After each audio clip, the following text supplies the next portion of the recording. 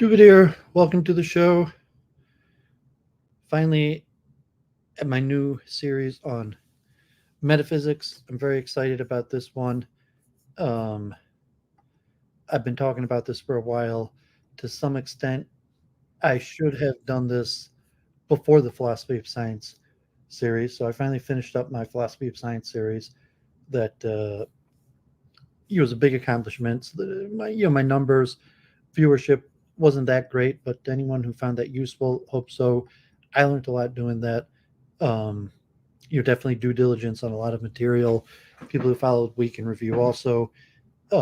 Extremely important topics. A lot of stuff that most people have no idea about. So the reason I started with the philosophy of science first was because people have more of an idea about the philosophy of science than metaphysics. Metaphysics, these days is kind of just understood as like spiritual mumbo jumbo. Um, to people who aren't extremely educated.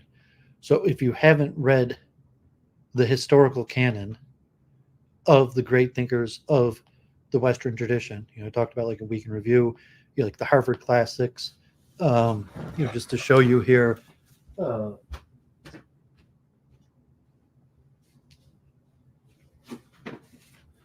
my dad gave me gave me a copy. His parents had given him, and I guess he had two copies, so he finally gave me the Britannica Classics of the West. And there's over 50 volumes. Here you can see Marx, Darwin, Tolstoy, Goethe, Lavoisier, Fourier, Faraday, a lot of scientific titles and important stuff. Metaphysics is in all of them. So, one of the things on Week in Review I've covered again and again, is Immanuel Kant, and like the Critique of Pure Reason, the Critique of Pure Judgment, going back to the Greeks, Socrates, Plato, Aristotle, more Parmenides. We'll see more. We'll be doing a lot of Plato, but anyone who's familiar with the history of the Western canon, metaphysics is like the single most important subject. So historically, even going to Descartes, when you first had Descartes and the invention of modern science and Galileo, you had metaphysics that's the precursor to philosophy, that's the precursor to science. And metaphysics is kind of like this concept of the first principles, the things that can't be determined by, you will see later, like the Kant and the a priori reason, by empiricism, by observation, by perception, and these conceptual ideas that generally most people accept as a given. Things like causation, cause and effect, whole and parts, universal laws, a whole bunch of basic things that are the part and parcel of philosophy. However, they're not all that clear. Like these first principles, like philosophy, like causation, cause and effect, universal laws, whole and parts, the nature of knowledge, what is truth, are very unclear, and there's a lot of problems with them. And most people just assume, like, well, it's so obvious that you don't even need to think about it. And so I went into detail with the Vienna Circle, and the Vienna Circle, I was reading this last Week in Review, the controversy between Oswald Spengler and the Vienna Circle, where Oswald Spengler is proposing a metaphysical understanding of history. Sorry, I got to straighten some books. I was piling up books, and now I'm looking at it from the other angle. I see them not straight, and then danger of falling over. Okay, so Oswald Spengler gave an interpretation of history that was basically metaphysical, and you're saying like, no, you got to get rid of metaphysics. Now that we have new science, you don't need metaphysics anymore. However, um, that has largely been um,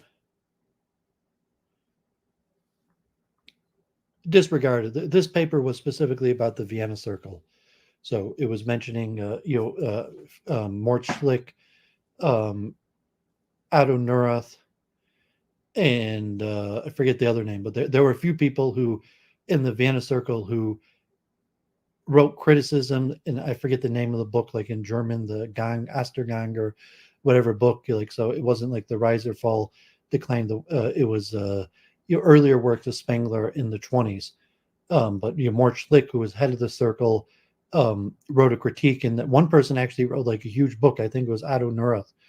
Um, but I have to, or Hans Frank, that wrote like a huge book of criticism of Spengler. But Spengler was much more popular.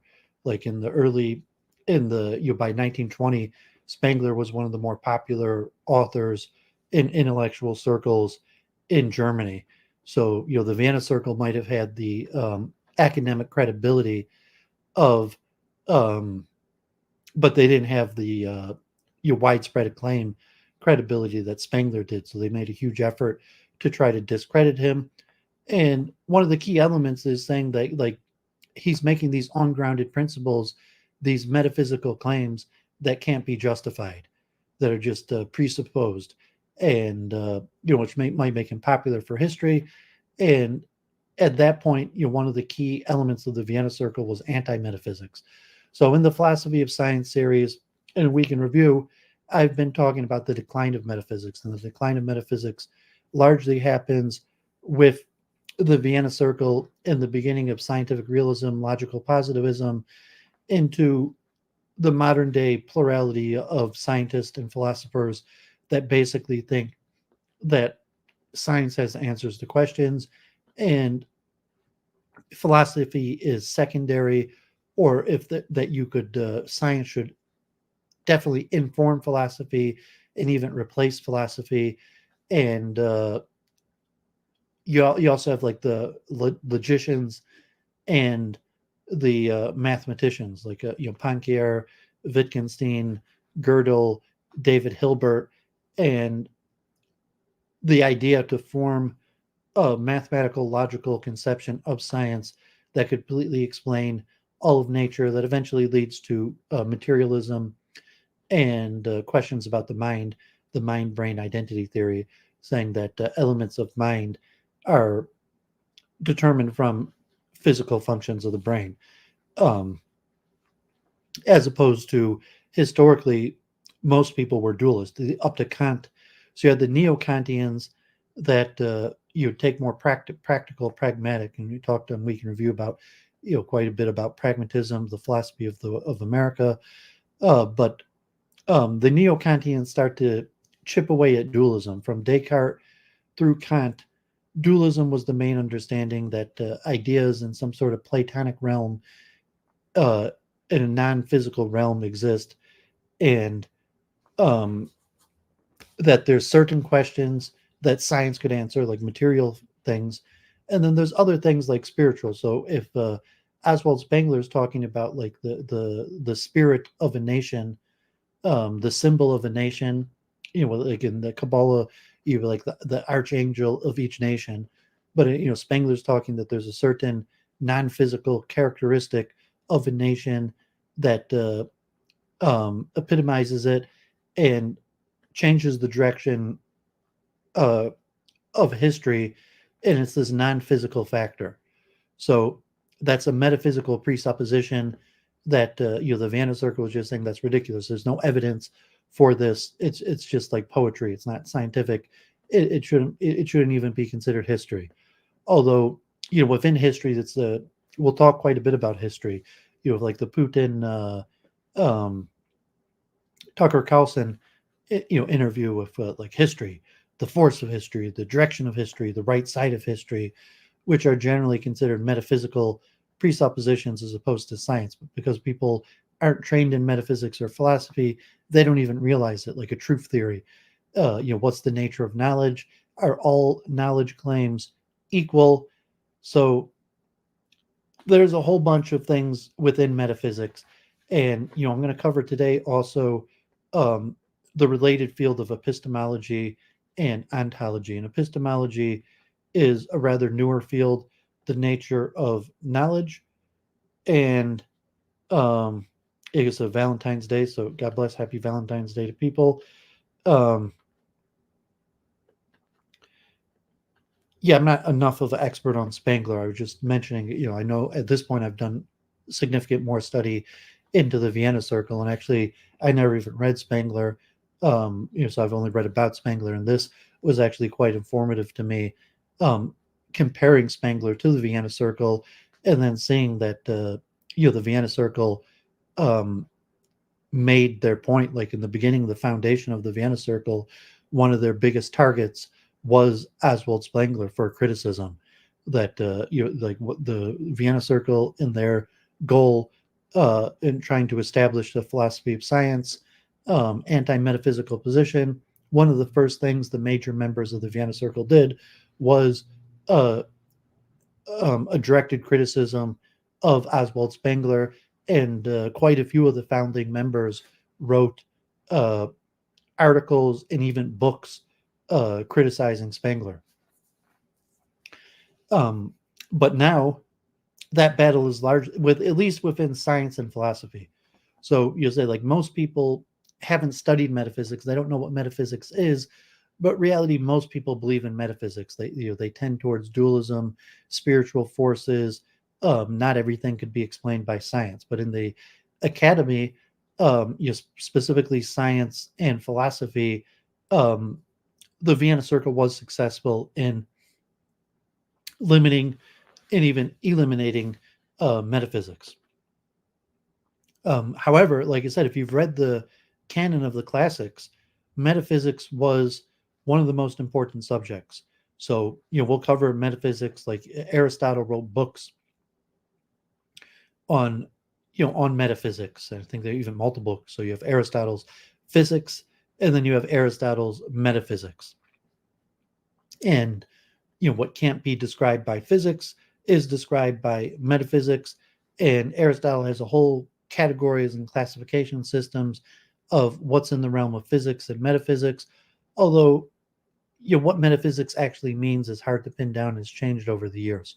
So epistemology is a related field of the nature of knowledge, like logos, the systematization of logic, logos, and ontology related to being. And ontology, like metaphysics, is also goes back to the ancient Greeks and is an important subject and relates to overlaps with metaphysics. Although sometimes there's a clear dividing line between ontology and metaphysics. So if you say, like, Bertrand Russell is a preeminent metaphysician, as opposed to Heidegger is an ontologist, focusing on the nature of being. As where to the metaphysician, the nature of being is not necessarily that important of a question. Or, what's the nature of objects, independent objects. And a lot of times, metaphysics also has a strong overlap with logic, where your science, like in the philosophy of science, we talked about the indispensability argument of mathematics and logic, where logic, mathematics is considered indispensable to science, although the nature of math and logic generally cannot be self-defined by science. So math and science has to be just accepted as a given for science. So, Carnap, Wittgenstein, Bertrand Russell, all focus quite a bit on logic, language as this precursor to science and formulation, without the question, well, what's the origin of this first principle of mathematics and logic? And we talked about truth theory in the summer with the multiple truth hypothesis and the correspondence theory of truth and the coherence theory of truth. And that's more knowledge of epistemology. What is knowledge? What is truth? How do you determine knowledge and truth? But metaphysics and ontology can be considered subdisciplines of ontology. So I'm going to go with metaphysics. So, the first series, I'm going to talk a little bit about epistemology and ontology. But for the remainder of the series, I'm just going to use metaphysics as the catch-all category. And I will even include philosophy as a subdiscipline of metaphysics. So you'll see in detail why that is, how these things are defined. I have a lot of material to cover. I'm going to try to read a little bit slower. You're like Jenny Simon, was talking to her just because there's always so much material, and you want to cover, get through as much as possible. I tend to read as quickly as possible. I'm going to try to read a tad bit slower. Make a black so negation, talking like the philosophical argument for the soul. So yeah, I don't know if you mean like you could consider an ontological. So I mean, the ontological argument is considered one of the arguments for the soul. But metaphysics is first principles. So you can't even have arguments without first principles. So if you want to say, well, the soul is the first principle, like Descartes cogito ergo sum, and we'll talk about that, where you can't do anything without first principles. So metaphysics is the study of first principles. And so if you're going to take like logic as a first principle, and then from the first principle of logic, you're going to use a logical argument to try to prove the soul.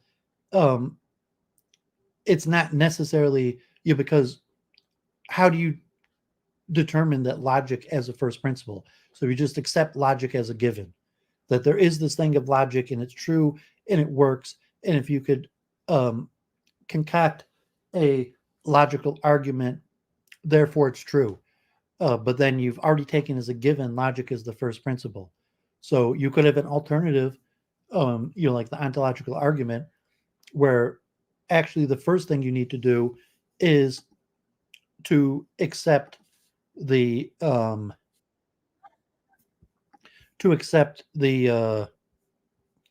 soul as the first principle. And when we look, eventually we're going to get to these deeper topics of dualism and monism and various factors, and we'll look into this: where does logic reside, where does the soul reside, or the Platonic forms. So if you have what are the Platonic forms, where do they reside, is logic, mathematics, geometry, so on and so on, considered part of these Platonic forms, and these alternative systems for explaining reality that tend towards dualism. So David will say, I'm a dualist. I believe in a separate physical from spiritual realm, and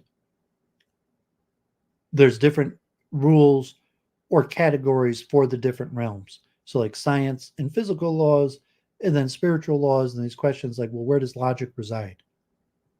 Where does souls reside? So that's actually a little bit complicated, and we're not going to get to that today. But we will cover dualism, monism. We will go all the way back to the Greeks. We'll talk in depth about Plato and the Platonic forms. We'll look at the early science of Descartes and Leibniz through the moderate conception of the conservation of energy. We'll look at monism. We'll look at the in depth about cause and effect and categorization, logic, and if I cover from here, like after the metaphysics series, I also plan on doing a series of great thinkers. So I might, God willing, go every other week if I can, God willing, 1 week metaphysics and then 1 week biographies of great thinkers. So just get like a name and their thought, mostly starting in the mid 1800s with like Frege. Maybe we'll look at Kant, but like the post-Kantians, from the neo-Kantians onward, that we'll cover.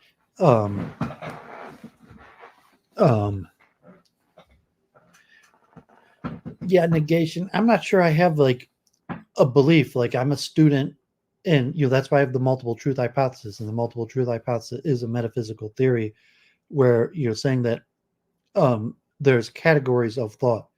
So I don't necessarily have a definitive theory of soul. I could tell you the Kabbalistic conception, Greek conception, a Hindu conception, my own personal intuition from introspection.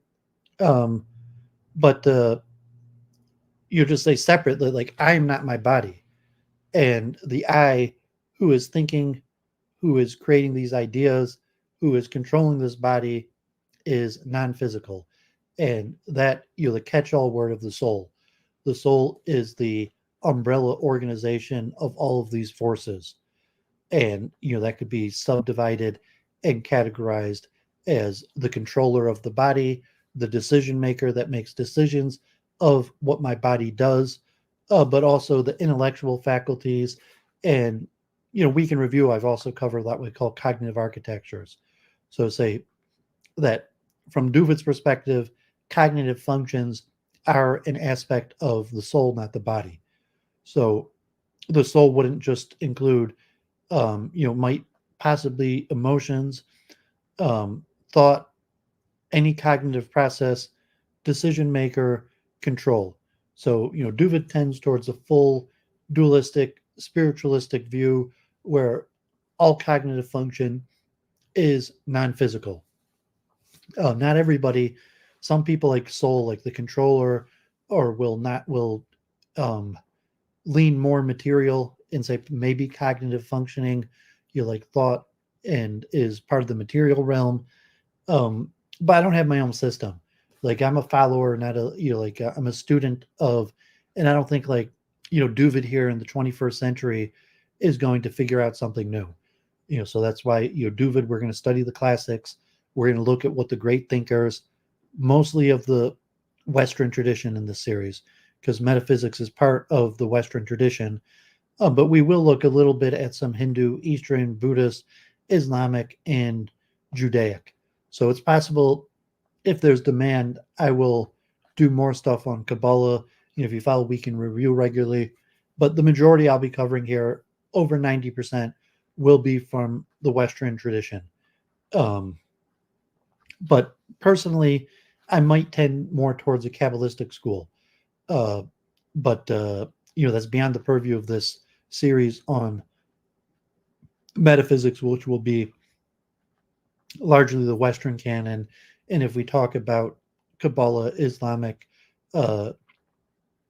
Eastern metaphysics, it will largely be in comparison to the Western canon. Hey, Jordan, God bless. Thanks for tuning in. So, I'm going to mostly reading from the Stanford Encyclopedia, Plato, some Wikipedia, just the due diligence.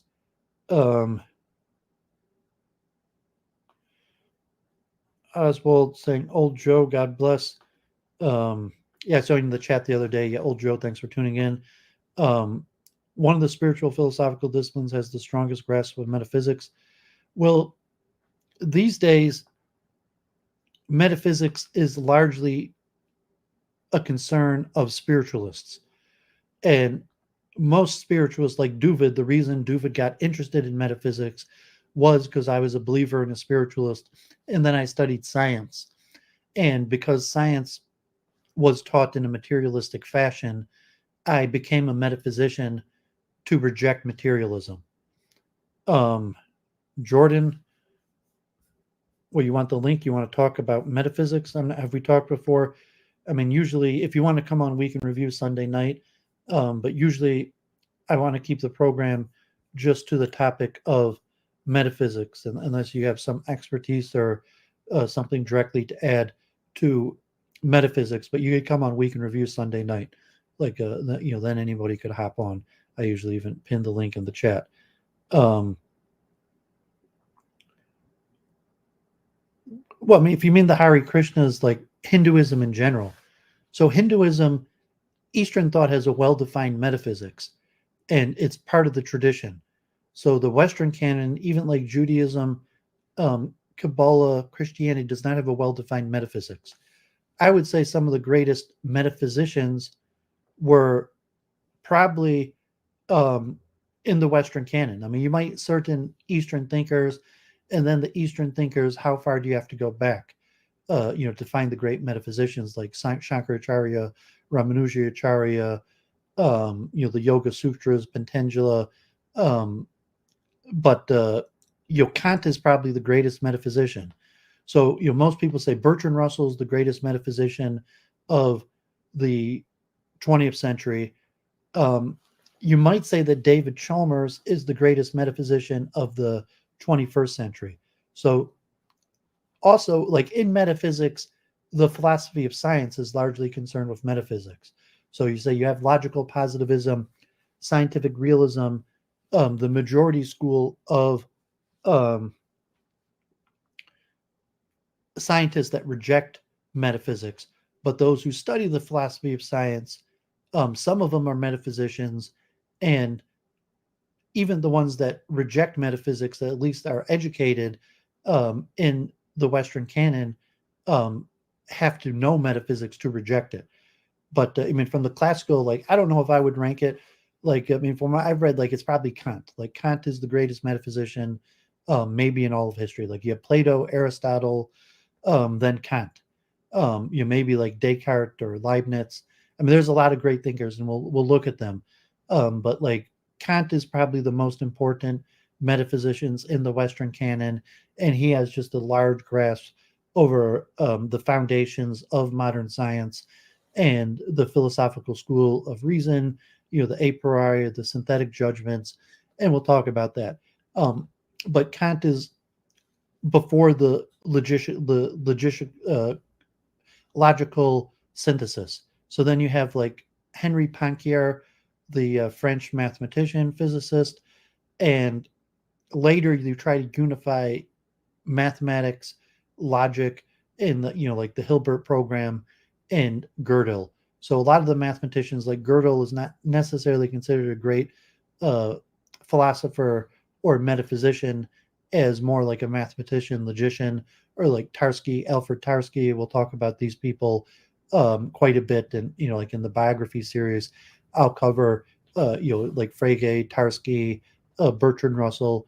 But I said like most people um, consider Bertrand Russell the greatest metaphysician of the 20th century, and then maybe you have like Rudolf Carnap, the disciples of the Vienna Circle that had a long career, which would um, mainly be. One second.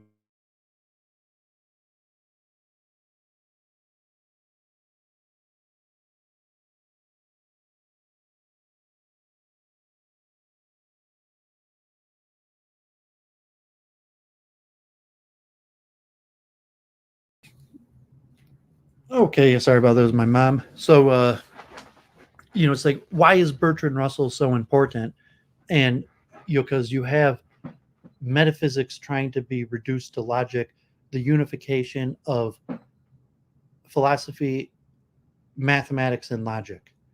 And um, so when you're thinking like Bertrand Russell, you're thinking like these mathematical notation books that have like piano arithmetics and Frege and set theory, and the reduction of metaphysics to symbolic notation and form, and then unification theories. And one of the projects of the Vienna Circle was um,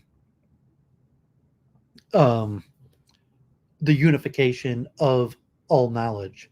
And so the Vienna Circle focuses more on Wittgenstein. Wittgenstein's one of the most important members of the Vienna Circle. If he was a member of the Vienna Circle, like influence, he was a part of it. Went to the meetings for a while, and his Tractatus is one of the foundations of the Vienna Circle. And basically, the concept of Wittgenstein, the Tractatus, and also Rudolf Carnap and his Aufbau, which I've been talking about in Week in Review, is to unify philosophy, metaphysics, science, mathematics, and logic all under one notational system. And Bertrand Russell is in conversation with the Vienna Circle influence. Bertrand Russell's around before the Vienna Circle, after the Vienna Circle. He has correspondence with the Vienna Circle. and Bertrand Russell wouldn't necessarily be considered part of the Vienna Circle, but next to Wittgenstein, so this Bertrand Russell is the great metaphysician.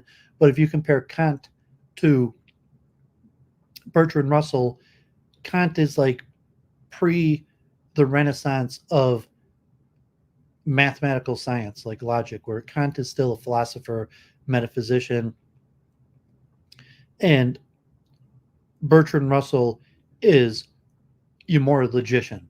So when you look at Bertrand Russell, it's all in symbolic notation, logical notation. And like Rudolf Carnap has both. So Rudolf Carnap has pure philosophy, metaphysics, and then logic. And Rudolf Carnap also creates his own logic. And I read on Week in Review the Ramsey sentences, and Ramsey, who was a contemporary of the Vienna Circle and Wittgenstein. I think Ramsey is the one who translated Wittgenstein into German, also Bertrand Russell, and you have these concepts of the Ramsey sentence and the Carnap sentence, and that is like, well, you can't really work with metaphysics and philosophy in a systematic way unless you could reduce philosophical sentences to a logical notation. And so you have some of the precursors with Gottlieb Frege, which I covered, a very famous counter-Semite. And so all this stuff is going to be covered in the series. And a lot of this stuff is extremely interesting to me. So Vedic Eastern metaphysics has a better conception of the soul and the faculties of the soul and dualism or monism. However, Vedic metaphysics, so to say, that I always argue with Jennifer that like metaphysics is a Greek term. So like Vedic spirituality, Vedic dualism, any of these terms, if you want to describe it in Greek terms, and we'll look a little bit at some of the basic underlying principles of Vedic principles today on the Wikipedia, but the Vedic principles doesn't reach the point of Western metaphysics. Like maybe you have comparable to like even Kantianism. You don't really get to the point of Kant in Vedic theology, and you certainly don't get to like the Frege, Bertrand Russell, and the terming metaphysical statement into symbolic logical form. So, I mean, some later Vedic scholars that were largely educated in the West might attempt to do that. However, it's not something natural. So, like Vedic statements, you still have like scripture. Some of them are, rather encyclopedic, and a lot of the, the great literature of the Vedas in the later era is in response to the West, like the systemization. So, systemization largely comes from the Western canon.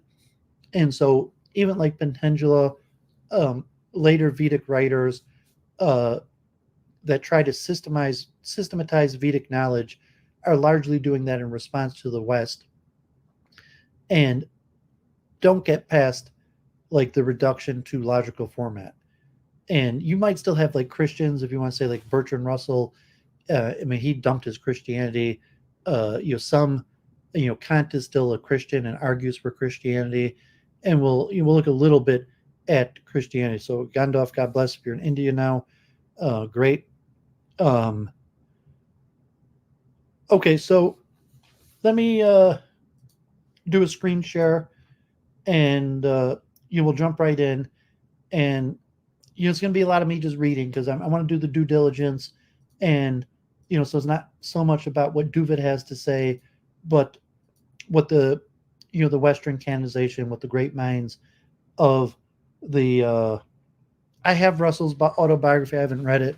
I've read some of Russell. I've read more about Russell than Russell himself, and but I have Russell's biography, and my dad definitely has it, and like to read the actual source material versus this point, versus synopsis. So like you're listening to Duvid, as opposed to just going to the source material. So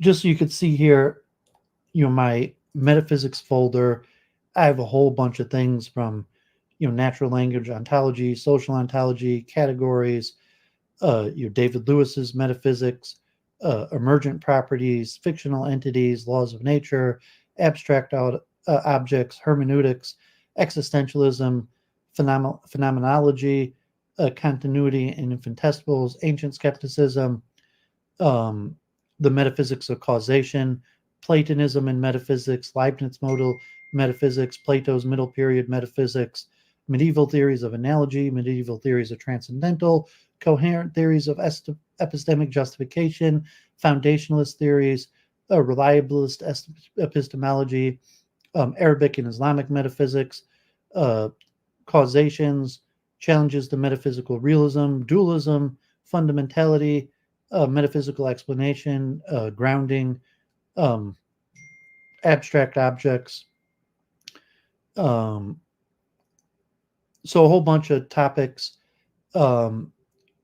related to metaphysics. Some of these are more, we'll get into logical format and symbolic notation.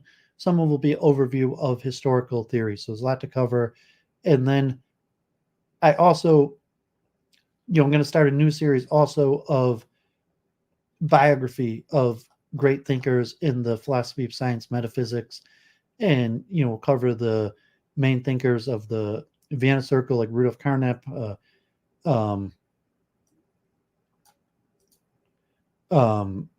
Karl Hempel, go back to Frege, Reichenbach, Quine, Wittgenstein, Russell, Whitehead, Helmholtz, Lang, Natorp,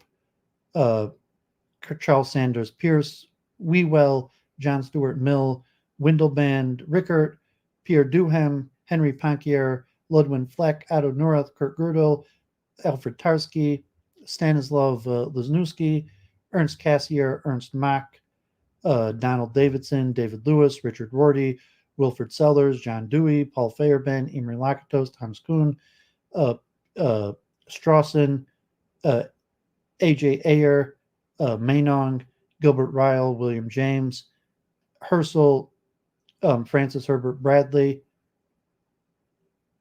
Heidegger, Wilhelm Dilthey, Schlick, Brentano, Ernst Mally, Casimir Twardowski, Karl Stumpf, Bolzano. So there's a lot of names, a lot of stuff to cover that really want to do due diligence. So this could go in the next few months where I'll be highlighting and going over in detail information about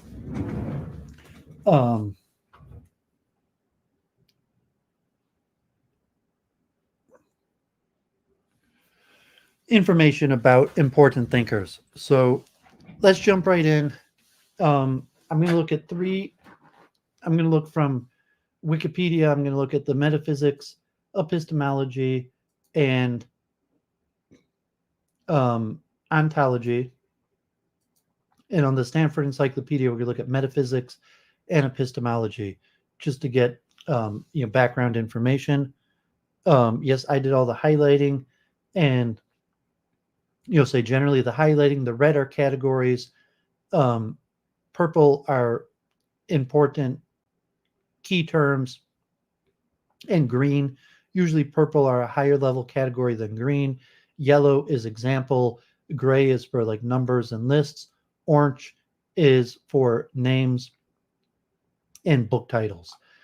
And generally, I'm skipping the technical parts and the examples. So I'm going to try to read a tad bit slower today. And, if you add Duvid, I'll try to be a little bit more interactive with the chat. But there's a lot to cover, and I have so much to cover that I just have to pound through it. So appreciate people tuning in. Probably a good 3 hours of reading today, maybe more. But we'll get through these 5 entries and get the overview. The Wikipedia has huge overview, just the names and concepts. So the Plato Encyclopedia, the Stanford Encyclopedia has it in a different way. The Stanford Encyclopedia is a little bit more academic. That is mostly written by some of the bigger philosophers, and even the Stanford your Department of Philosophy that does the Plato Stanford Online Encyclopedia is largely managed by disciples of the Vienna Circle. Hence the importance of the Vienna Circle as opposed to Wikipedia, that is more crowdsourced. So with that, let's go. Metaphysics. It's not easy to say what metaphysics is. Ancient and medieval philosophers might have said that metaphysics was like chemistry or astrology, to be defined by its subject matter. Metaphysics was the science that studied being as such, or the first causes of things, or things that do not change. It is no longer possible to define metaphysics that way for two reasons. First, a philosopher who denied the existence of those things that had once been seen as constituting the subject matter of metaphysics, first causes or unchanging things, would now be considered to be making thereby metaphysical assertion. Second, there are many philosophical problems that are now considered to be metaphysical problems, or at least partly metaphysical problems that are in no way related to first causes or unchanging things. The problem of free will, for example, or the problem of the mental and the physical. The first three sections of this entry examine a broad selection of problems considered to be metaphysical and discuss ways in which the purview of metaphysics has expanded over time. We shall see that the central problems of metaphysics were significantly more unified in the ancient and medieval eras, which raises the question, is there any common feature that unites the problems of contemporary metaphysics? The final two sections discuss some recent theories of the nature of methodology of metaphysics. We will also consider arguments that metaphysics, however defined, is an impossible enterprise.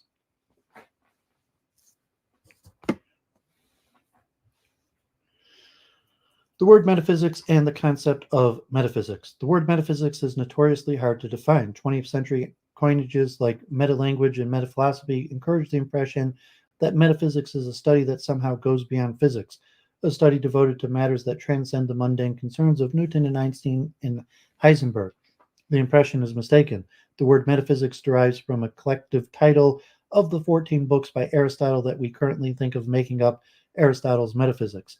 Aristotle himself did not know the word. He had four names for the branch of philosophy that is the subject matter of metaphysics: first philosophy, first science, wisdom, and theology.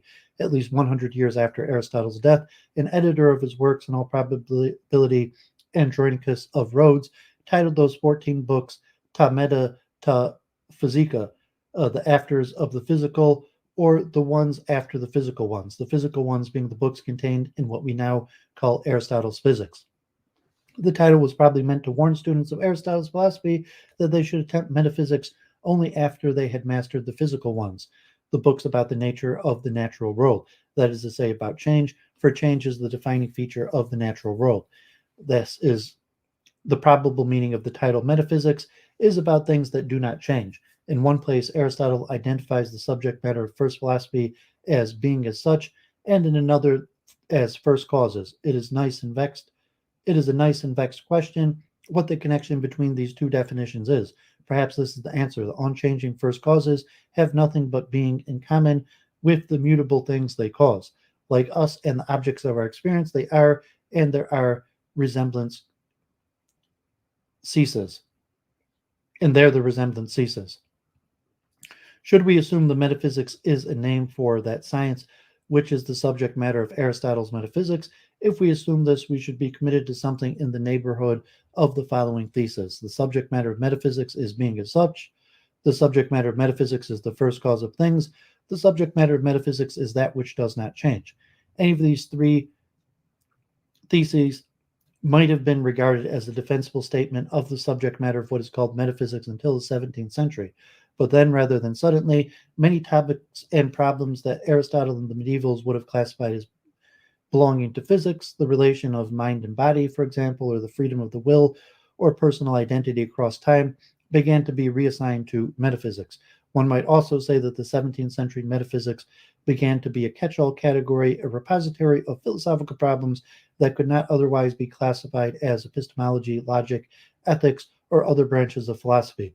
It was at about that time that the word ontology was invented to be a name for the science of being as such, an office that the word metaphysics could no longer fill. The academic rationalists of the post-Leibnizian school were aware that the word metaphysics had come to be used in a more inclusive sense than it had once been. Christian Wolff attempted to justify this more inclusive sense of the word by the device, while the subject matter of metaphysics is being, being can be investigated either in general or in relation to objects in particular categories. He distinguished between general metaphysics or ontology, the study of being as such, and the various branches of special metaphysics, which study the being of objects of various special sorts, such as souls and material bodies. He does not assign first causes to general metaphysics. However, the study of first causes belong to natural theology, a branch of special metaphysics.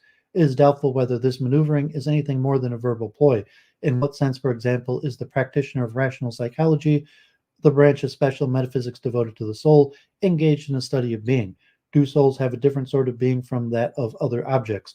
So that in studying the soul, one learns not only about its nature, that is, its properties, rationality, immateriality, immortality, its capacity or lack thereof to affect the body, but also about its mode of being, and hence learn something about being.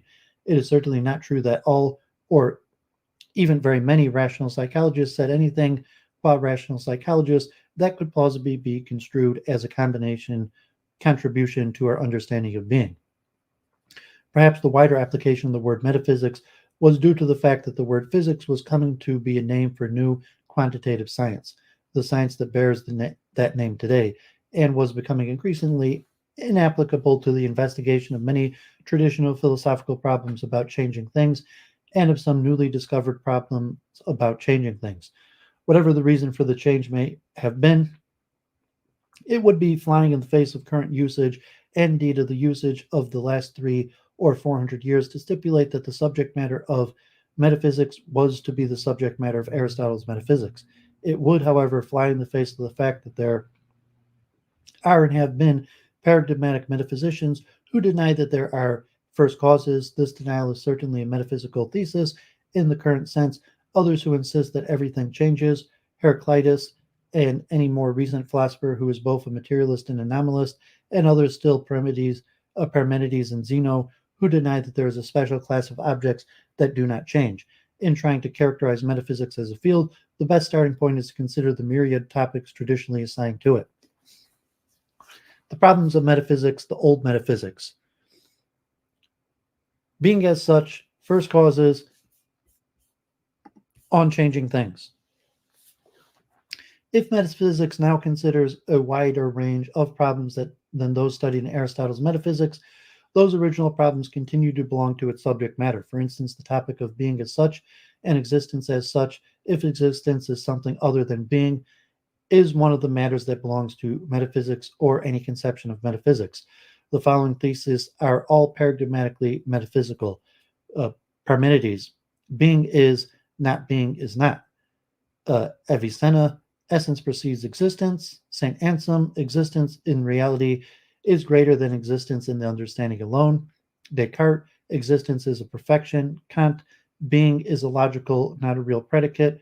Hegel, being is the most barren and abstract of all categories. Frege, affirmation of the existence is in fact nothing but the denial of the number zero. Russell, universals do not exist but rather subsist or have being. Quine, to be is to be the value of a bound variable. McDaniel, any object's degree of being is proportionate to the naturalness of its mode of existence. It seems reasonable, moreover, to say that investigations into non-being belong to the topic of being as such, and thus belongs to metaphysics. This does not seem reasonable to Meinong, who wished to confine the subject matter of metaphysics to the actual, and who therefore did not regard his theory of objects as a metaphysical theory. According to the conception of metaphysics adopted in this article, however, his thesis, predication is independent of being, is paradigmatically metaphysical. The topics of the first causes of things and on changing things have continued to interest metaphysicians, though they are not now seen as having any important connection with the topic being as such.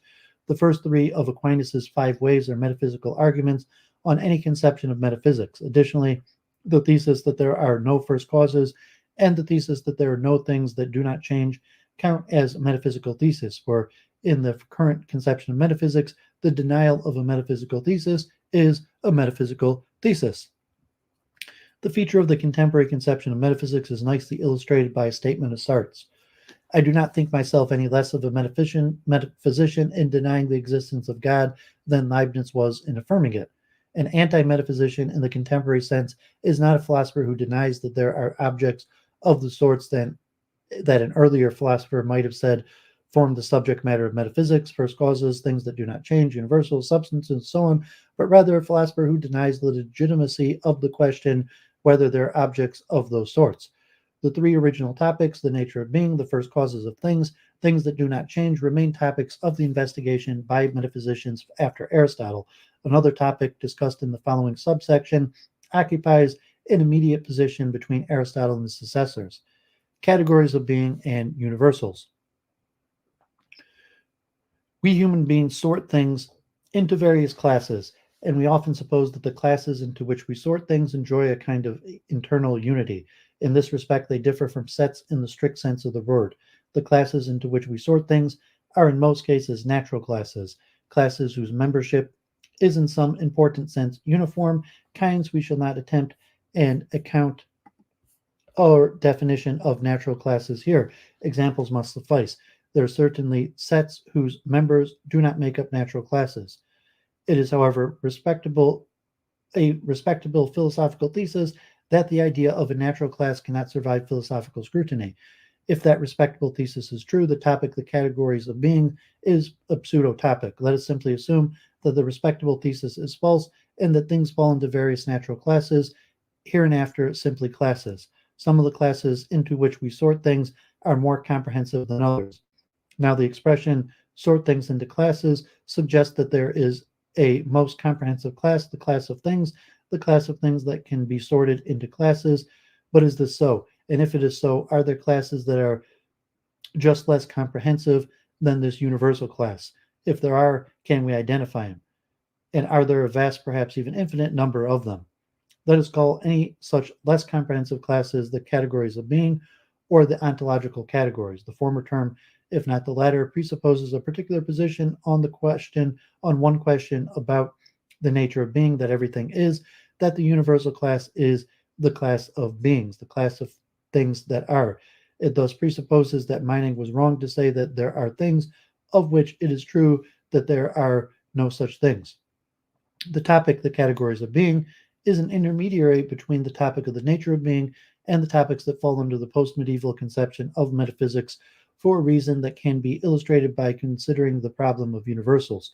Universals, if they indeed exist, are in the first instance properties or qualities or attributes that are supposedly universally present in the members of classes of things and relations that are supposedly universally present in the members of classes of sequences of things. In the first instance, it may be that things other than qualities and relations are universals, although qualities and relations are the items most commonly put forward as examples of universals.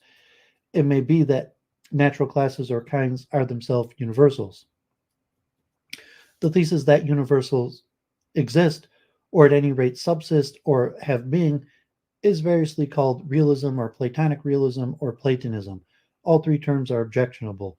Aristotle believed that in the reality of universals, but it would be at best an oxymoron to call him a Platonist or a Platonic realist. And realism, to court, has served as a name for a variety of philosophical theses. The theses that universals do not exist, do not so much as subsist, have no being of any sort, is generally called nominalism. This term, too, is objectionable. The old debate between the nominalist and the realist continues to the present day. Most realists suppose that universals constitute one of the categories of being. The supposition could clearly be disputed without absurdity. Perhaps there is a natural class of things to which all universals belong, but which contain other things as well, and it is not the class of all things. Perhaps, for example, a number and propositions are not universals, and perhaps numbers and propositions and universals are all members of a class of abstract objects, a class that some things do not belong to. Let us call such a class a proper subclass, an ontological category, a natural class that is neither the class of all things nor one of the ontological categories in ontological subcategory. It may indeed be that universals make up a subcategory of being and are members of the category of being abstract object. Most philosophers who believe in the reality of universals would want to say that universals, if they do not constitute an ontological category, at least constitute one of the higher subcategories. These reflections suggest that the topic, the categories of being, should be understood to comprehend both the categories of being, sensu stricto, and their immediate subcategories. Does the topic, the categories of being, belong to the metaphysics in the old sense?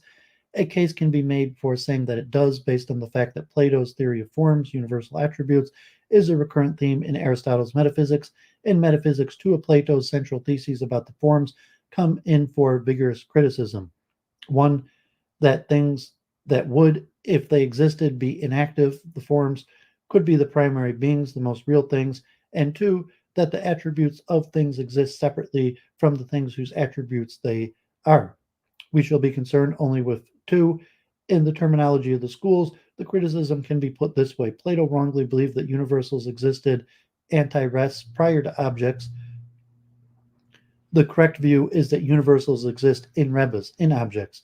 It is because this aspect of the problem of universals, whether universals exist anti-res or in rebus, is discussed at length in metaphysics, that a strong case can be made for saying that the problem of universals falls under the old conception of metaphysics, and the question whether universals, given that they exist at all, exist anti-res or in rebus, is a controversial in the 21st century as it was in the 13th century and the 4th century BC. If we do decide that the problem of universals belongs to metaphysics on the old conception, then since we have liberalized the old conception by applying it to the contemporary rule, then that the denial of metaphysical position is to be regarded as a metaphysical position, we shall have to say that the question whether universals exist at all is a metaphysical question under the old conception, and that nominalism is therefore a metaphysical thesis. There is, however, also a case to be made against classifying the problem of universals as a problem of metaphysics in the liberalized old sense, for there is more to the problem of universals than the question whether universals exist and the question whether, if they do exist, their existence is anti-res or in rebus. For example, the problem of universals also includes the question about the relation between universals, if such there be, and the things that are not universals, the things usually called particulars. Aristotle did not consider these questions in the metaphysics. One might therefore plausibly contend that only one part of the problem of universals, the part that pertains to the existence and nature of universals, belongs in the metaphysics in the old sense. But no contemporary philosopher would divide the topics that way. A contemporary philosopher, if that philosopher concedes that there is any problem that can properly be called the problem of universals, will see the problem of universals as a problem properly so called, as a problem having a kind of internal unity that leads philosophers to speak of a philosophical problem. And the same point applies to the topic, the categories of being.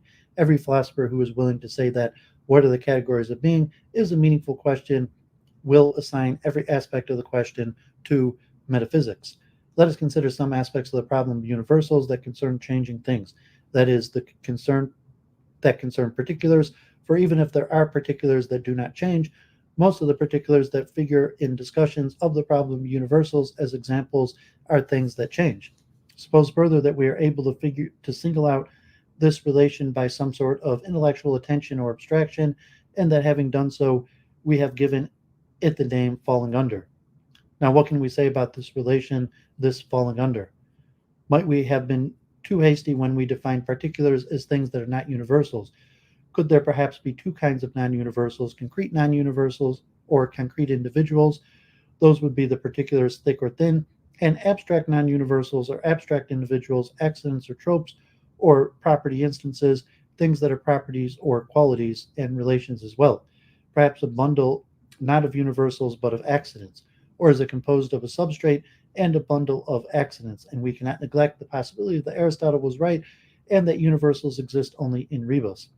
If that is so, we must ask what the relationship is between the matter that composes a particular and the universals that inhere in it, that inhere simultaneously in this matter and in that matter. The series of questions that was put out in the preceding paragraph was introduced by observing that the problem of universals includes both questions about the existence and nature of universals and the questions about how universals are related to the particulars that fall under them. Many of the theories that were alluded to in this series of questions could be described as theories of the ontological structure of non-universals. We can contrast ontological structure with mereological structure. A philosophical question concerns the mereological structure of an object if it is a question about the relationship between the object and those of its constituents that belong to the same ontological category as the object. Many philosophers have supposed that particulars fall under universals by somehow incorporating them into their ontological structure, and other philosophers have supposed that the ontological structure of a particular incorporates individual properties or accidents, and that an accident is an accident of a certain particular just in virtue of being a constituent of that particular. Advocates of the existence of anti-rest universals, and particularly those who deny that these universals are constituents of particulars, tend to suppose that universals abound. Advocates of other theories of universals are almost always less liberal in the range of universals whose existence they will allow. The two topics, the categories of beings and the ontological structure of objects, are intimately related to each other and the problem of universals. It is not possible to propose a solution to the problem of universals that does not have implications for the topic, the categories of beings. Even nominalism implies that at least one popular candidate for the office ontological category is non-existent or empty. It is certainly possible to maintain that there are ontological categories that are not directly related to the problem of universals, proposition, state of affairs, event, mere possible, but any philosopher who maintains that this will nevertheless maintain that if there are universals, they make up at least one of the higher ontological subcategories. And it seems that it's possible to speak of ontological structure only if one supposes that there are objects of different ontological categories. So whatever metaphysics comprehends, it must comprehend every aspect of the problem of universals and every aspect of the topics, the categories of beings, and the ontological structure of objects. We turn now to a topic that, strictly speaking, belongs to the categories of being, but which is important enough to be treated separately.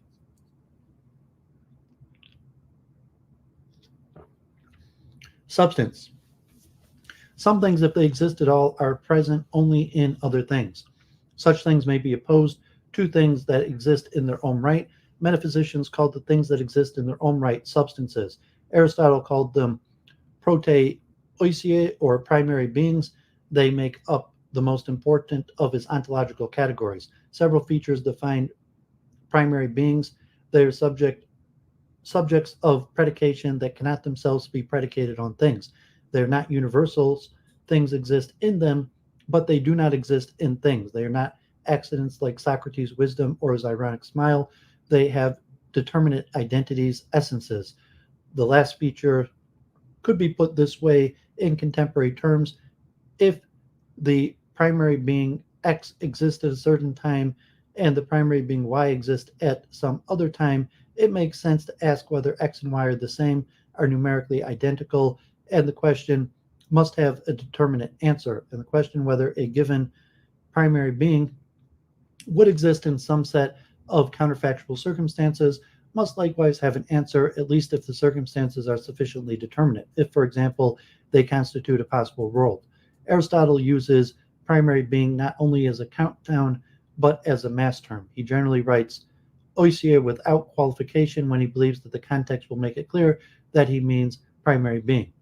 If that countnoun sense, in the countnoun sense of the term, Aristotle identifies at least some primary beings with underlying things. To underlying things has an approximate Latin equivalent of substantia, that which stands under. Apparently, to stand under and to lie under are equally good metaphorical descriptions of the relations things bears to its qualities and accidents, owing both to a close association of primary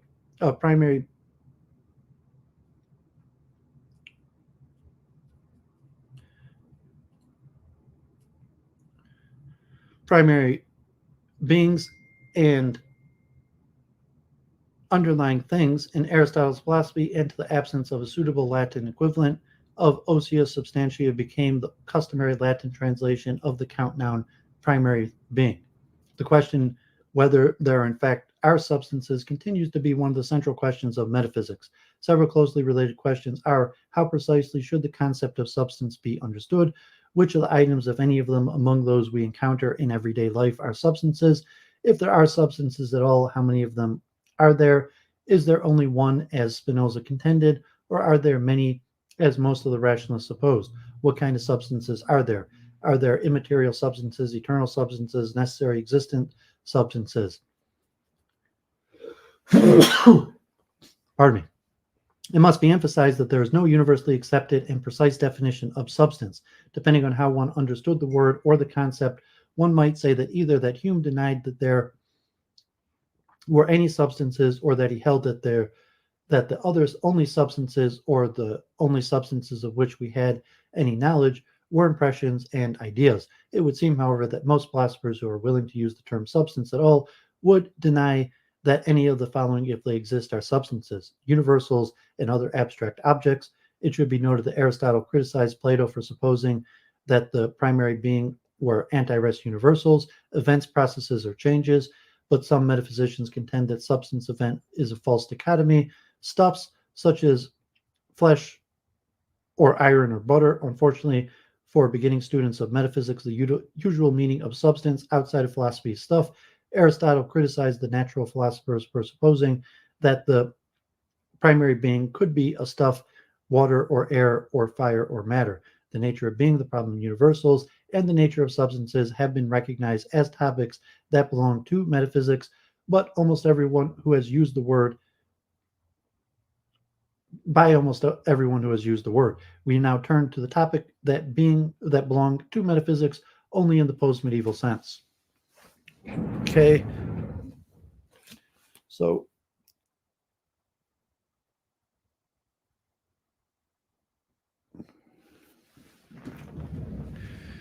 a lot of complicated material. It's hard to explain this. You just have to go over. So I'm doing the due diligence just to give this definition, these classifications. It's very complicated.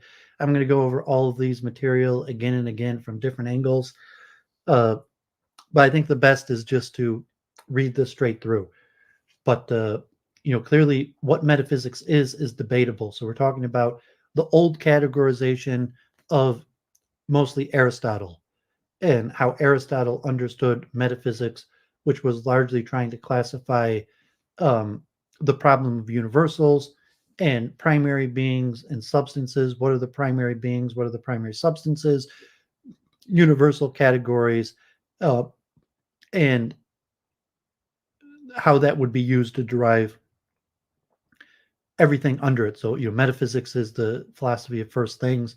And so how do you classify those first things, these universals, and how are those universals related to particulars, to, even common day objects, and, the definition of what is a particular, what is the essence of the object. And, so this is the classical Greek Aristotelian laying out. And said Aristotle had 14 books of metaphysics, and pretty big books, even not like huge volumes, but like like Euclid's books. So Aristotle's metaphysics includes 14 whole books. But this is the due diligence, and we're going to go back to this again and again. But I'm not going to be too much bothering with Aristotle, because we're going to be looking at the post-Enlightenment, mostly post-Kantian conception. But it's important to go back to the Greek precursors. So the problem of metaphysics, the new metaphysics modality. Philosophers have long recognized that there is an important distinction within the class of true propositions, the distinction between those propositions that might have been false and those that could not have been false, those that must be true. There is a distinction to be made within the class of false proposition between those that could have been true and those that could not have been true, those that had to be false. Some medieval philosophers supposed that the fact that true propositions are the two sorts of necessarily true and contingently true, and the corresponding facts about false propositions, showed that these were two modes in which a proposition could be true, or false, the mode of contingency and the mode of necessity, hence the term modality. Present-day philosophers retain the medieval term modality, but now it means no more than pertaining to possibility and necessity. The types of modality of interest to metaphysicians fall into two camps: modality de re and modality de dicto. Modality de dicto is the modality of propositions. Dictum means proposition or close enough. If modality were coextensive with modality de dicto, it would be at least a defensible position that the topic of modality belongs to logic rather than metaphysics. Indeed, the study of modal logic goes back to Aristotle's prior analytics. But many philosophers also think that there's a second kind of modality, modality de re, the modality of things, the modality of substances, certainly, and perhaps the of things in other ontological categories. The status of modality de re is undeniably a metaphysical topic, and we assign it to the new metaphysics because, although one can ask modal questions about things that do not change, God, for example, or universals, a large proportion of the work that has to be done in this area concerns the modal features of changing things. There are two types of modality de re. The first concerns the existence of things, a contingent being, a being who might not have existed. A necessary being, in contrast, is a being of which it is false that it might not have existed. Whether any objects are necessary beings is an important question of modal metaphysics. Some philosophers have gone so far to maintain that all objects are necessary beings, since necessary existence in a truth of logic in what seems to them to be the best quantified modal logic. The second kind of modality de re concerns the properties of things. Like the existence of things, the possession of properties by things is subject to modal qualification. Additionally, there may be properties which some objects have essentially. A thing has a property essentially if it could not exist without having that property. Examples of essential properties tend to be controversial, largely because the most plausible examples of certain objects possessing a property essentially are only as plausible as the thesis that that object possesses those properties at all. Of course, the same thing can be said mutatis mutandis concerning dualist and the property of being a non-physical object. The most able and influential enemy of modality, both de dicto and de re, was W.V. Quine, who vigorously defended both the following thesis. First, that modality de dicto can be understood only in terms of the concept of analyticity, a problematic concept in his view. Secondly, that modality de re cannot be understood in terms of analyticity and therefore cannot be understood at all. Quine argued for this latter claim by proposing that he took to be a decisive counterexamples to theories that take essentially to be meaningful. Most philosophers are now convinced, however, that Quine's mathematical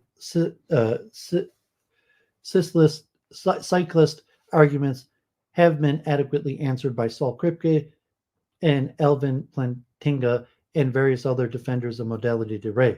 Kripke and Plantinga's defense of modality are paradigmatically metaphysical, except insofar as they directly address Quine's linguistic argument. Both make extensive use of the concept of a possible world in defending the intelligibility of modality, both de re and de dicto. Leibniz was the first philosopher to use possible world as a philosophical term of art, but Kripke and Plantinga's use of the phrase is different from his. For Leibniz, a possible world was a possible creation. God's act of creation consists in his choosing one possible world among many to be the one world that he creates the actual world. For Kripke and Plantinga, however, a possible world is a possible whole of reality. For Leibniz, God and his actions stand outside all possible worlds. For Kripke and Plantinga, no being, not even God, could stand outside the whole system of possible worlds. A Kripke-Plantinga world is an abstract object of some sort. Let us suppose that a Kripke-Plantinga world is a possible state of affairs. That is Plantinga's idea. Kripke says nothing is so definite. The state of affairs X is to say to include the state of affairs Y if it is possible for X to obtain and Y not to obtain. If it is impossible for both X and Y to obtain, then each precludes the other. A possible world is simply a possible state of affairs that for every other state of affairs X either includes or precludes X. The actual world is the one such state of affairs that obtains. Once we draw this distinction, we can see that Quine's argument is invalid. More generally, on the Crypto-Patinga theory, thesis about Dirac essential properties need not be analytic. They are meaningful because they express claims about an object's properties in various possible worlds. We can also use the notion of possible worlds to define many other modal concepts. For example, a necessarily true proposition is a proposition that would be true no matter what possible world was actual. Crypta and Plantinga have greatly increased the clarity of modal discourse, and particularly of modal discourse Dirac, but at the expense of introducing a modal ontology and ontology of possible worlds. Theirs is not the only modal ontology on offer. The other main alternative to the Kripke-Plantinga theory has been the modal realism championed by David Lewis, 1986. Lewis's modal ontology appeals to objects called possible worlds, but these worlds are concrete objects. What we call the actual world is one of these concrete objects, the spatial temporal connected universe we inhabit. What we call non-actual worlds are other concrete universes that are spatial temporally isolated from ours and from each other. There is, Lewis contends, a vast array of non-actual worlds, an array that contains at least those worlds that are generated by an ingenious principle of recombination, a principle that can be stated without the use of modal language. For Lewis, moreover, actual is an indexical term. When I speak of the actual world, I refer to the world of which I am an inhabitant. And so for any other speaker who is part of any world. In the matter of modality de dicto, Lewis's theory proceeds in a manner that is at least parallel to the Kripke-Plantinga theory, but the case is otherwise with modality Dirac, since every ordinary object, is in only one of the concrete worlds. Lewis must either say that each such object has all of its properties essentially, or else adopt a treatment of modality Dirac that is not parallel to the Kripke-Plantinga treatment. He chooses the latter alternative. In addition to the obvious stark ontological contrast between the two theories, they differ in two important ways in their implications for the philosophy of modality. First, if Lewis is right, then modal concepts can be defined in terms of paradigmatically non-modal concepts. Since world and all of Lewis's other technical terms can be defined using only is spatial temporal related to, is a part of, and the vocabulary of set theory. For Kripke and Plantinga, however, modal concepts are sui generis, indefinable, or having only definitions that appeal to other modal concepts. Since, secondly, Lewis's theory implies a kind of anti-realism concerning the modality Dirac. This is because there is no one relation that is the counterpart relation. There are rather various ways or respects in which one could say that objects in two worlds play the same role in their respective worlds.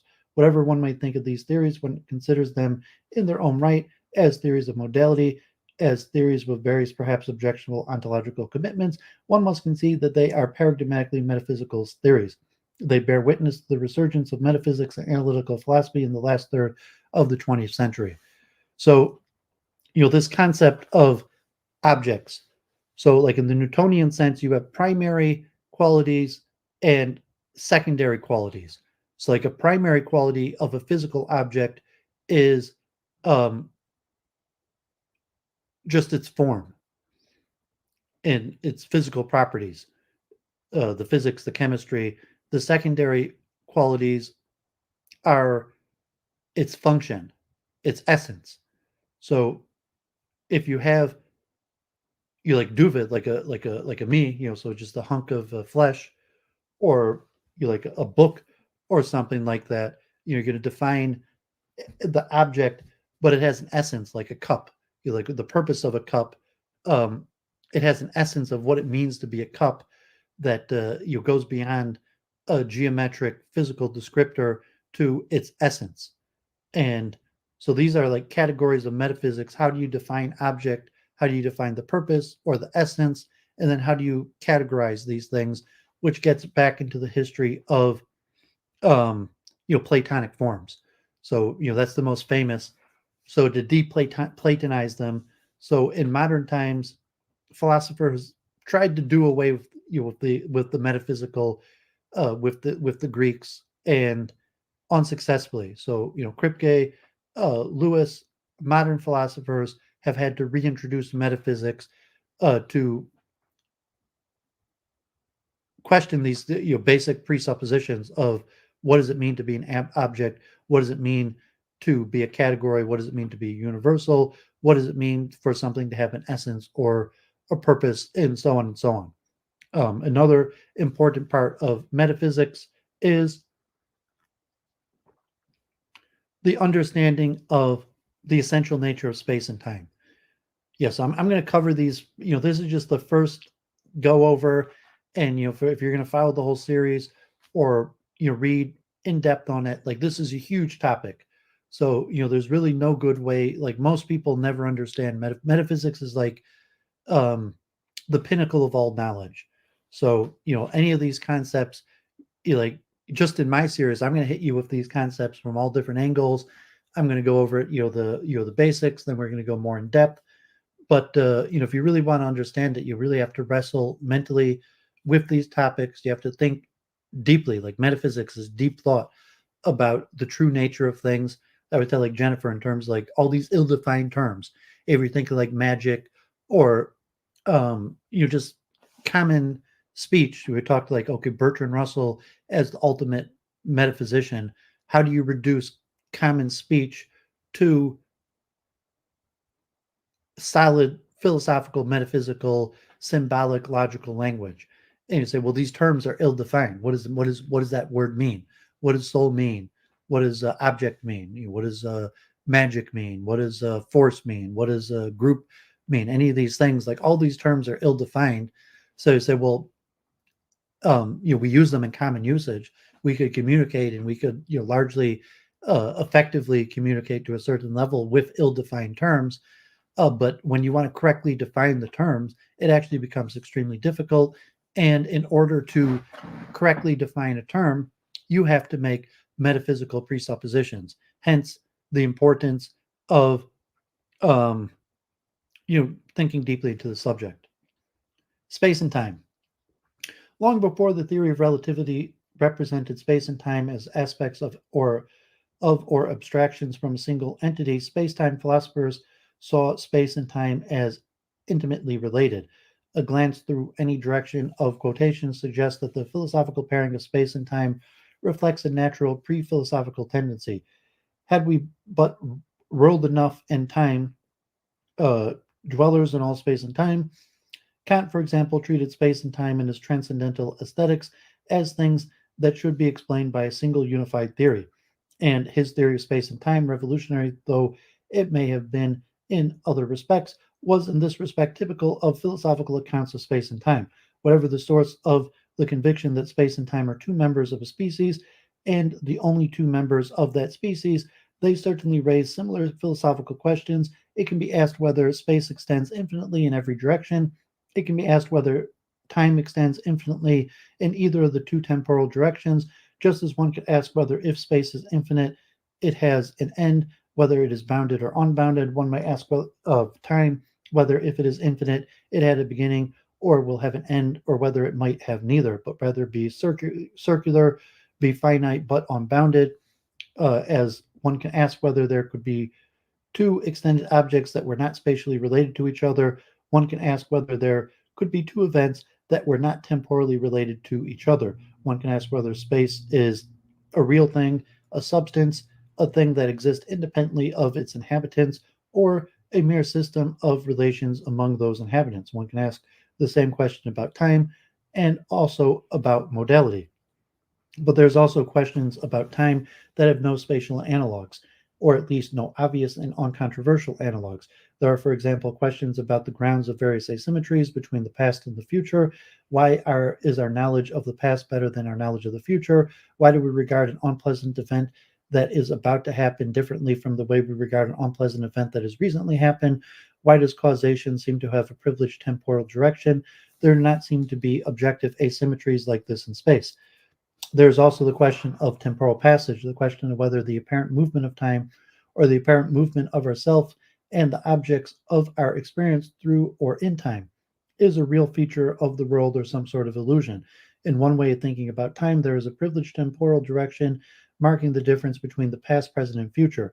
A theorist hold that time is fundamentally structured in terms of a past, present, future direction.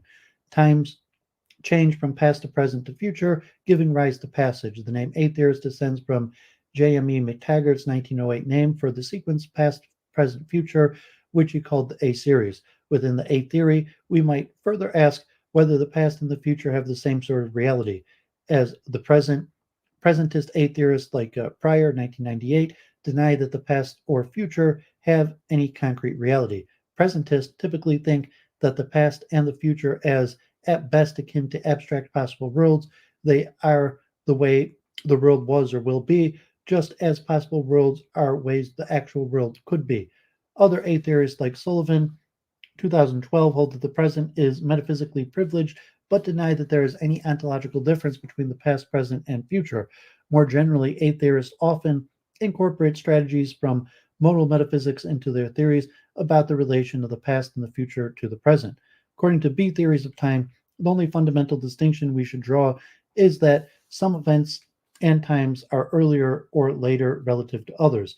These relations are called B relations, a term also derived from McTaggart. According to the B theorist, there is no objective passage of time, or at least not in the sense of time passing from future to present or from present to past. B theorists typically maintain that all past and future times are real in the same sense in which the present time is real. The present is in no sense metaphysically privileged. It is also true and less often remarked on that space raises philosophical questions that have no temporal analogues, or at least no obvious and uncontroversial analogues. Why, for example, does space have 3 dimensions and not 4 or 7? On the face of it, time is essentially one-dimensional and space is not essentially 3 dimensional. It also seems that the metaphysical problems about space that have no temporal analogues depend on the fact that space, unlike time, has more than one dimension. For example, consider the problem of incongruent counterparts. Those who think that space is a mere system of relations struggle to explain our intuition that we could distinguish a world containing only a left hand from a world containing only a right hand. So it seems there is an intuitive orientation to objects in space itself. It is less clear whether the problems about time that have no spatial analogs are connected with the one-dimensionality of time.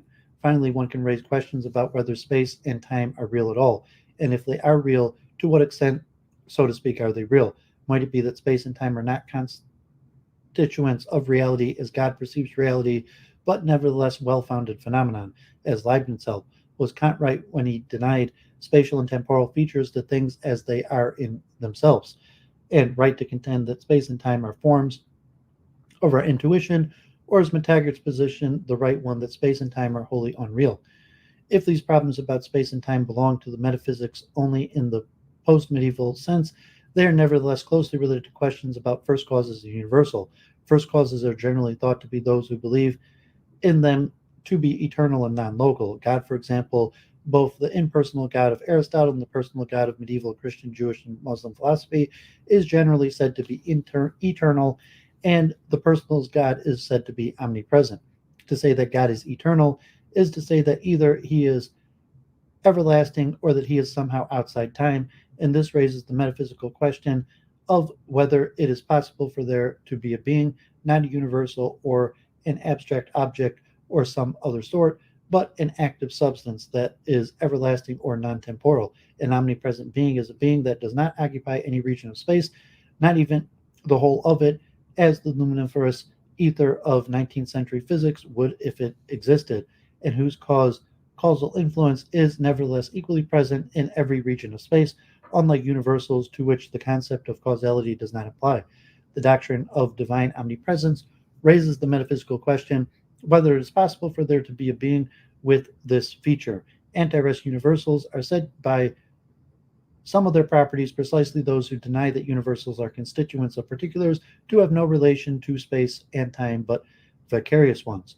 Those who believe in the existence of in rebus universals are fond of saying, or have been in recent years, that these universals, immanent universals, is a currently popular name for them, are multiply located, wholly present at each place at which the things that fall under them are present. All theories of universals therefore raise questions about how things in various ontological categories are related to space, and all of these questions have temporal analogs.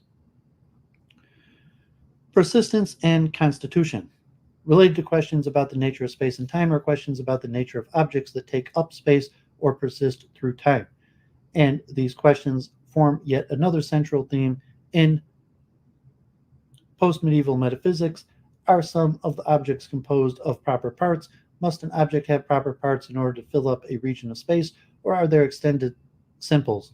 Can more than one object be located in exactly the same region? Do objects persist through change or have temporal parts? Much work on the persistence and constitution have focused on efforts to address a closely knit family of puzzles, the puzzles of coincidence. So we're not going to go over all of this in detail because it's just too much. Quasimodo, spooky action at distance. We spoke about that in a different time, but yeah, that's beyond the realm of today's conversation. Both these constitution problems turn on questions about the identities of spatial coincidence objects and indeed of objects that share all their proper parts. Your spooky action addiction, refers to Einstein and the Einstein-Bose-Rosen or the Podolsky-Rosen question that leads to quantum entanglement. But it became a common catchphrase. But is beyond the scope of what we're going to be able to cover today. Causation, freedom, and determinism. Questions about causation form yet a fourth important category of issues in the new metaphysics. Of course, discussions of causes go back to ancient philosophy, featuring prominently in Aristotle's Metaphysics and Physics. But Aristotle understood cause in a much broader sense than we do today.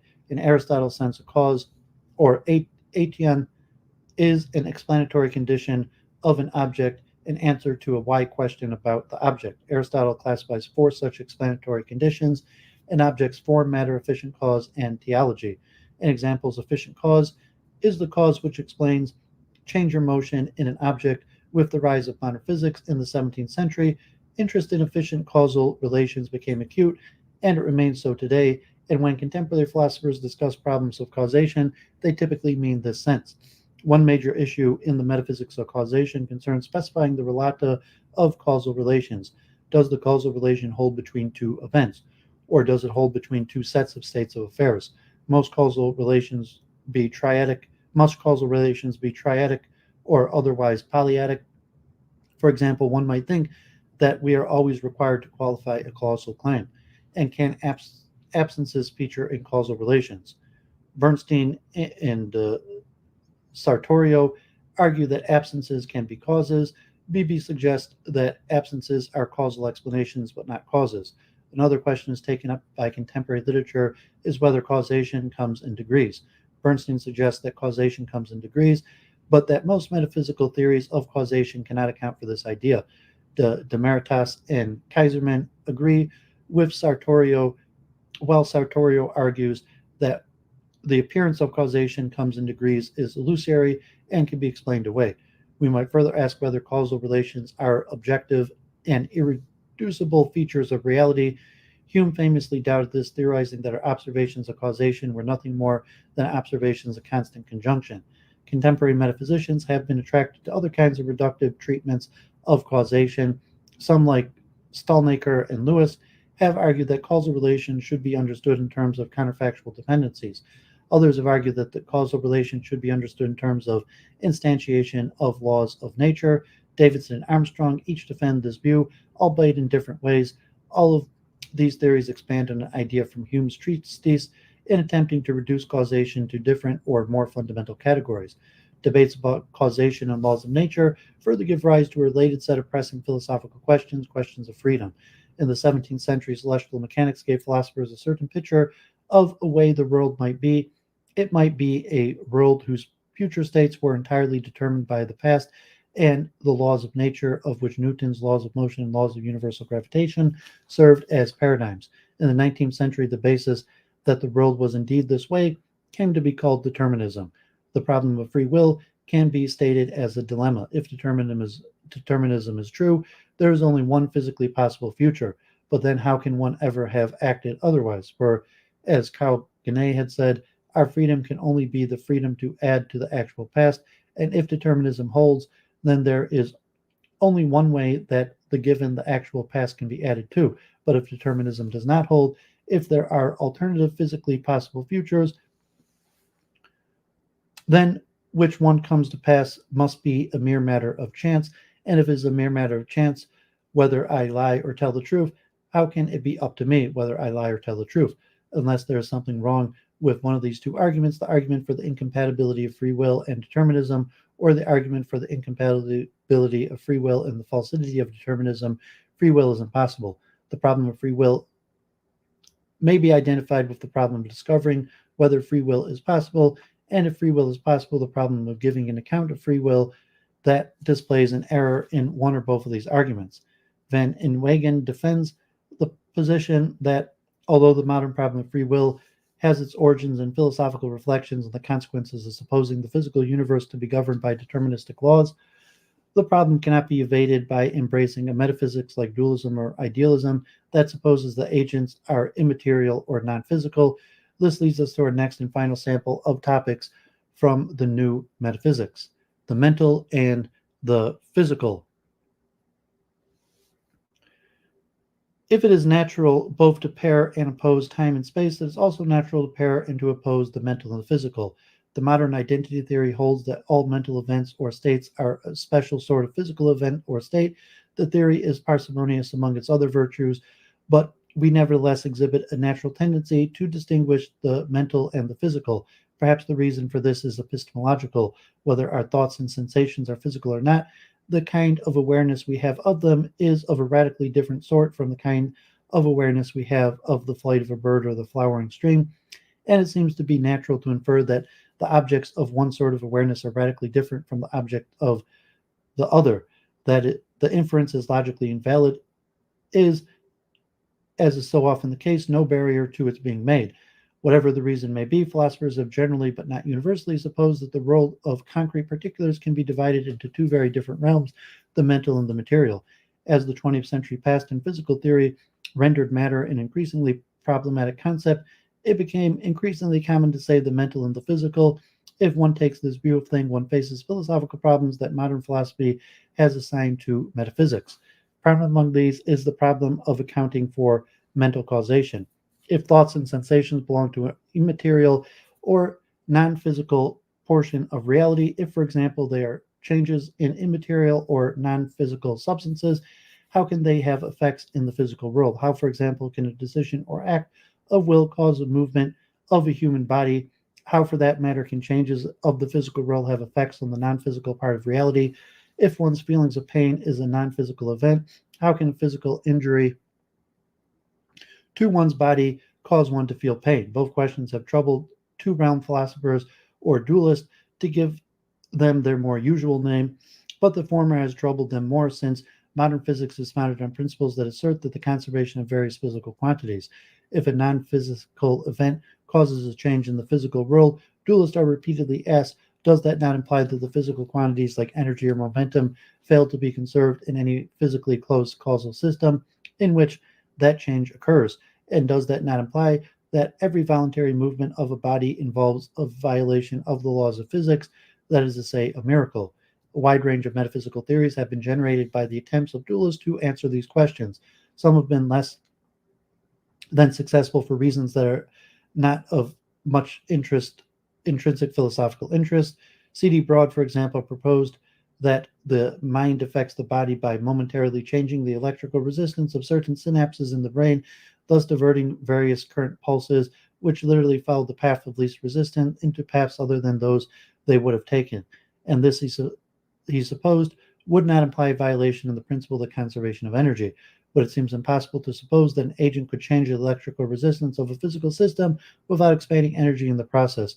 For to do this would necessitate changing the physical structure of the system, and that implies changing the position of bits of matter in which forces are acting. If this example has any philosophical interest, it is this. It illustrates the fact that it is impossible to imagine a way for a non-physical thing to affect the behavior of a classical physical system without violating a conservation principle. The various dualistic theories of the mind treat the interaction problem in different ways. The theory called dualistic interactionism does not of itself have anything to say about the problem, although its various proponents, Broad, for example, have proposed solutions to it. Occasionalism simply concedes that the local counterfactual dependence of the behavior of a physical system on a non-physical event requires a miracle.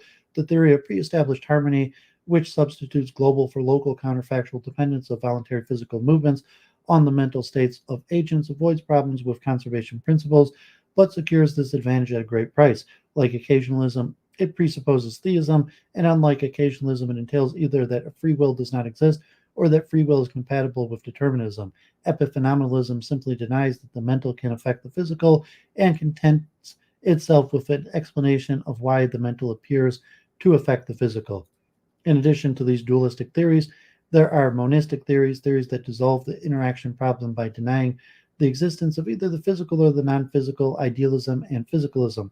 Present-day philosophers, for the most part, prefer the term physicalism to the older term materialism for reasons noted above. Most current work in the philosophy of mind presupposes physicalism and is generally agreed that the physicalistic theory that does not simply deny the reality of the mental, that is not an eliminativist theory, raises metaphysical questions. Such a theory must, of course, find a place for the mental in a wholly physical world, and such a place exists only if mental events and states are certain special physical events and states.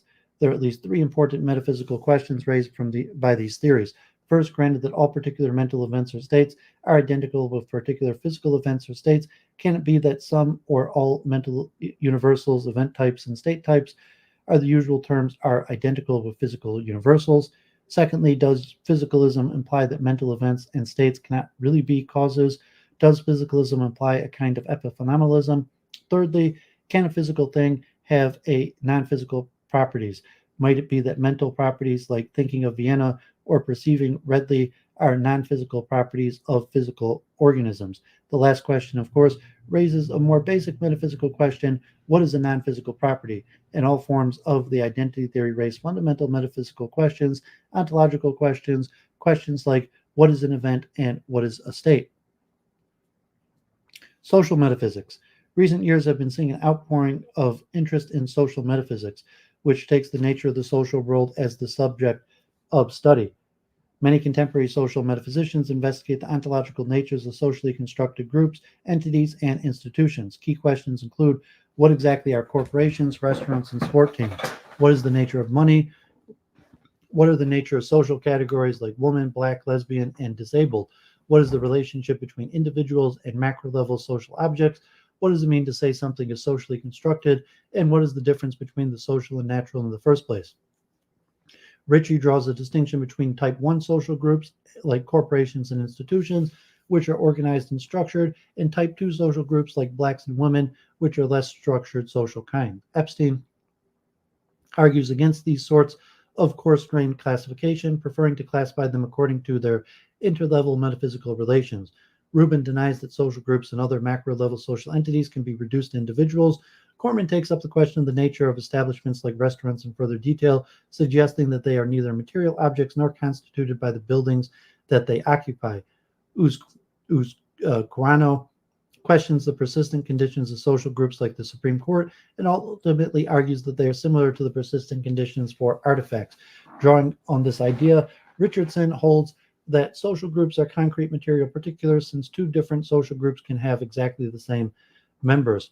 Other metaphysicians examine the ontological status of money, and especially the status of virtual currency like Bitcoin. Pazinski distinguishes between descriptive and normative approaches to exploring the topic and argues in favor of the latter. In contrast, Warmke takes a descriptive approach, suggesting that Bitcoin is a fictional substance in a collectively co-authored story. There has also been recent surge of interest in the metaphysics of race and gender. Haslanger famously holds that roughly X is a woman if one is oppressed on the basis of her womanhood. Harslanger's approach is ameliorative, taking into account what sorts of concepts of gender and race might be useful in theorizing. Friendly to this approach, Asta proposes a conferralist account of social categories, according to which social categories are externally conferred on individuals in specific contexts. Others have taken the topic of the nature of more specific sorts of social categories. Bernstein suggests that intersectional social categories like black woman are to be viewed as explanatory, unified, and prior to the individual constituents like black and woman. Jorben Rodo Desarate propose a framework of properties and emergent experiences to account for intersectionality. Dembroff takes up the puzzle of sexual orientation, arguing that for bidimensional dispositionalism, according to that view, a person's sexual orientation is grounded in a person's dispositions to engage in sexual behaviors under the ordinary conditions for these dispositions. A person's disposition includes sexes and genders of persons that one is disposed to sexually engage with under those conditions. Andler draws a distinction between sexual orientation and sexual identity, arguing that the latter is more suitable and more explanatorily powerful category for capturing the relevant phenomenon. There's even emerging metaphysics of the social world, examining whether the central questions of social metaphysics are substantive. Barnes and Mikola challenge Sider's conception of a substantive question in metaphysics on the ground that it does not accommodate substantive questions in metaphysics of gender. Richardson disagrees, and while some metaphysics is often taken to contrast with so-called fundamental metaphysics, several philosophers have recently pointed out that elements of the social world might be fundamental, including Mason and Ritchie and Bernstein. Social metaphysics can be viewed as a counterexample to the thesis that metaphysics is the study of fundamental reality, as suggested in Bennett. Pazinski holds that Finian metaphysics is a good framework for feminist metaphysics. Others, such as Hacking and Diaz-Leon, investigate what is it for something to be socially constructed. The methodology of metaphysics. As is obvious from the discussion in Section 3, the scope of metaphysics is expanded beyond the tidy boundaries Aristotle drew.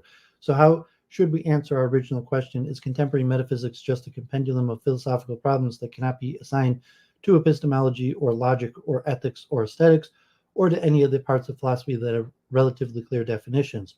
Or is there a common theme that unites work on these disparate problems and distinguishes contemporary metaphysics from other areas of inquiry? These issues concerning the nature of metaphysics are further connected with issues about the epistemic status of various metaphysical theories. Aristotle and most of the medievals took it for granted that, at least in its most fundamental aspects, the ordinary person's picture of the world is correct as far as it goes, but many post-medieval metaphysicians have refused to take this for granted. Some of them, in fact, have been willing to defend the thesis that the world is very different from, perhaps radically different from, the way people thought it was before they began to reason philosophically. For example, in response to the puzzle of coincidence, some metaphysicians have maintained that there are no objects with proper parts. This entails that some composite objects, tables, chairs, cats, and so on, do not exist, a somewhat startling view. Other metaphysicians have been happy to postulate the reality of concrete, merely possible worlds, if this posit makes for a simpler and more explanatory, powerful theory of modality. Perhaps this contemporary openness to revisionary metaphysics is simply a recovery of a reversion to a pre-Aristotelian conception of a permissible metaphysical conclusion, a conception that is illustrated by Zeno's argument against the reality of motion and Plato's allegory of the cave.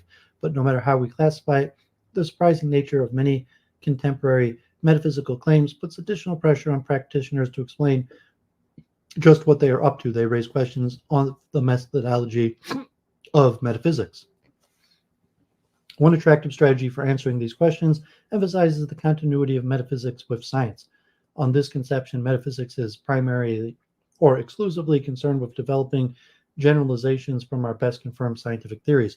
For example, in the mid-20th century, Quine, 1948, proposed that the old intermediate metaphysical debate over the status of abstract objects should be settled in this way. He observed that if our best scientific theories are recast in the canonical notation of first-order quantification in sufficient depth that all the inferences that users of these theories will want to make are valid in first-order logic, then many of these theories, if not all of them, will have as a logical consequence the existential generalization on a predicate F, such that F is satisfied only by abstract objects. It would seem, therefore, that our best scientific theories carry ontological commitment to objects whose existence is denied by nominalism. These objects may not be universals in the classical sense. They may, for example, be sets. Take, for example, the simple theory: there are homogeneous objects, and the mass of a homogeneous object in grams is the product of its density in grams per cubic centimeter and its volume in cubic centimeters.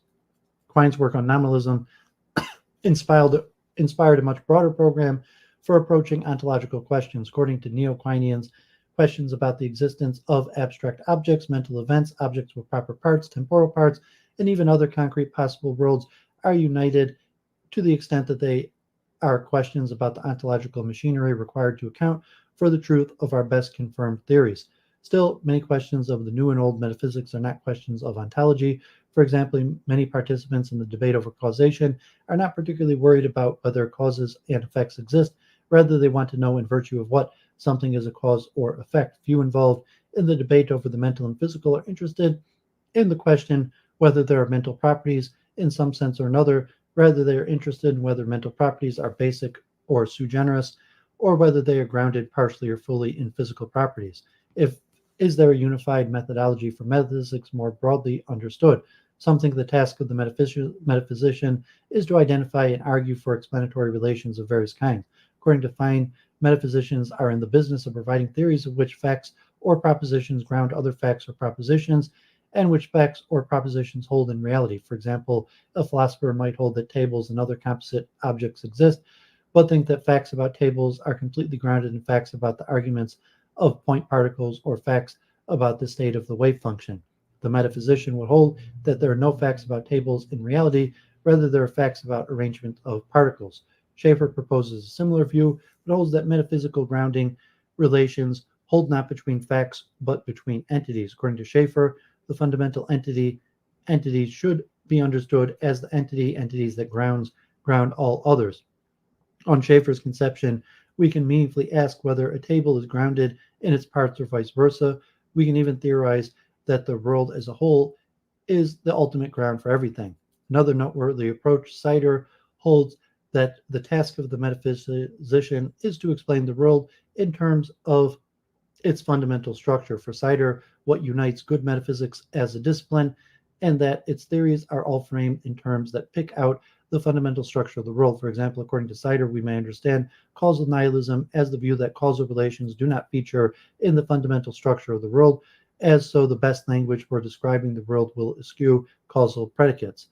It should be emphasized that these ways of delimiting metaphysics do not presuppose that all the topics we've considered as example of metaphysics are substantive or important to the subject. Consider the debate about modality. Quine and Sider both argue from their respective theories about the nature of metaphysics that aspects of the debate over the correct metaphysical theory of modality are misguided. Others are skeptical of the debates about composition or persistence through time. So theories about the nature of metaphysics might give us new resources for criticizing particular first-order debates that have historically been considered metaphysical. And it is common practice for metaphysicians to regard some debates as substantive while adopting a deflationist attitude about others. Is metaphysics possible? It may also be that there is no internal unity to metaphysics. More strongly, perhaps there is no such thing as metaphysics, or at least nothing that deserves to be called a science or a study of or a discipline. Perhaps, as some philosophers have proposed, no metaphysical statements or theory is either true or false. Or perhaps, as others have proposed, metaphysical theories have truth values, but it is impossible to find out what they are. At least since the time of Hume, there have been philosophers who have proposed that metaphysics is impossible, either because its questions are meaningless or because they are impossible to answer. The remainder of this entry will be a discussion of some recent arguments for the impossibility of metaphysics. Let us suppose that we are confident that we are able to identify every statement as either a metaphysical statement or not a metaphysical statement. We do not suppose that this ability is grounded in some non-trivial definition or account of metaphysics. Let us call the thesis that all metaphysical statements are meaningless the strong form of the thesis that metaphysics is impossible.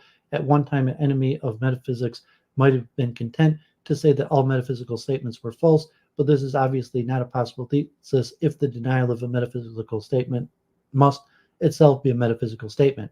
And let us call the following statement the weak form of the thesis that metaphysics is impossible. Metaphysical statements are meaningless, but human beings can never discover whether the metaphysical statement is true or false, or probable or improbable, or warranted or unwarranted.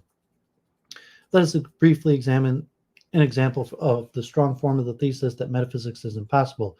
The logical positivists maintain that the meaning of a non-analytical statement consisted entirely in the predictions it made about possible experience. They maintain, Further, that metaphysical statements, which were obviously not put forward in analytical truths, made no predictions about experience. Therefore, they concluded metaphysical statements are meaningless, or better, the statements we classify as metaphysical are not really statements at all.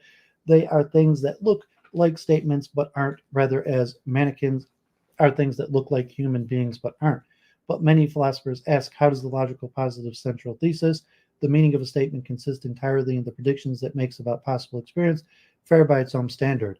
Does this thesis make any predictions about possible experiences? Could some observation show that it was true? Could some experience show that it was false? It would seem not. It would seem that everything in this world would look the same like this, whether this thesis was true or false. Will the positivist reply that the offset sentence is analytic? This reply is problematic in that it implies that the multitude of native speakers of English who reject the logical positivist account of meaning somehow cannot see that the sentence is true in virtue of the meaning of the word meaning, which is no technical term, but a word of ordinary English, and therefore the statement is true, that it is meaningless, or what is the same thing, if it is meaningful, it is false. Logical positivism would therefore seem to say of itself that it is false or meaningless. It would be seen to be, to use a currently fashionable phrase, self-referentially incoherent. Currently, advocates of the metaphysical anti-realism also advocate a strong form of the thesis that metaphysics is impossible. Insofar as it is possible to find a coherent line of argument in the writing of any anti-realist, it is hard to see why, like the logical positivists, are not open to a charge of self-referential incoherency. Indeed, there is much to be said for the conclusion that all forms of the strong thesis fall prey to self-referential incoherency. Put very abstractly, the case against proponents of the strong thesis may be put like this. Dr. McZed, a strong anti-metaphysician, contends that any piece of text that does not pass some test she specifies as meaningless. If she is typically of strong anti-metaphysicians, she will say that any text that fails the test represents an attempt to use language in a way which language cannot be used. And she contends further that any piece of text that can plausibly be identified as metaphysical must fail this test. But it invariably turns out that various sentences that are essentially components of McZed's case against metaphysics themselves fail to pass her test. A test case for this very schematic and abstract refutation of all refutations of metaphysics is the very sophisticated and subtle critique of metaphysics it purports to apply only to a kind of metaphysics exemplified by the 17th century rationalist and current analytical metaphysics presented in Van Frassen. It is a defensible position that Van Frassen's case against metaphysics depends essentially on certain theses, although they are not themselves metaphysical theses, are nevertheless open to many of the criticisms he brings against metaphysical theses. The weak form of the thesis that metaphysics is impossible is this: there is something about the human mind, perhaps even the minds of all rational agents, or all finite rational agents, that unfits it for reaching metaphysical conclusions in any reliable way. This idea is at least as old as Kant, but a version of it that is much more modest than Kant's and much easier to understand has been carefully presented in McGinn's argument for the conclusion that the human mind is as a matter of evolutionary contingency, and not simply because it is a mind incapable of a satisfactory treatment of a large range of philosophical questions, a range that includes all metaphysical questions. However, it depends on speculative factual thesis about human cognitive capacities that are in principle subject to empirical refutation and which are present without significant empirical support. Okay, so that was long. There's your brief introduction.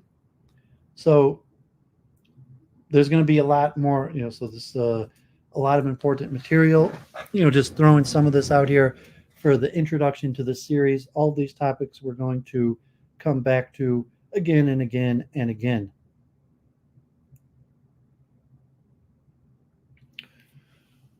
Okay, so you feel better, Jenny. Appreciate you tuning in and your comments. So let's now turn to epistemology, like a sister subject, possibly a sub-subject of metaphysics. And this one's also pretty long, although I'm going to be skipping more of this one than of the metaphysics. Possibly we'll come back to these in the future. a lot of this is semi-technical or going into detail into certain paradoxes of the nature of existence.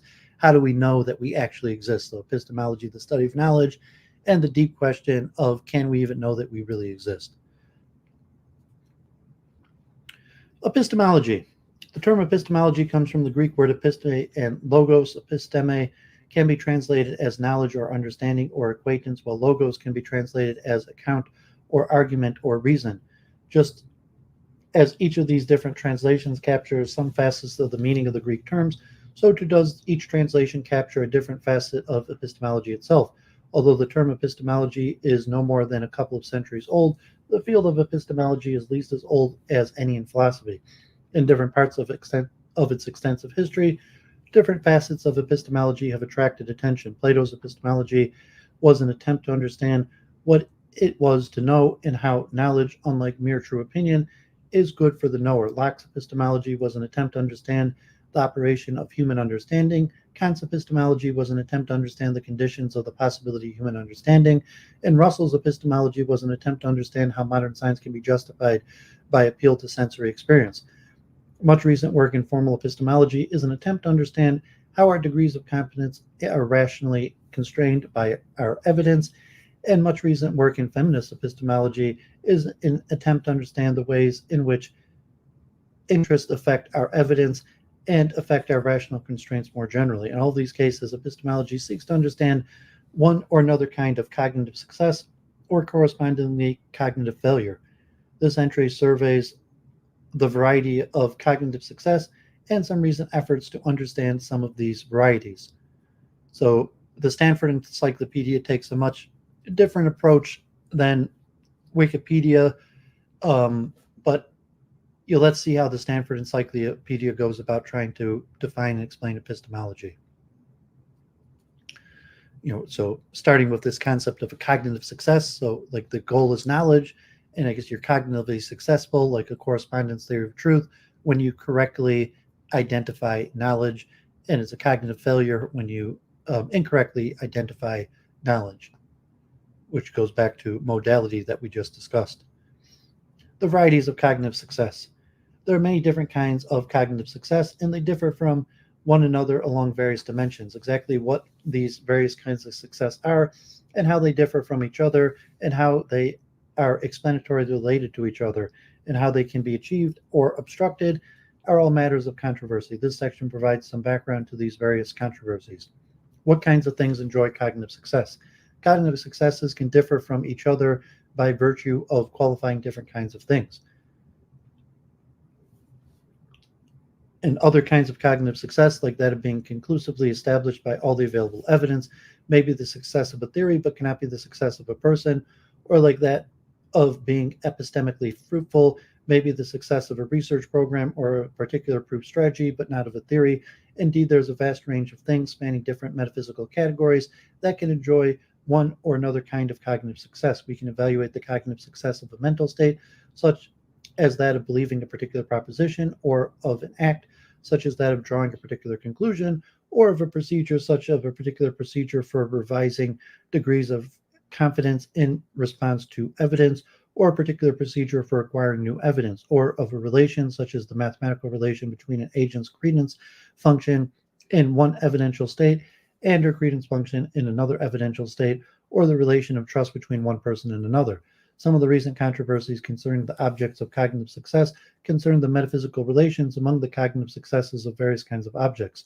Does the cognitive success of a process involve anything other and above the cognitive success of each state in the succession of states that comprise the execution of this process? Does the cognitive success of a particular mental state or of a particular mental act depend on its relation to the larger part in which it exists? Is the cognitive success of an organization constituted merely by the cognitive successes of its members, or is it something over and above those individual successes? Is the cognitive success of a stochastic agent completely explicable in terms of the successes of its stochastic states, or vice versa? And either way, what sorts of stochastic states are there, and with respect to what kinds of possible successes are they accessible? The latter dispute is especially active in recent years, with some Epistemologists regarding beliefs as metaphysically reducible to high credences, while others regard credences as metaphysically reducible to beliefs about probabilities, and still others regard beliefs and credences as related but distinct phenomena.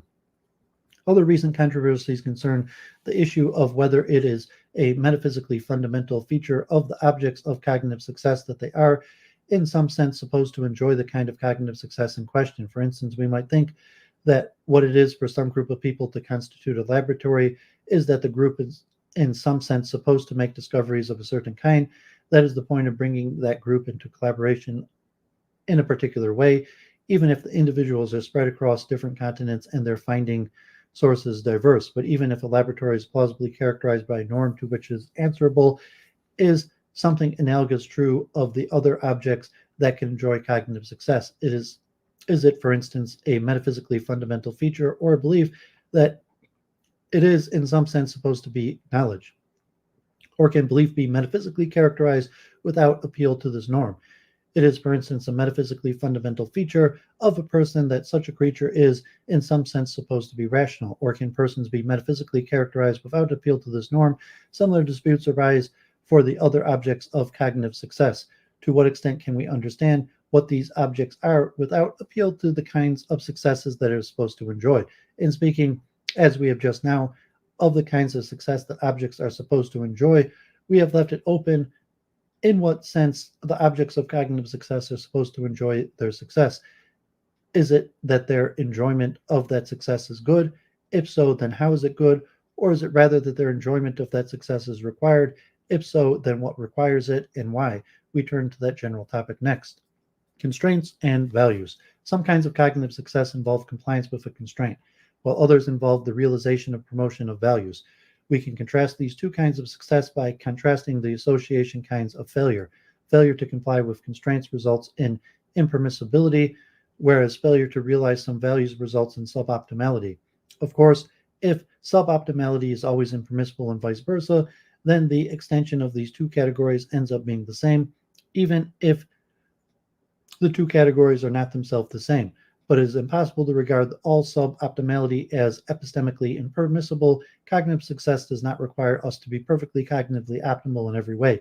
If cognitive success is ever achievable, even in principle, then at least some degree of cognitive suboptimality must be permissible. Achieving greater optimality than what is required for cognitive permissibility could then be understood as cognitive supererogation, in which supererogation is possible, at least in principle, then the permissible can fall short of the optimal. Recent controversies concern not merely the relation between permissibility and optimality, but also the metaphysical basis of each kind of success, in virtue of what is some state or act or process or relation epistemically permissible, and in virtue of what is it optimal to whatever degree it is. Epistemic consequentialists take the answer to the former question to be determined by an appeal to the answer to the latter. For instance, one popular form of epistemic consequentialism claims that a particular way of forming one's beliefs about the world is epistemically permissible, just insofar as it promotes the possession of true belief and the avoidance of false belief. Another form of consequentialism, consistent with but distinct from the first, says that a credence function, a function from propositions to degrees of confidence, is optimal just insofar as it promotes a singular parameter, overall accuracy, which is measured in such a way that the higher one's confidence is true in true propositions, the lower one's confidence in false propositions, the greater one's overall accuracy. There are also some forms of epistemic consequentialism, according to which optimally involves promotion of ends that are practical rather than simply alethic. An important controversy in recent literature concerns the question of whether epistemic consequentialism is true. Another prominent controversy is carried out among the consequentialists themselves and concerns the question of what values are such that their realization or promotion constitutes optimality. We've used the term constraint to denote the bounds of what is epistemically permissible. Of course, as a matter of deontic logic, what is permissible must include at least what is required. For a condition to be required is simply for the complement of that condition to be permissible. But this leaves it open whether in a particular domain what is permissible includes more than what is required. Permissivists argue that it does, while anti-permissivists argue that it does not. Anti-permissivists concerning constraints on our credences are sometimes described as holding a uniqueness view, but this label can easily mislead. A philosopher who thinks that the range of permissible credences is no wider than the range of required credences is an anti-permissivist. But an anti-permissivist view, so understood, is consistent with the claim that the credences we are required to have are not point valued, but are rather interval valued. A Spiral Spark, yeah, thanks for tuning in. God bless. Hope you are gaining from this. Substantive and structural. The linguistic distinction between a wide scope and narrow scope oughts in one expression of a general metaphysical distinction between two kinds of cognitive successes. On one side of the distinction are those kinds of cognitive success that qualify particular objects, a particular belief or a particular procedure or a particular credence function or a particular research program. Examples of such include beliefs being justified, a procedures being rationally required, a credence functions being optimal. In each case, some objects enjoy a particular cognitive success, and this success obtains by virtue of various features of that object. The features in question may be intrinsic or relational, synchronic or diachronic, biological or phenomenological. We call such cognitive successes substantive. On the other side of this distinction are those kinds of cognitive successes that qualify the relations between various things, each of which is itself individually accessible for cognitive sources, the relation between a set of beliefs all held by the same agent at a particular time, or the relationships between the use of particular procedure on the other hand in one's belief about that procedure on the other, or the relation between an agent's credence function just before receiving new evidence and the credence function just after receiving new evidence. Example of this latter kind of success include an agent's belief at the moment all being consistent, or the coherence between the procedures an agent uses and beliefs about which procedures ought to be used. In each case, a particular cognitive success qualifies the relation among various objects quite independently of whether any particular one of those objects itself enjoys substantive cognitive success. We can call such cognitive successes structural. Some epistemologists have attempted to reduce substantive successes of a particular kind to structural successes. Others have attempted to reduce structural successes of some kind to substantive ones, and still others have denied that any such reduction is possible in either direction. In recent years, this controversy has been most active in connection with rational permissibility of beliefs or of credences, but such a controversy could, in principle, arise concerning any of the varieties of cognitive success that we've distinguished so far. What explains what? Many epistemologists attempt to explain one kind of cognitive success in terms of other kinds. For instance, Chisholm tries to explain all cognitive success notions in terms of just one primitive notion, that of one attitude being more reasonable than another for an agent at a time. Williamson, in contrast, treats knowledge of the facts as an explanatory primitive and suggests that other kinds of cognitive successes be explained in terms of such knowledge. Several prominent philosophers treat the notion of a normative reason as primitive, and so on. In each case, what is at issue is which kind of cognitive success are explicable in terms of which other kinds of cognitive success. Of course, whether this issue is framed as an issue concerning the explication of some concept in terms of other concepts, or in terms of the grounding of some properties by other properties, or in some other terms still, depends on the metaphysical commitments of those framing the issue. The issue of which kinds of cognitive successes explain which other kinds of cognitive successes is orthogonal to the issue of which particular cognitive successes explain which other particular cognitive successes. The former issue concerns whether, for instance, the property of knowledge is to be explained in terms of the relation of one thing being a reason for another, or whether the relation of being a reason for is to be explained in terms of knowledge. But the latter issue concerns whether, for instance, I'm justified in holding some particular belief in virtue of my knowing very specific things. This latter issue is at the heart of various epistemological regress puzzles, and we will return to it below. But those regress puzzles are largely independent of the issue of metaphysical priority being discussed here. What makes it success? What makes it the case that something counts as a form of cognitive success? Not every cognitive state enjoys cognitive success.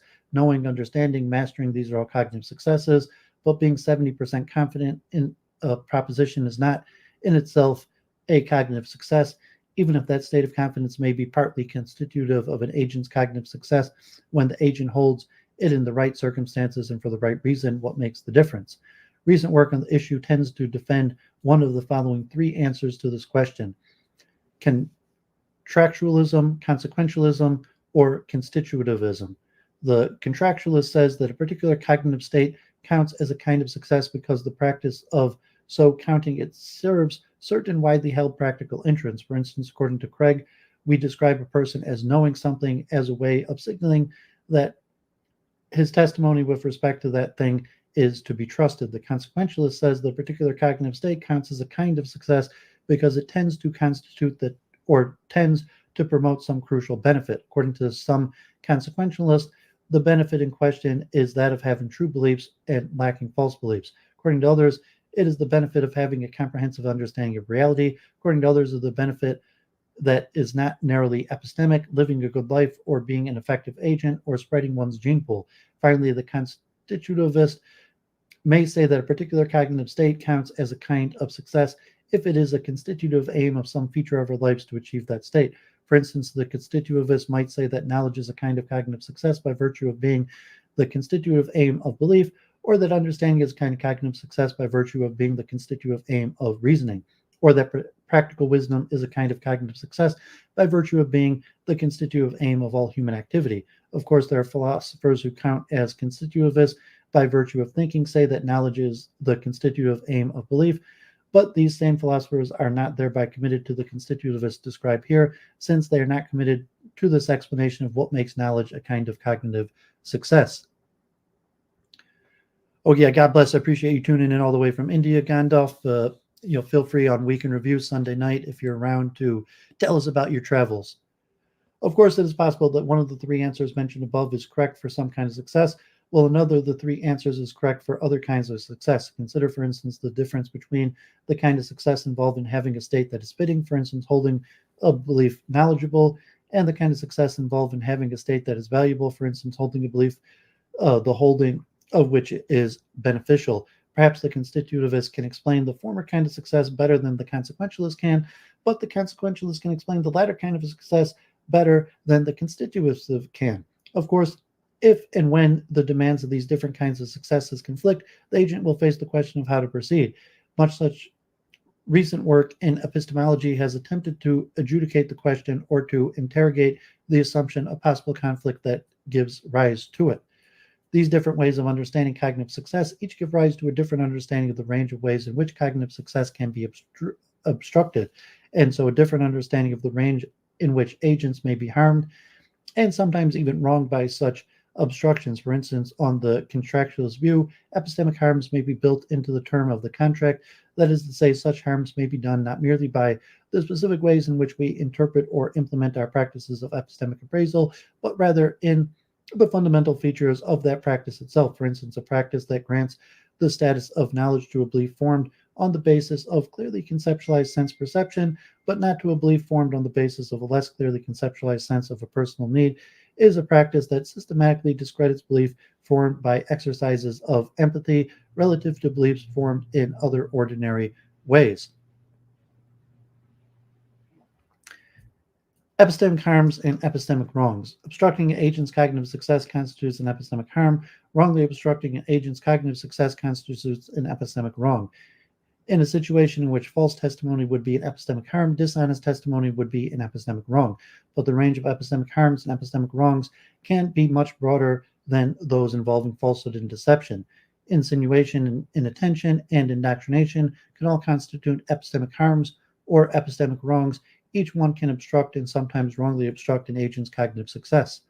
The epistemic harms and wrongs occur frequently in the course of daily life, and they are typically constituted by some particular act that we perform. But some of these harms and wrongs are constituted not by any particular act, but rather by the procedures that give rise to those acts. And sometimes the harms and wrongs might even be built into our practice of epistemic appraisal, perhaps even a tendency that is somehow constitutive of that very practice. Suppose, for instance, that is constitutive of our practice of epistemic appraisal to count someone as knowing a fact only if they possess concepts adequate to conceptualize that fact.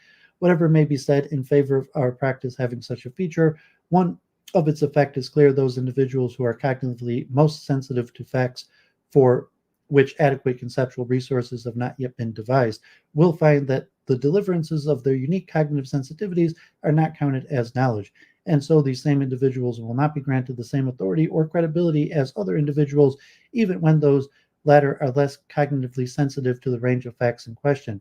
Recent work in feminist epistemology has helped us to gain an appreciation of just how widespread this phenomenon is. Oh, Gandalf and Vernassi, God bless. Yes, hopefully Sunday, if you could join Sunday for week in review, that'd be great. So yeah, Varanasi, that's where all the cremations take place. So yeah, take some pictures. Reincarnation, interesting topics. But let's stick to the topic now, and enjoy your trip. What is knowledge? Knowledge is among the many kinds of cognitive success that epistemology is interested in understanding, because it has attracted vastly more attention in recent epistemology than any other variety of cognitive success. We devote the present section to considering it in some detail, but the English word knowledge lumps together various states that are distinguished in other languages. For instance, the verb to know can be translated into French either as connaître or as savoir, and the noun knowledge can be translated into Latin either cognito or scientia. Exactly how to individuate the various kinds of cognitive success is not something that can be determined solely by appeal of the lexicon of any particular natural language. The present section provides a brief survey of the kinds of cognitive successes that are indicated by the use of knowledge in English, but this is not intended to signal that these kinds of cognitive successes are all species of some common genus. Neither, however, is it intended to signal that the kinds of cognitive successes are not all species of some common genus. At least some philosophers have taken there to be a genus awareness of which the various kinds of knowledge are all species, and with respect to which these various kinds may all be explained. For the love of gains, yeah, God bless, thanks for tuning in. Knowing individuals.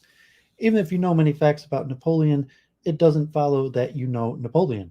You couldn't ever have known Napoleon since he died long before you were born. But despite not having known Napoleon, you could still know many great facts about Napoleon. Perhaps you know even more facts about Napoleon than did those who knew him most intimately. This shows that knowing a person is not the same as knowing a great many facts about the person. The latter is not sufficient for the former, and perhaps the former is not even sufficient for the latter. Knowing a person is a matter of being acquainted with the person, and acquainted involves some kind of perceptual relation to the person. What kind of perceptual relation? Clearly not just any perceptual relation will do. I see and hear thousands of people while walking around a bustling city, but it is not found that I'm acquainted with any of them. Most acquaintance involves an inability to distinguish that individual from others. It depends upon what such inability amounts to. Knowing how. In his groundbreaking book, The Concept of Mind, Gilbert Ryle argued that knowing how to do something must be different from knowing any set of facts. For Ryle, knowing how is fundamentally different from knowing that. This Rylean distinction between knowing how and knowing that has been prominently challenged beginning in 1975 with the publication of Carl Guinet's Knowledge, Perception, and Memory. Guinet argued that knowing how to do something was simply knowing that a particular act was a way to do that thing. This challenge was extended and systematized by Bohr and Lycan, 1975, who argued that knowing who, knowing which, knowing why, knowing where, knowing when, and knowing how, all these varieties of knowing, WH, as they call it, were all just different forms of knowing that. To know who is F, for instance, was simply to know that a particular person is F. To know why P is simply to know that a particular thing is the reason why P. And to know how to F was simply to know that a particular act is a way to F. This view was elaborated and considered in detail by Stanley and Williamson, 2001, and then challenged and refined by many subsequent writers. Knowing facts. Whenever a knower knows some fact, several conditions must obtain. A proposition that the knower doesn't even believe cannot be, or expresses a fact that the knower knows. Therefore, knowledge requires belief. False propositions cannot be or express facts and so cannot be known. Therefore, knowledge requires truth. Finally, a knower being correct in believing that fact might merely be a matter of luck. Therefore, knowledge requires a third element, one that excludes the aforementioned luck, and so that involves knower's belief being in some sense justifiable or appropriately held. If we take these three conditions of knowledge to be not merely necessary but also sufficient, then knower knows that fact if and only if the fact is true and the knower justifiably believes that fact. According to this account, the three conditions, truth, belief, and justification, are individual, necessary, and jointly sufficient for knowledge of facts. Recall the justification condition is introduced to ensure that the knower's belief is not true merely because of luck. But what must justification be? If it can ensure that it may be thought that the knower's belief that the fact is true is not merely because of luck when it is reasonably or rational from the knower's own point of view to take the fact to be true. Or it may be thought that the knower's belief is true not merely because of luck if that belief has a high objective probability of truth, that is, if it is formed or sustained by reliable cognitive processes or faculties. But as we will see in the next section, if justification is understood in either of these ways, it cannot insure against luck. It turns out, as Edmund Gettier showed, that there are cases of the justified true beliefs that are not cases of knowledge. Justified true beliefs, therefore, is not sufficient for knowledge. Cases like that, known as Gettier cases, arise because neither the possession or of adequate evidence nor origination of reliable faculties nor the conjunction of these conditions is sufficient for ensuring that a belief is not true merely because of luck. To state conditions that are jointly sufficient for knowledge, what further element must be added to justifiable true beliefs? This is known as the Gettier problem. Some philosophers attempted to solve the Gettier problem by adding a fourth condition to the three conditions mentioned above, while others attempt to solve it by either replacing or refining the justification condition. How we understood the contrast between replacing the justification condition and refining it depends, of course, on how we understand the justification condition itself, which is the topic of the next section. Some philosophers reject the Gettier problem altogether. They reject the aspiration to understand knowledge of trying to add to justified true beliefs. Some such philosophers try to explain knowledge in terms of virtue. They say that to know a fact is for the truth of one's own belief to manifest epistemic virtue. Other such philosophers try to explain knowledge by identifying it as a genus of many familiar species. They say that knowledge is the most general factive mental state operator, and still other philosophers try to explain knowledge by explaining its distinctive role in some other activity. According to some, to know a fact is for that fact to be a reason for which one can do or think something. According to others, to know a fact is to be entitled to assert that fact. According to still others, to know a fact is to be entitled to use it as a premise in reasoning. According to still others, to know a fact is to be a trustworthy informant concerning whether that fact obtains. Finally, there are those who think that the question, what is it to know a fact, is misconceived. The verb to know does not do the work of denoting anything, but does a different kind of work altogether. For instance, the work of assuring one's listeners concerning some fact or another, or the work of indicating that one's audience that a particular person is trustworthy informant concerning some matter. What is justification? Whatever precisely is involved in knowing a fact, it is widely recognized that some of our cognitive successes fall short of knowledge. An agent may, for example, conduct himself in a way that is intellectually unimpeachable and yet still end up thereby believing a false proposition. Debates concerning the nature of justification can be understood as debates concerning the nature of such non-knowledge guaranteeing cognitive success as the one that is shown. Deontological and non-deontological justification. How is the term justification used in ordinary language? Deontologically, justification may be defined as follows. A knower is justified in doing X if and only if the knower is not obliged to refrain from doing X. If we apply the word justification not to actions but to beliefs, we mean something analogous than the following holds. The deontological justification. S is justified in believing that P, that the knower is justified in believing that fact if and only if the knower is not obliged to refrain from believing that fact. What kind of obligations are relevant when we wish to assess whether a belief rather than an action is justified or unjustified? Whereas when we evaluate an action, we are interested in assessing the action from either a moral or prudential point of view. When it comes to beliefs, what matters may be something else the pursuit of truth or of understanding or of knowledge. Exactly what, though, must we do in the pursuit of some such distinctively epistemic aim? According to one answer, the one favored by evidentialists, we ought to believe in accord with our evidence. For this answer to be helpful, we need an account of what our evidence consists of and what it means to believe in accord with it. Other philosophers might deny this evidentialist answer, but still say that the pursuit of this distinctively epistemic aim entails that we ought to follow the correct epistemic norms. If this answer is going to help us figure out what obligations the distinctively epistemic aims impose on us, we need to be given an account of which the correct epistemic norms are. The deontological understanding of the concept of justification is common to the way philosophers such as Descartes, Locke, More, and Chisholm have thought about justification. Recently, however, two chief objections have been raised against conceiving of justification deontologically. First, it has been argued that deontological justification presupposes that we can have a sufficiently high degree of control over our beliefs, but beliefs, this objection alleges, are akin not to actions, but rather things such as digestive processes, sneezes, or involuntary blinking of the eye. The idea is that beliefs simply arise in or happen to us, therefore beliefs are not suitable for deontological evaluation. To this objection, some advocates of deontological justification have replied that the lack of control over our beliefs is no obstacle to thinking of justification as a deontological status. Other advocates of deontological justification have argued that we enjoy no less control over our beliefs than we do over our intentional actions. According to the second objection to deontological justification, deontological justification cannot suffice for an agent to have a justified belief. This claim is typically supported by describing cases involving either a benighted, culturally isolated society or subjects who are cognitively deficient. Such cases involve subjects whose cognitive limitations make it the case that they are under no obligation to refrain from believing as they do, but whose limitations nonetheless render them incapable of forming justified beliefs.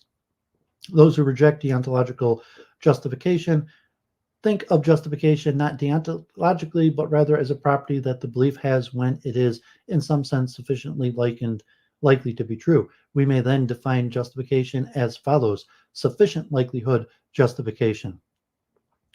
The knower is justified in believing that fact if and only if the knower believes the fact in a way that makes it sufficiently likely that the belief is true. If we wish to pin down exactly what the likelihood at issue amounts to, we will have to deal with a variety of tricky issues. For now, let us just focus on the main point. Those who prefer the sufficient likelihood justification to deontological justification would say that sufficient likelihood of truth and the deontological justification can diverge. It's possible for a belief to be deontologically justified without being sufficiently likely to be true. This is just what cases involving benighted cultures or cognitively deficient subjects are designed to show. What justifies belief? What makes a belief that a fact is justified when it is? Whether a belief is justified or unjustified, there's something that makes it so. Let's call the things that make a belief justified or unjustified J factors. Which features of a belief are J factors? According to evidentialists, it is the believer's possession of evidence for facts. What it is, though, to possess evidence for a fact, some evidentialists, though not all, would say that it is an experience that presents a fact as being true. On this view, evidence consists of perceptual, introspective, memorable, and intuitional experiences, and to possess evidence is to have an experience of that kind. So according to this experientialist version of evidentialism, what makes you justified in believing that fact is you're having an experience that represents the fact as being true. Other versions of the evidentialism might identify other factors as your evidence, but would still insist that those factors are the J factors. Evidentialism is often contrasted with reliabilism, which is the view that a belief is justified by resulting from a reliable source, where a source is reliable just in case it tends to result in mostly true beliefs. Reliabilists, of course, can also grant that the experiences mentioned in the previous paragraph can matter to the justification of your beliefs. However, they deny that justification is essentially a matter of having suitable experiences. Rather, they say those experiences matter to the justification of your beliefs, not merely by virtue of being evidence in support of those beliefs, but more fundamentally by virtue of being part of the reliable sources of those beliefs. Different versions of reliabilism have been defended. Some Philosophers claim that what justifies a belief is that it's produced by a process that is reliable. Others claim that what justifies a belief is that it is responsive to the grounds that reliably can co-vary with the truth of that belief. Others claim that what justifies a belief that is formed by virtuous exercise of a capacity, and so on. Internal versus external. A brain in a vat would believe everything that you believe, and would, it is often thought, be justified in believing those things to precisely the same extent that you are justified in believing them. Therefore, justification is determined solely on those internal factors that you and your invatted brain doppelganger share. This view is what has been came to known as internalism about justification. Externalism is simply the denial of internalism. Externalists say that what we want from justification is the kind of likelihood of truth needed for knowledge, and the internal conditions that you share with your brain in the vat doppelganger do not generate such likelihood of truth. So justification involves external conditions. Among those who think that justification is internal, there's no unanimity of how to understand the notion of internality. What is it about the factors that you share with your brain in the vat doppelganger that makes those factors relevant to justification? We can distinguish between two approaches. According to the first, justification is internal because we enjoy a special kind of access to justification factors. They are always recognizable on reflection. Hence, assuming certain further premises, which will be mentioned momentarily, justification itself is always recognizable on reflection. According to the second approach, justification is internal because justification factors are always mental states.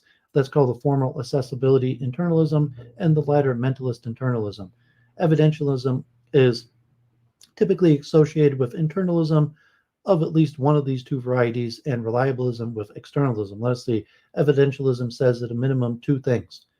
One, what makes one justified in believing a fact is nothing over and above the evidence that one possesses. And two, what evidence one possesses is fixed by one's mental states. By virtue of the second, evidentialism is an instance of mentalist internalism. Whether evidentialism is also an instance of accessibility internalism is a more complicated issue. The conjunction of the first and second by itself implies nothing about the accessibility of justification, but mentalist internalists who endorse the first principle below will also be committed to accessibility internalism, and evidentialists who also endorse the second principle below will be committed to the accessibility of justification. Luminosity. One's own mind is cognitively luminous. Whether one is in a particular mental state, one can always recognize on reflection what mental states one is in, and in particular, one can always recognize on reflection what evidence one possesses. Necessity, the principle that determines what is evidence and what are a priori recognizable.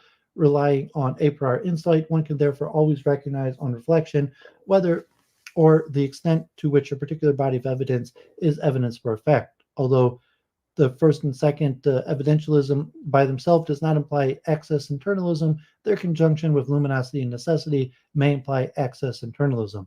Next, let us consider why reliabilism is an externalist theory. Reliabilism says that the justification of one's belief is a function of the reliability of one's belief sources such as memorable, perceptual, and introspective states and processes. Even if the operations of the sources are mental states, the reliability is not itself be a mental state. Therefore, reliabilists reject mentalist internalism. Moreover, insofar as the reliability of one's belief source is not itself recognizable by means of reflection, how could reflection enable us to recognize when such justification obtains? Reliabilists who take there to be no good answer to this question also reject access internalism. The structure of knowledge and justification. Anyone who knows anything necessarily knows many things. Our knowledge forms a body, and that body has a structure. Knowing some things requires knowing other things. But what is this structure? Epistemologists who think of that knowledge involves justification tend to regard the structure of our knowledge as deriving from the structure of our justification. We will therefore focus on this latter. Oh, thanks, Kale. God bless. Foundationalism. According to foundationalism, our justified beliefs are structured like a building. They are divided into a foundation and superstructure, the latter resting upon the former. Beliefs belonging to the foundation are basic. Beliefs belonging to the superstructure are non-basic and receive justification from the justified beliefs in the foundation. Before we evaluate the foundationalist account of justification, let us first try to spell out it more precisely.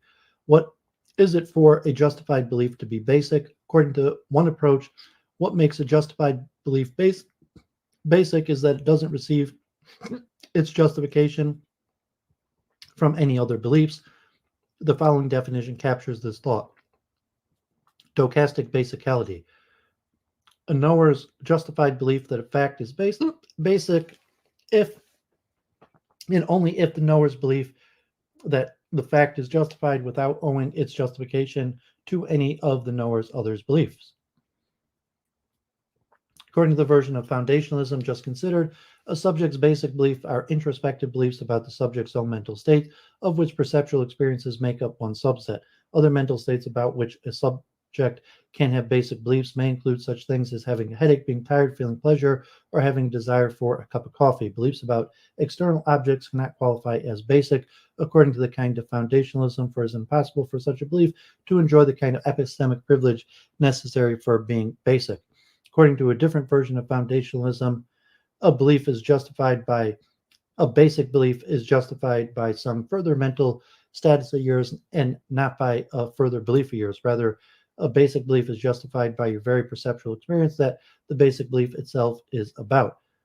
Let E represent that experience. According to this alternative proposal, the basic belief and the experience are distinct mental states. The idea is that what justifies a basic belief is experience, since experience is not a belief of yours.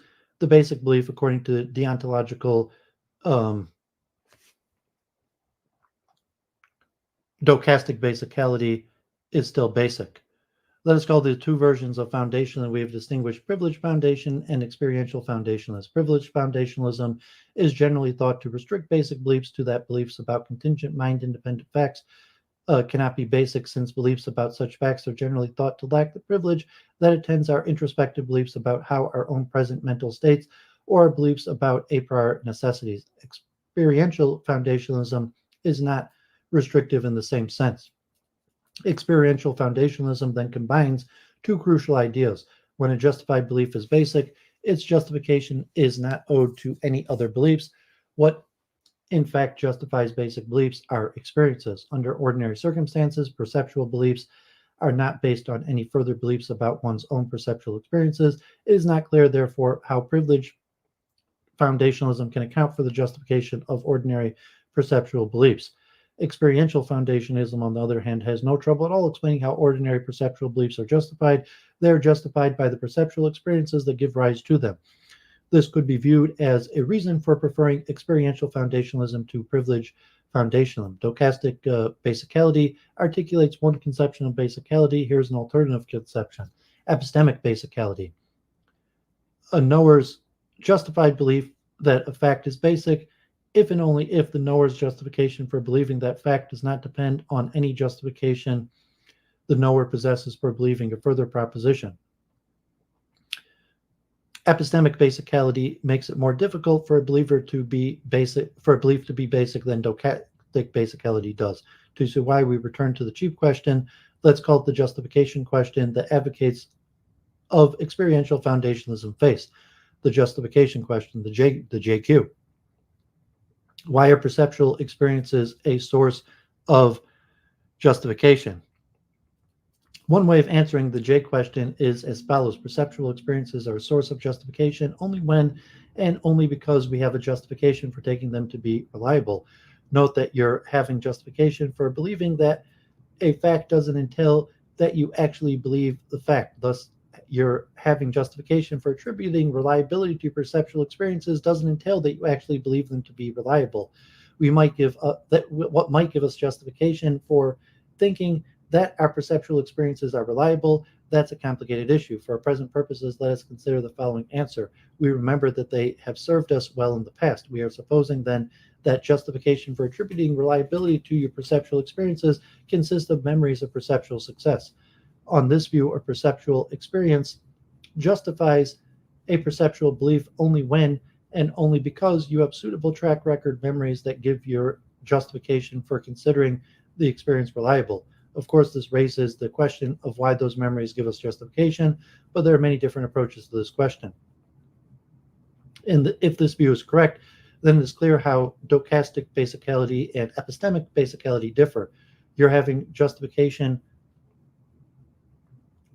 depends on your having justification for believing something else in addition to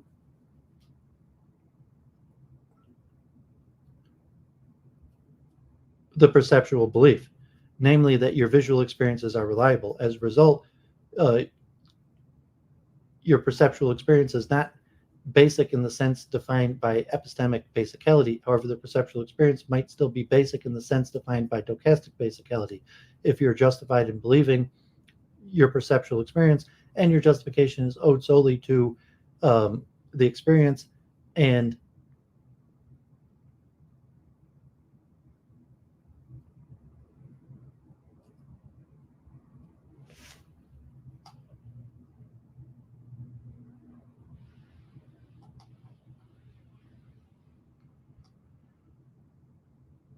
neither of which includes any beliefs, then your belief is stochastically, though not epistemically, basic.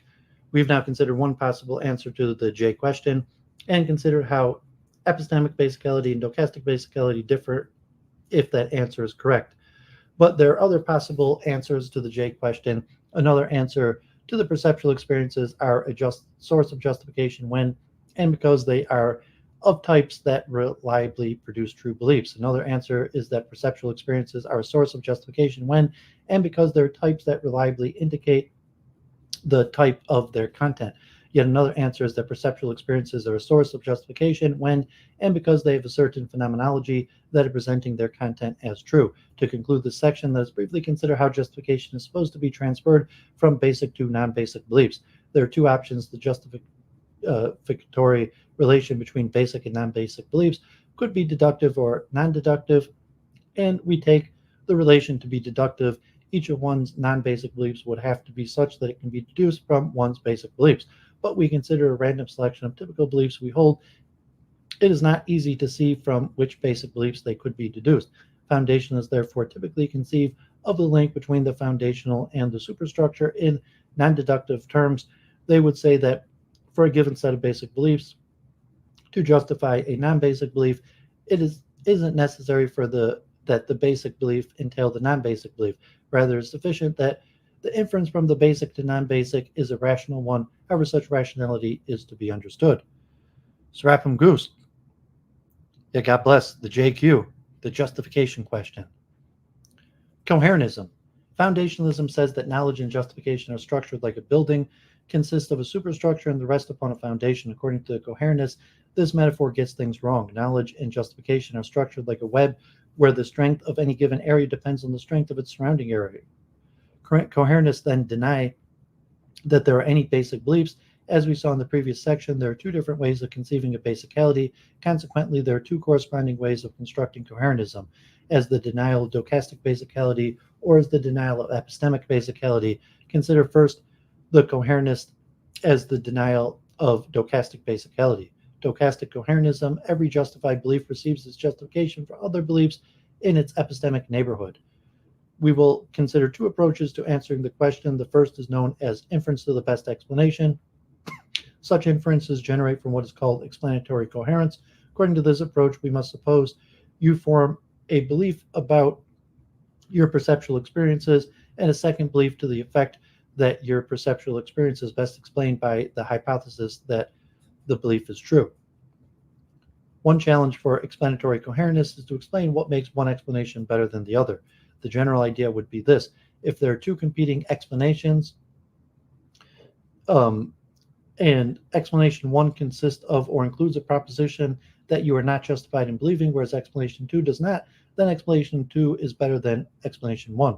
The problem with this idea is that it puts the cart before the horse. Explanatory coherentism is supposed to help us understand what it is for beliefs to be justified. It doesn't do that if it accounts for the difference between better or worse explanations by making use of the difference between justified and unjustified beliefs.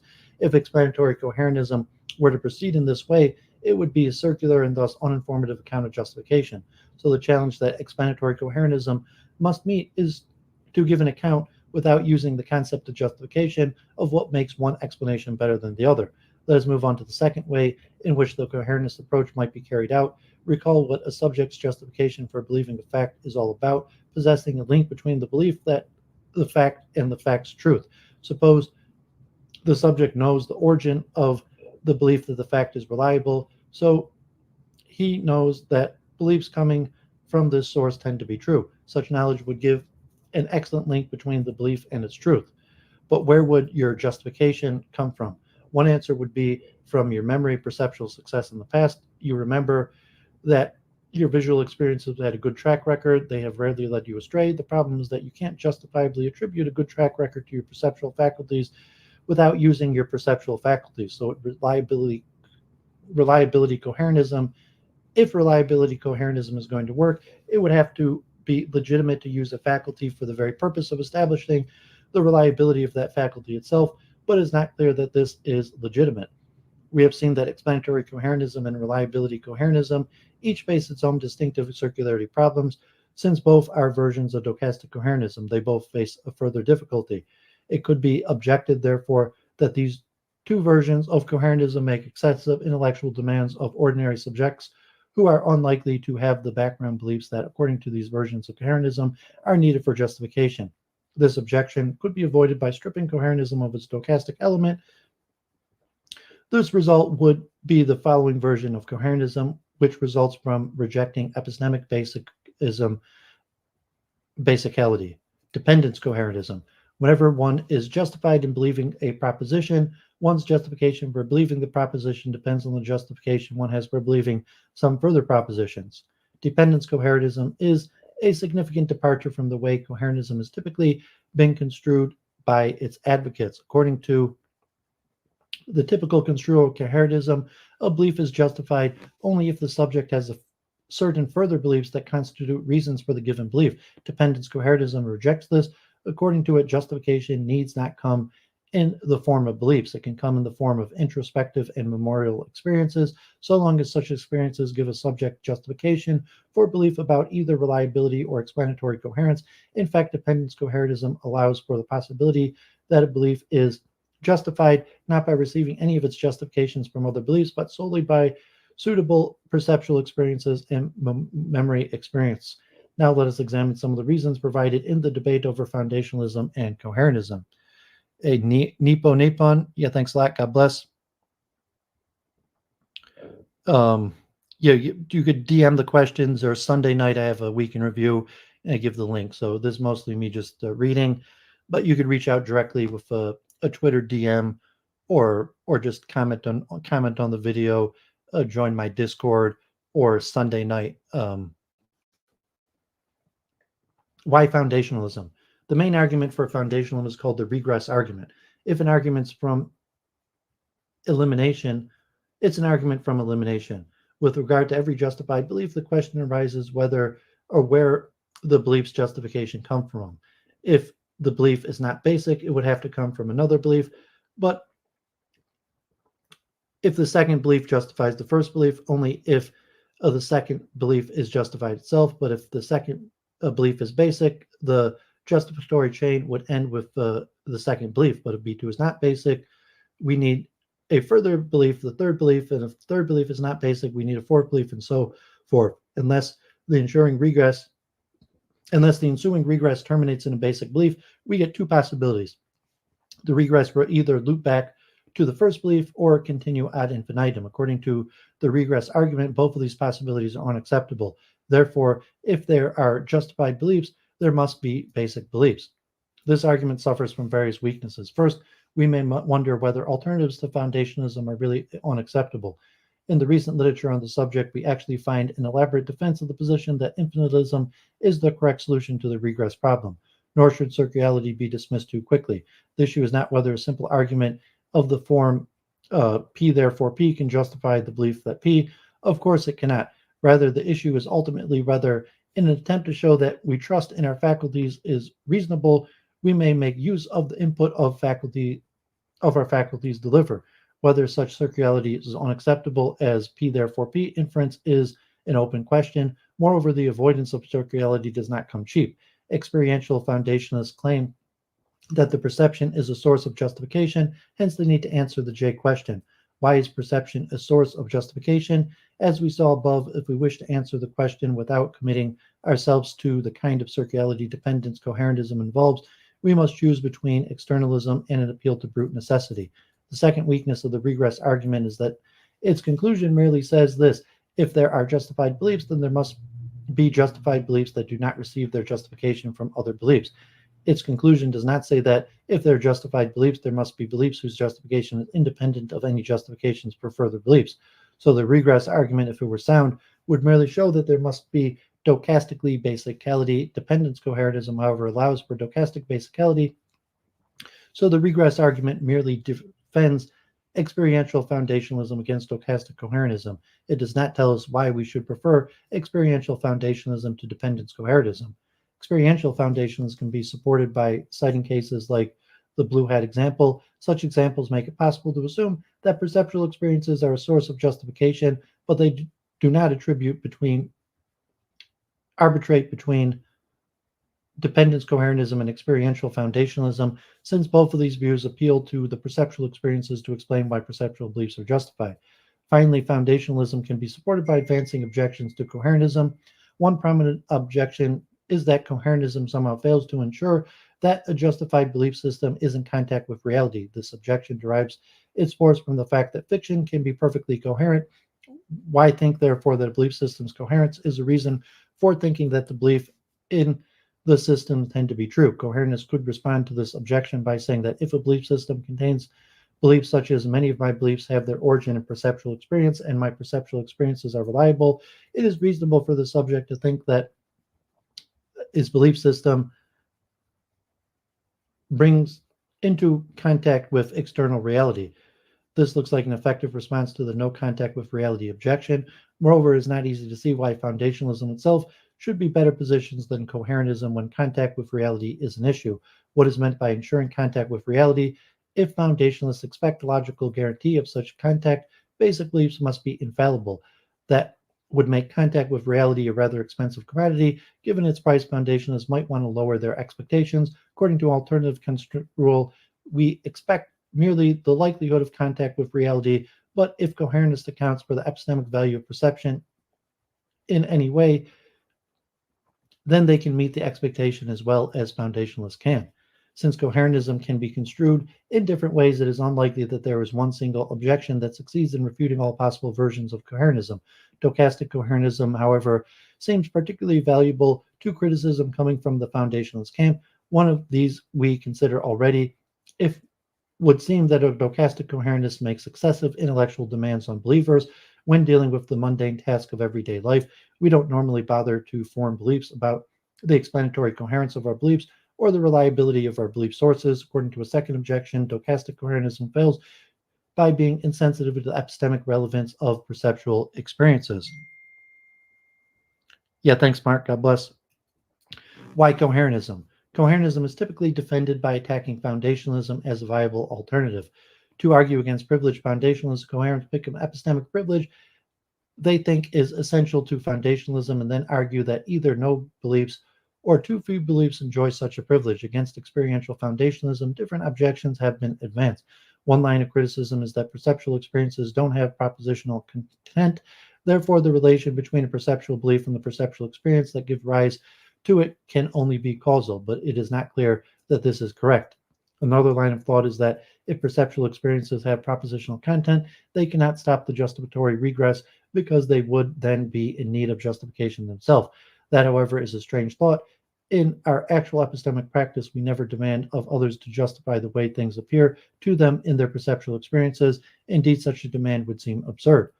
Experiential foundationalism, then, is not easily dislodged. On what grounds could coherentists object to it? This raises problems for experiential foundationalism. Coherentists could press the justification question: why are perceptual experiences a source of justification? If foundationalists answer the JQ appealing to evidence that warrants the attribution of reliability perceptual experiences, experiential foundation morphs into dependence coherentism. To avoid this outcome, foundationalists would have to give an alternative answer. One way of doing this would be to adopt the epistemic conception of basicality and view it as a matter of brute necessity that perception is a source of justification. It remains to be seen whether such a view is sustainable. Sources of knowledge and justification. Beliefs arise in people for a wide variety of causes. Among them, we must list psychological factors such as desires, emotion, needs, prejudice, and biases of various kinds. Obviously, when beliefs originate in sources like these, they don't qualify as knowledge, even if true. For true beliefs to count as knowledge, it is necessary that they originate in sources we have good reason to consider reliable. There are perception, introspection, memory, reason, testimony. Let us briefly consider each of these. Perception. Our perceptual faculties include at least our five senses: sight, touch, hearing, smelling, and taste.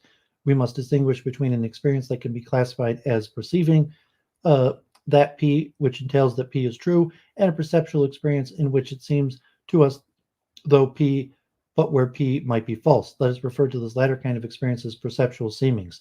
The reason for making this distinction lies in the fact that perceptual experience is fallible. The world is not always as it appears to us in our perceptual experiences. We need, therefore, a way of referring to perceptual experiences in which P seems to be the case that allows for the possibility of P being false. That's the role assigned to perceptual seemings. So some perceptual seemings that P are cases of perceiving that P, others are not. One family of epistemological issues about perception arises when we concern ourselves with the psychological nature of the perceptual processes through which we acquire knowledge of external objects. According to direct realism, we can acquire such knowledge because we can directly perceive such objects. According to indirect realism, we acquire knowledge of external objects by virtue of perceiving something else, namely appearances of or sense data. Direct and indirect realists hold different views about the structure of perceptual knowledge. Indirect realists would say that we acquire perceptual knowledge of external objects by virtue of perceiving sense data that represent external objects. Sense data enjoy a special status. We know directly what they are like. So indirect realists think that when perceptual knowledge is foundational, it is knowledge of sense data and other mental states. Knowledge of external objects is indirect, derived from our knowledge of sense data. The basic idea is that we have indirect knowledge of the external world because we can have foundational knowledge of our own mind. Direct realists, in contrast, say that perceptual experiences can give you direct foundational knowledge of external objects. We take our perceptual faculties to be reliable, but how can we know that they're reliable? For externalists, this might not be much of a challenge if the use of reliable faculties is sufficient for knowledge. And if by using reliable faculties we acquire the belief that our faculties are reliable, then we can come to know that our faculties are reliable. But even externalists might wonder how they can, via argument, show that our perceptual faculties are reliable. The problem is this: it would seem that the only way of acquiring knowledge about the reliability of our perceptual faculties is through memory, through remembering whether they served us well in the past. But should I trust my memory, and should I think that the episodes of perceptual success that I seem to recall were in fact episodes of perceptual success? If I'm entitled to answer these questions with yes, then I need to have, to begin with, reason to view my memory and my perceptual experiences as reliable. It would seem, therefore, that there's no non-circular way of arguing for the reliability of one's own perceptual faculties. Introspection. Introspection is the capacity to inspect the present contents of one's own mind. Through introspection, one knows what mental state one is currently in, whether one is thirsty, tired, excited, or depressed. Compared with perception, introspection appears to have a special status. It is easy to see how perceptual seeming can go wrong. Thus, introspection is widely thought to enjoy a special kind of immunity to error. But what does this amount to? First, it could be argued that when it comes to introspection, there is no difference between appearance and reality. Therefore, introspective seeming infallible constitute their own success. Alternatively, one could view introspection as a source of certainty. Here, the idea is that an introspective experience of P eliminates any possible reason for doubt as to whether P is true. Finally, one could attempt to explain the specialness of introspection by examining the way we respond to first-person reports.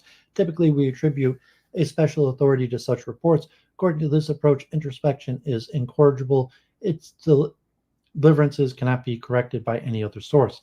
However, we construe the special kind of immunity to error that introspection enjoys. Such immunity is not enjoyed by perception. Some foundationalists have therefore thought that the foundation of our empirical knowledge can be furnished by introspection of our own perceptual experiences rather than perception of mind-independent things around us. It is really true, however, that compared with perception, introspection is in some way special? Critics of foundational have argued that introspection is not infallible. On the other hand, it does not seem to be an infallible faculty. On On the one hand, it does not seem to be an infallible faculty. On the other hand, it is not easy to see how error is possible in many specific cases of introspection. The definition of introspection as the capacity to know the present contents of one's own mind leaves open the question of how similar the different exercises of this capacity may be from one another. According to some epistemologists, when we exercise the capacity with respect to our sensations, we are doing something very different from what we do when we exercise this capacity with respect to our own conscious beliefs, intentions, and other rationally evaluable states of mind. Our exercises of this capacity with respect to our own conscious, rationally evaluate states of mind is, they claim, partly constitutive of our being in those very states. In support of this claim, they point out that we sometimes address questions in the form, do you believe that P, by considering whether it is true that P and reporting our belief concerning P, not by introspecting our mind, but by rather making up our mind. Memory. Memory is the capacity to retain knowledge acquired in the past. When one remembers, though, need not be a past event, it may be a present fact. Memory is, of course, fallible. Not every experience as of remembering that P is an instance of correctly remembering that P. We should distinguish, therefore, between remembering that P, which entails the truth of P, and seeming to remember that P, which does not entail the truth of P. What makes memorial seemings a source of justification? It is a necessary truth that if one has memorial seeming that P, one has thereby prima facie justification for P, or is memory a source of justification only if, as coherentists might say, one has reason to think that one's memory is reliable, or is memory a source of justification only if, as externalists would say, it is in fact reliable. Also, how can we respond to the skepticism about knowledge of the past? Memorable seemings of the past do not guarantee that the past is what we take it to be. Why then should we think that memory is a source of knowledge about the past? Reason. Some beliefs are thought to be justified independent of experience. Justification of that kind is said to be a priori. A standard way of defining a priori justification is as follows. A priori justification, S is justified a priori in believing that P, if and only if F is justification for believing P, does not depend on any experience. When they are knowledgeably held, beliefs justified in this way are instances of a priori knowledge. What exactly counts as experiences? If by experience we mean just perceptual experiences, justification deriving from introspection or memorial experiences will count as a priori. While the term a priori is sometimes used in this way, the strict use of the term restricts a priori justification to justification derived solely from the use of reason. According to this usage, the word experiences in the definition above includes perceptual, introspective, and memorial experiences alike. On this narrow understanding, paragons of what I can know a priori are conceptual truths such as all bachelors are unmarried and truths of mathematics, geometry, and logic. Justification knowledge that is not a priori is called a posteriori or empirical. Several important issues arrive about a priori knowledge. First, does it exist at all? Skeptics about a priori deny its existence. They don't mean to say that we have no knowledge of mathematics, geometry, logic, and conceptual truths. Rather, they claim that the claim is that all such knowledge is empirical. Second, if a priori justification is possible, exactly what does it involve? What makes a belief justified? Is it an unmediated grasp of the truth of this proposition, or does it consist of grasping for the proposition that the proposition is necessarily true? Or is it the purely intellectual state of seeing with the eye of reason or intuiting that this proposition is true or necessarily true? Or is it, as the externalists would suggest, the reliability of the cognitive process by which we come to recognize the truth of such a proposition? Third, if a priori knowledge exists, what is its extent? Empiricists have argued that a priori knowledge is limited to the realm of analytic, consisting of propositions true solely by virtue of our concepts, and so do not convey any information about the world. Propositions that convey genuine information about the world are called synthetic. A priori knowledge of synthetic propositions, empiricists would say, is not possible. Rationalists deny this. Testimony. Testimony differs from the sources we considered above because it is not distinguished by having its own cognitive faculty. Rather, to acquire knowledge of P through testimony is to come to know that P on the basis of someone saying that P. Saying that P must be understood broadly as including ordinary utterances in daily life, postings by bloggers on their blogs, articles by journalists, delivery of information on television, radio, tapes, books, and other media. The epistemological puzzle testimony raises in this: why is testimony a source of knowledge? An externalist might say that testimony is the source of knowledge if and because it comes from a reliable source. But here, even more so than in the case of our faculties, internalists would not find that answer satisfactory. Suppose you hear something saying P. Suppose further that person is in fact utterly reliable with regard to the question of whether P is the case or not. Finally, suppose that you have no clue whether as to that person's reliability. Wouldn't it be plausible to conclude that since the person's reliability is unknown to you, that person saying P does not put you in a position to know that P, but if the reliability of a testimonial source is not sufficient for making it a source of knowledge, what else is needed? Thomas Reid suggested that by our very nature, we accept testimonial sources as reliable and tend to attribute credibility to them unless we encounter special contrary reasons. But that's merely a statement of the attitude we in fact take toward testimony. What is it that makes the attitude reasonable? It could be argued that in one's own personal experience with testimonial sources, one has accumulated a long track record that can be taken as a sign of reliability. However, when we think of a sheer breadth of knowledge we derive from testimony, one wonders when one's personal experiences constitute an evidence base rich enough to justify the attribution of reliability to the totality of the testimonial source one tends to trust. An alternative to the track record approach would be to declare it necessary truth that trust in testimonial sources is at least prima facie justified. While this view has been prominently defended, it requires an explanation of what makes such trust necessarily prima facie justified. Such explanations have proven to be controversial. The limits of cognitive success. General skepticism and selective skepticism. Much of modern epistemology aims to address one or another kind of skepticism. Skepticism is a challenge to our pre-philosophical conception of ourselves as cognitively successful beings. Such challenges come in many varieties. One way in which these varieties differ concerns the different kinds of cognitive success that they target. Skepticism can challenge our claim to know, or our claim to believe justifiably, or our claims to have justification for believing, or it claims to have any good reasons for believing whatsoever.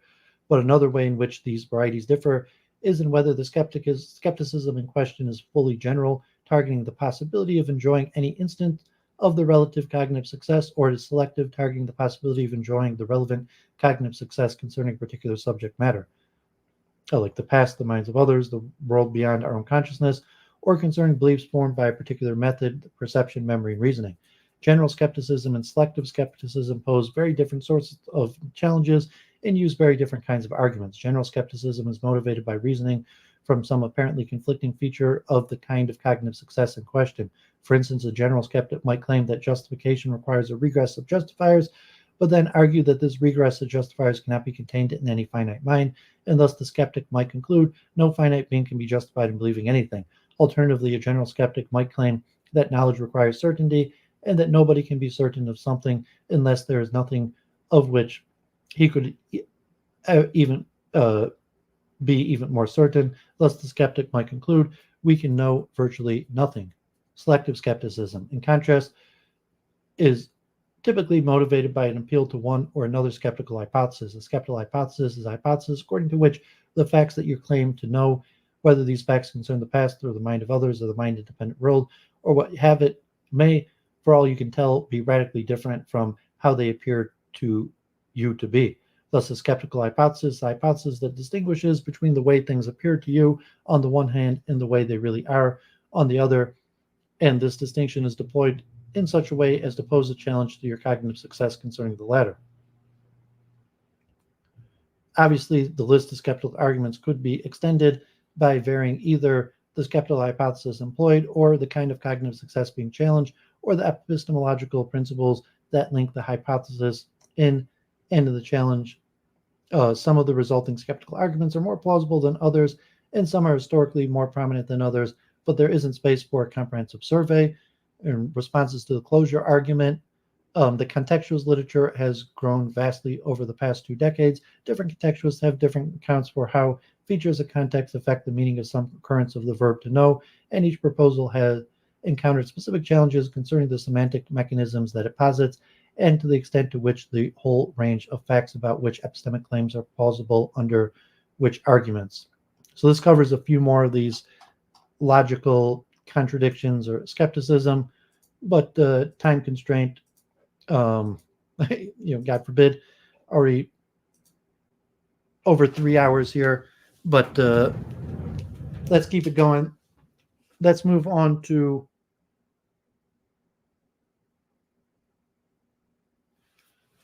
ontology.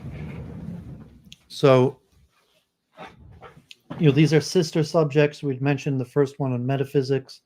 So, ontology, another important, sister subject or of metaphysics that has ancient origins, although the name is more recent, which is generally to be understood as the nature of being. Ontology. In metaphysics, for the next three, I'm just going to do the Wikipedia, which will be less detail, more just like names or school, basic ideas, definition. So, we'll conclude this, and hopefully this will be a little bit shorter, but probably another 2 hours of reading ontology, epistemology, and metaphysics on Wiki. Ontology. In metaphysics, ontology is the philosophical study of being. It investigates what type of entities exist, how they are grounded into categories, and how they are related to one another on the most fundamental level, and whether there even is a fundamental level. Ontologists often try to determine what the categories of the highest kind are and how they form a system of categories that encompass the classification of all entities. Commonly proposed categories include substances, properties, relations, states of affairs, and events. These categories are characterized by fundamental ontological concepts, including particularity and universality, abstractness and correctness, or possibility and necessity. Of special interest is the concept of ontological dependence, which determines whether the entity of a category exist on the most fundamental level. Disagreements within ontology are often about whether entities belonging to such a category exist, and if so, how they are related to other entities. When used as a countable noun, the word ontology and ontologies refers not to the science of being, but to theories within the science of being. Ontological theories can be divided into various types according to their theoretical commitments. Monocategorical ontologies hold that there is only one basic category, but polycategorical ontologies reject this view.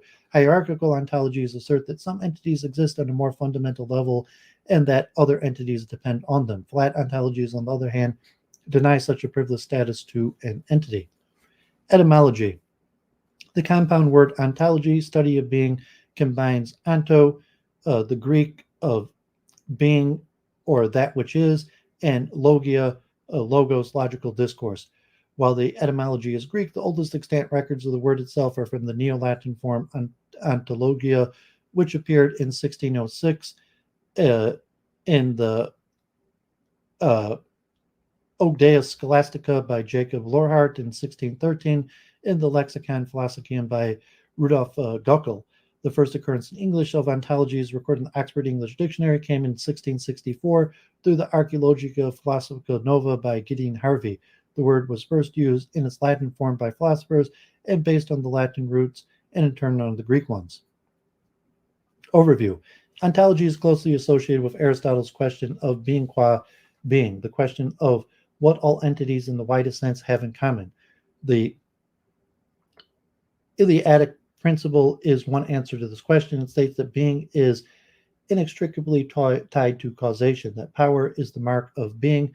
One problem with this answer is that it excludes abstract objects. Another explicit but little accepted answer can be found in Berkeley's slogan that to be is to be perceived. Intimately related but not identical to the question of being qua being is the problem of categories. Categories are usually seen as the highest kinds of genera. A system of categories provides a classification of entities that is exclusive and exhaustive. Every entity belongs to exactly one category.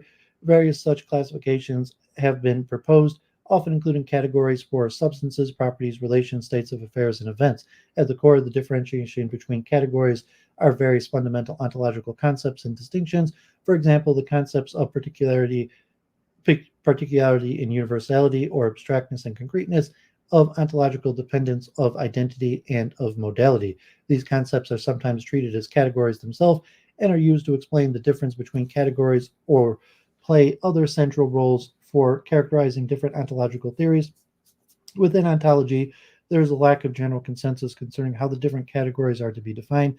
Different ontologists often disagree on whether a certain category has any members at all or whether a given category is fundamental.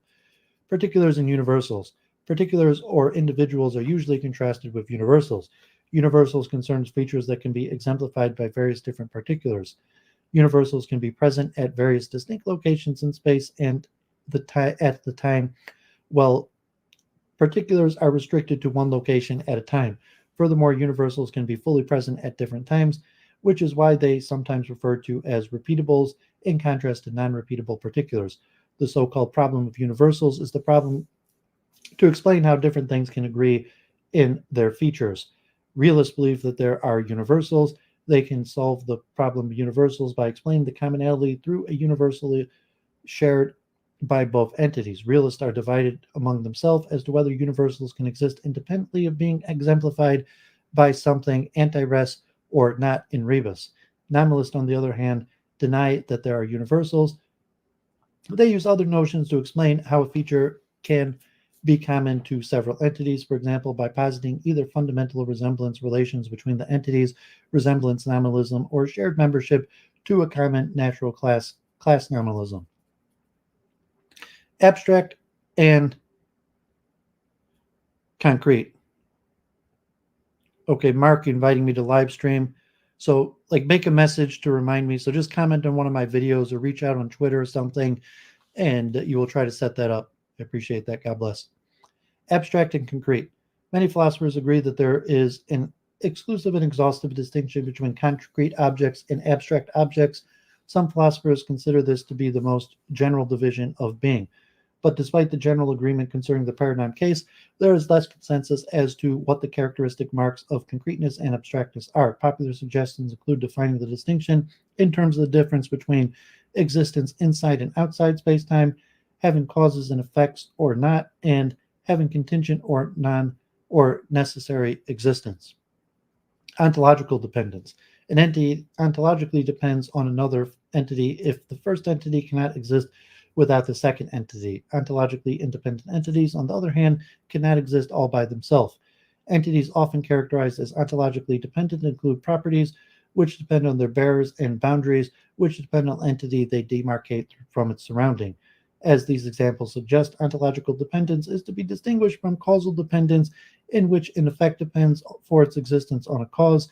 It is often important to draw a distinction between two types of ontological dependence, rigid and generic. Rigid dependence concerns the dependence on one specific entity. Generic dependence, on the other hand, involves a weaker form of dependence or merely a certain type of entity.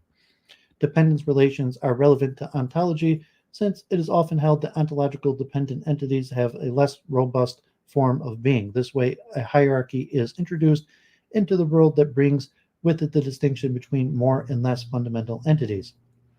Identity. Identity is a basic ontological concept that is often expressed by the word same. It is important to distinguish between qualitative identity and numeric identity. Two qualitative identical things are often said to be indiscernible. These two senses of sameness are linked by two principles: the principle of indiscernibility of identicals and the principle of identity of indiscernibles. The principle of indiscernibility of identicals is uncontroversial and states that if two entities are numerically identical with each other, then they are exactly resemble each other. The principle of identity of indiscernibles, on the other hand, is more controversial in making a converse claim that if two entities exactly resemble each other, then they must be numerically identical. This entails that no two distinct things exactly resemble each other. A well-known counterexample comes from Max Black, who describes a symmetrical universe consisting of only two spheres with the same features. Black argues that the two spheres are indiscernible but not identical, thereby constituting a violation of the principle of the identity of indiscernibles. The problem of identity over time concerns the question of persistence, whether or in what sense two objects at different times can be numerically identical. This is usually referred to diachronic identity in contrast to synchronic identity. A famous example of the denial of diachronic identity comes from Heraclitus, who argues that it is impossible to step into the same river twice because of the changes that occurred in between. The traditional position on the problem of persistence is endurantism, the thesis that diachronic identity in a strict sense is possible. One problem with the position is that it seems to violate the principle of indiscernibility of identicals. The object may have undergone changes in the meantime, resulting in its being discernible from itself. Durantism or four-dimensionalism is an alternative approach holding that diachronic identity is possible only in a loose sense. While the two objects differ from each other strictly speaking, they are both temporal parts that belong to the same temporal extended whole. Durantism avoids many philosophical problems plaguing indurantism, but indurantism seems to be more in touch with how we ordinarily conceive diachronic identity. Modality. Modality concerns the concepts of possibility, actuality, and necessity. In contemporary discourse, these concepts are often defined in terms of possible worlds. A possible world is a complete way of how things could have been. The actual world is one possible world among others. Things could have been different from what they actually are. A proposition is possibly true if there is at least one possible world in which it is true. It is necessarily true if it is true in all possible worlds. Actualists and possibilists disagree on the ontological status of possible worlds. Actualists hold that reality is at its core actual and that possible worlds should be understood in terms of actual entities. Possibilists, on the other hand, assign to possible worlds the same fundamental ontological status as to the actual world. This is a form of modal realism, holding that reality has irreducibly modal features. Another important issue in this field concerns the distinction between contingent and necessary being. Contingent beings are beings whose existence is possible but not necessary. Necessary beings, on the other hand, could not have failed to exist. It has been suggested that this distinction is the highest division of being. Substances. The category of substances has played a central role in many ontological theories throughout the history of philosophy. Substance is a technical term within philosophy, not to be confused with the more common use in the sense of chemical substances. Various definitions have been given, but among the most common features ascribed to substances in the philosophical sense is that they are particulars that are ontologically dependent. They're able to exist all by themselves. Being ontologically independent, substance can play the role of fundamental entities in the ontological hierarchy. If ontological independence is defined as including causal independence, then only self-caused entities like Spinoza's God can be substances. With a specifically ontological definition of independence, many everyday objects like books or cats may qualify as substances. Another defining feature often attributed to substances is their ability to undergo changes. Changes involve something existing before, during, and after the change. They can be described in terms of persisting substance gaining or losing properties, or of matter changing in form. It is sometimes held that a substance can have a property in two ways, essentially and accidentally. A substance can survive a change of accidental properties, but it cannot lose its essential properties which constitute its nature. Properties and relations. The category of properties consists of entities that can be exemplified by other entities, by substances. Properties characterize their bearers. They express what their bearer is like. Various ways have been suggested concerning how to conceive properties themselves and their relationship to substances. The traditionally dominant view is that properties are universals that inhere in their bearers. As universals, they can be shared by different substances. Nominalists, on the other hand, deny that universals exist. Some nominalists try to account for properties in terms of resemblance relations or class membership. Another alternative for nominalists is to conceptualize properties as simple particulars, so-called tropes. Another important question for a theory of properties is how to conceive the relationship between a bearer and its properties. Substratum theorists hold that there is some kind of substance, substratum, or bare particular that acts as a bearer. Mundell theory is an alternative view that does away with substratum altogether. Objects are taken to be just a bundle of properties. They're held together not by a substratum, but the so-called compressance relation responsible for the bundling. Both substratum theory and bundle theory can be combined with a conceptualizing properties as universals or as particulars. An important distinction among properties is between categorical and dispositional properties. Categorical properties concern what something is like, what qualities it has. Dispositional properties, on the other hand, involve what power something has, what it is able to do, even if it is not actually doing it. For many properties, there is a lack of consensus as to how they should be classified. For example, whether colors are categorical or dispositional properties. Categoricalism is the thesis that on a fundamental level there are only categorical properties, that dispositional properties are either non-existent or dependent on categorical properties. Dispositionalism is the opposite theory, giving ontological primacy to dispositional properties. Between these two extremes, there are dualists who allow both categorical and dispositional properties in their ontology. Relations are ways in which things that relate to stand to each other. Relations are in many ways similar to properties in that both characterize the things they apply to. Properties are sometimes treated as a special case of relations involving only one relatum. Central for ontology is the distinction between internal and external relations. A relation is internal if it is fully determined by the features of its relata. Some philosophers have inferred from this that internal relations do not have a proper ontological status since they can be reduced to intrinsic properties. External relations, on the other hand, are not fixed by the features of their relata. States of affairs and events. States of affairs are complex entities in contrast to substances and properties, which are usually conceived as simple. Complex entities are built up from or constituted by other entities. Atomic states of affairs are constituted by one particular and one property exemplified by this particular. Relational states of affairs involve several particulars and a relation connecting them. States of affairs that obtain are also referred to as facts. It is controversial which ontological status should be ascribed to states of affairs that do not obtain. States of affairs have been prominent in 20th century ontology as various theories were presupposed to describe the world as composed of states of affairs. It is often held that states of affairs play the role of truth makers. Judgments or assertions are true because the corresponding state of affairs obtains. Events take place in time. They are sometimes thought of as involving a change in the form of acquiring or losing property, like the lawns becoming dry, but on a liberal view, the retaining of a property without any change may also count as an event. Some philosophers see events as universals that can repeat at different times, but the more dominant view is that events are particulars and therefore non-repeatable. Some events are complex in that they are composed of a sequence of events, often referred to as a process. But even simple events can be conceived as complex entities involving an object, a time, and a property exemplified by the object at this time. So-called process philosophy or process ontology ascribes ontological primacy to changes and processes as opposed to the emphasis on static being in the traditionally dominant substance metaphysics. Reality of things. The word real is derived from the Latin word res, which is often translated as thing. The word thing is often used in ontological discourse as if it has a presupposed meaning, not needing an explicit philosophical definition because it belongs to ordinary language.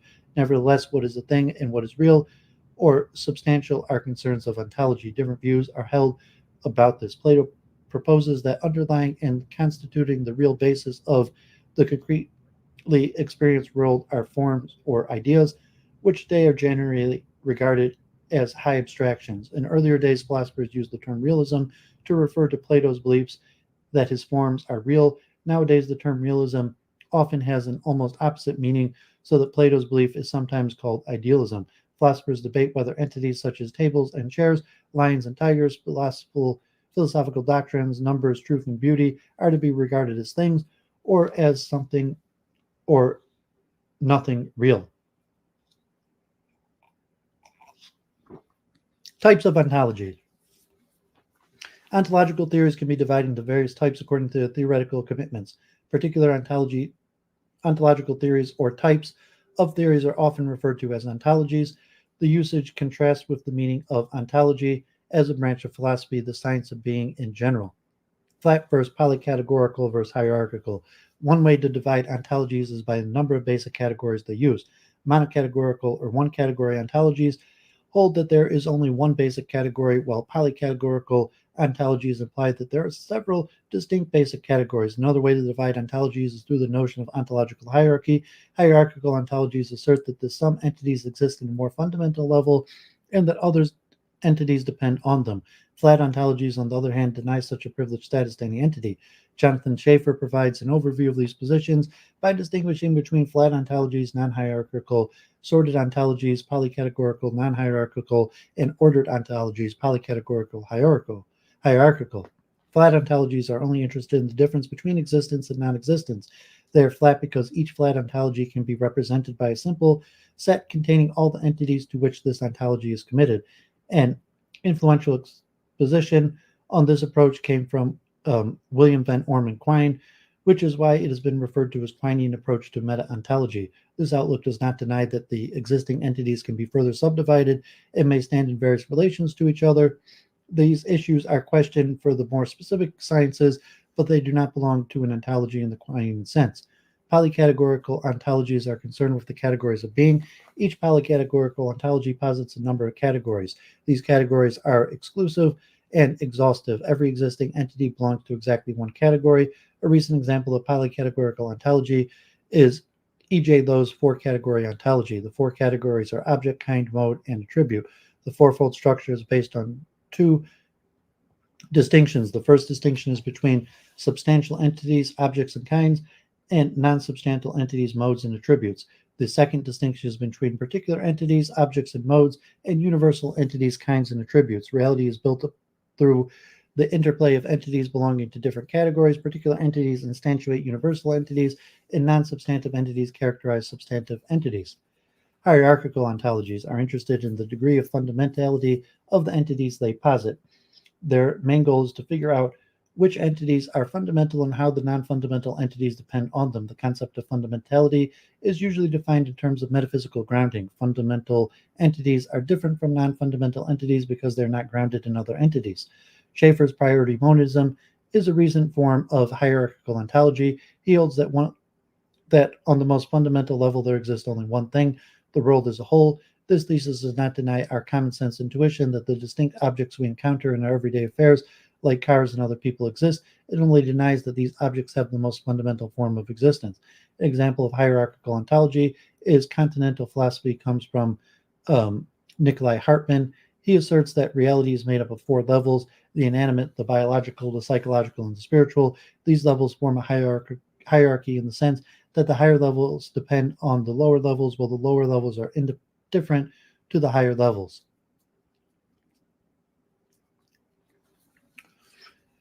Thing ontologies versus fact ontologies. Thing ontologies and fact ontologies are one category ontologies. They both hold that all fundamental entities belong to the same category.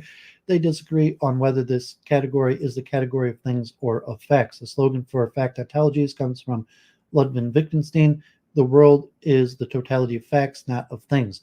One difficulty in characterizing this dispute is to elucidate what things and facts are and how they differ from each other. Things are commonly contrasted with the properties and relations they instantiate. Facts, on the other hand, are often characterized as having these things and the property relations as their constituents. This is reflected in a rough linguistic characterization of this difference, where the subjects and objects of an assertion refer to things while the assertion as a whole refer to a fact. Reism is one form of thing ontology. Franz Brentano developed a version of reism. In his later philosophy, he held that only concrete particular things exist. Things can exist in two forms, either as spatial temporal bodies or as temporal souls. Brentano was aware of the fact that many common sense expressions seem to refer to entities that do not have a place in his ontology, like properties of internal objects. This is why he developed a method to paraphrase these expressions in order to avoid these ontological commitments. D.M. Armstrong is a well-known defender of fact ontology. He and his followers refer to facts as states of affairs. States of affairs are the basic building blocks of his ontology. They have particulars and universals as their constituents, but they are primary in relation to particulars and universals. States of affairs have ontologically independent existence, while unappropriated particulars and uninstantiated universals are false abstractions.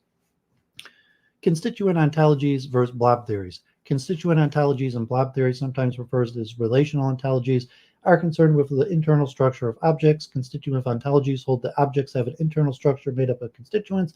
This is denied by opposing theories which contend that objects are homogeneous, internally indifferential blobs. Bundle theories are examples of constituent ontologies. Bundle theorists assert that object is nothing but the properties it has. On this account, a regular apple could be characterized as the bundle of redness, roundness, sweetness, etc. Defenders of bundle theory disagree on the nature of the bundled properties. Some affirm that the properties are universal, while others contend that they are particular so-called tropes. Class nominalism, on the other hand, is a form of blob theory. Class nominalists hold that properties are classes of things. To instantiate a property is merely to be a member of the corresponding class, so properties are not constituents of the objects that have them. Information science and natural sciences. In information science ontologies are classified in various ways using criteria such as the degree of abstraction in the field of application. Upper ontology concepts supporting development of an ontology, meta-ontology, domain ontology, concepts relevant to a particular topic, domain of discourse, or area of interest, for example, to information technology or computer language, or to a particular branch of science. Interface ontology, concepts relevant to the juncture of two disciplines. Process ontology, inputs, outputs, constraints, sequencing information involved in business and engineering processes. In the biomedical science, ontologies have been used to create terminologies for various aspects of living organisms or medical applications. A prominent example is gene ontology, but many other ontologies exist for anatomical terms or physiology. Standards have been established to maintain and organize biological ontology under the Open Biological Ontologies Project. History. Ancient Greek.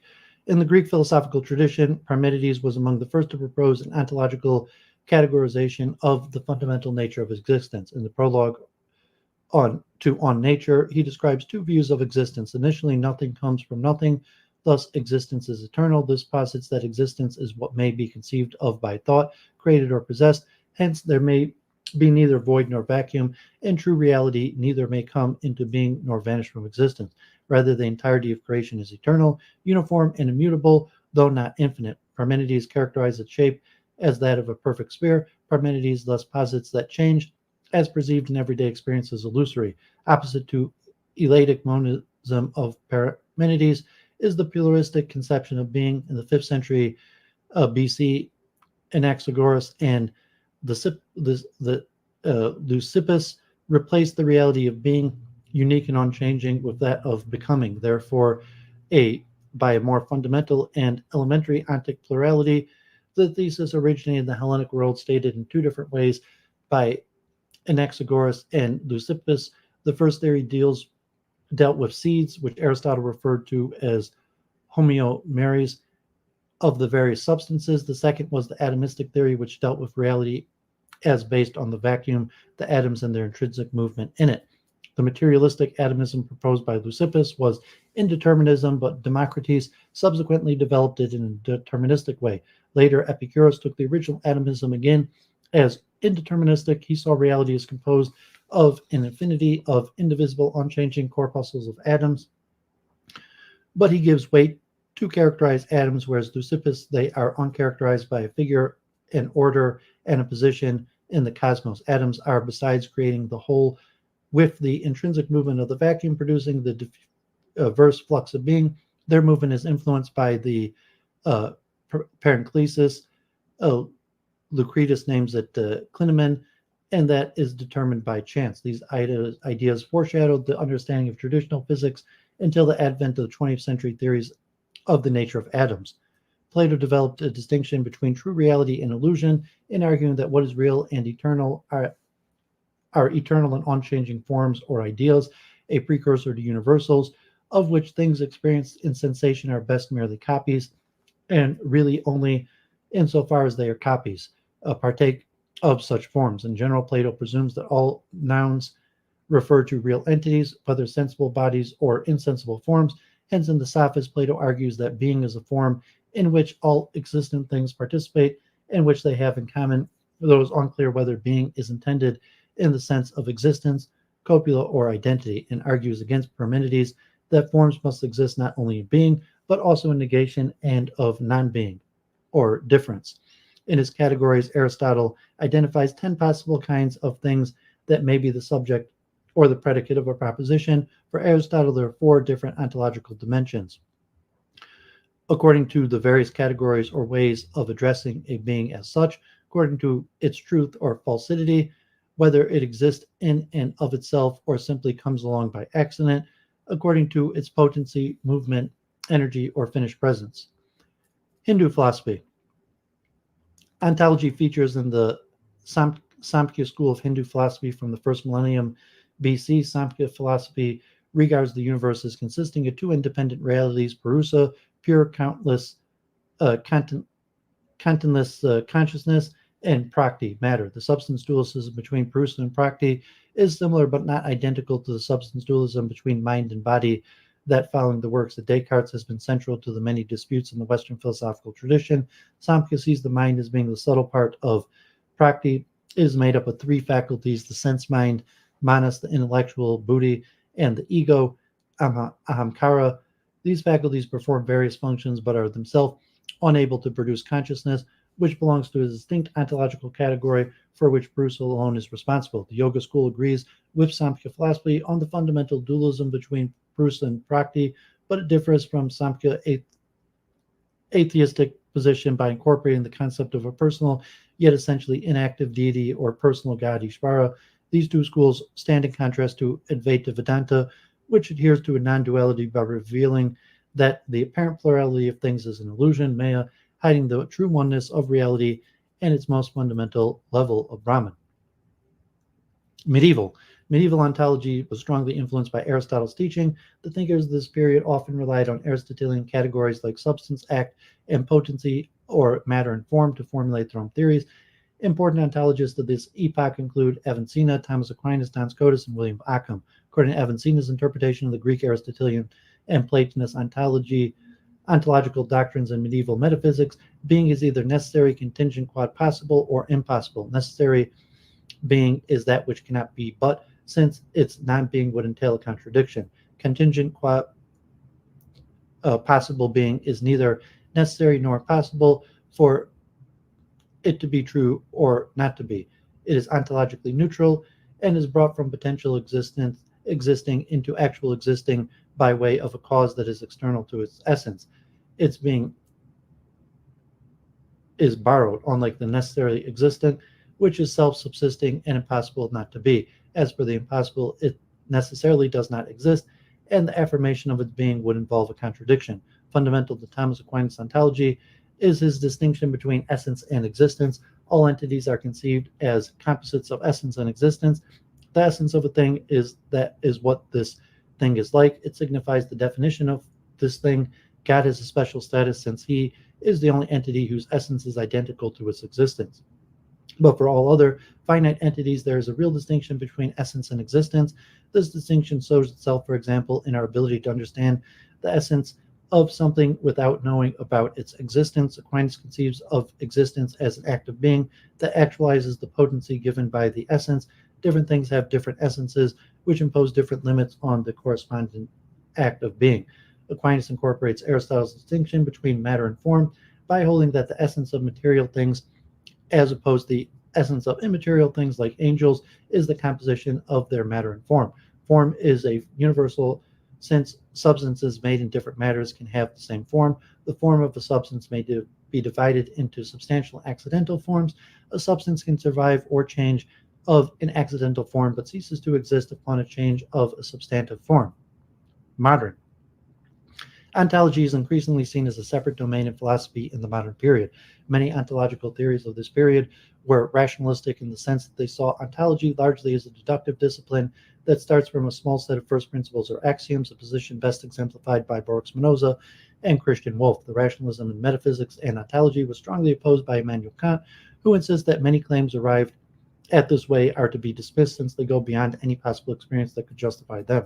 René Descartes' ontological distinction between mind and body has been one of the most influential parts of his philosophy. On this view, minds are thinking things while bodies are extended things. Thought and extension are two attributes that each come in various modes of being. Modes of thinking include judgments, doubts, volition, sensation, and emotions, while the shapes of material things are modes of extension. Modes come with lower degrees of reality since they depend on their existence on a substance. Substances, on the other hand, can exist on their own. Descartes' substance dualism asserts that every finite substance is either a thinking substance or an extended substance. This position does not entail that minds and bodies actually separated from each other, which would defy the intuition that we both have a body and mind. Instead, it implies that minds and bodies can, at least in principle, be separated since they are distinct substances and therefore are capable of independent existence. A long-standing problem for substance dualism since its inception has been to explain how minds and bodies can causally interact with each other, as they apparently do, with when a volition causes an arm to move or when a light falling on the retina causes a visual impression. Baruch Spinoza is well known for his substance monism, the thesis that only one substance exists. He refers to this substance as God or nature, emphasizing both his pantheism and naturalism. This substance has an infinite amount of attributes, which he defines as what the intellect perceives of substance as constituting its essence. Of these attributes, only two are accessible to the human mind: thought and extension. Modes are properties of substance that follow from its attributes and therefore have only a dependent form of existence. Spinoza sees everyday things like rocks, cats, and ourselves as mere modes, and thereby opposes the traditional Aristotelian and Cartesian conception of categorizing them as substances. Modes compose deterministic systems in which the different modes are linked to each other as cause and effect. Each deterministic system corresponds to one attribute, one for the extended things, one for thinking things.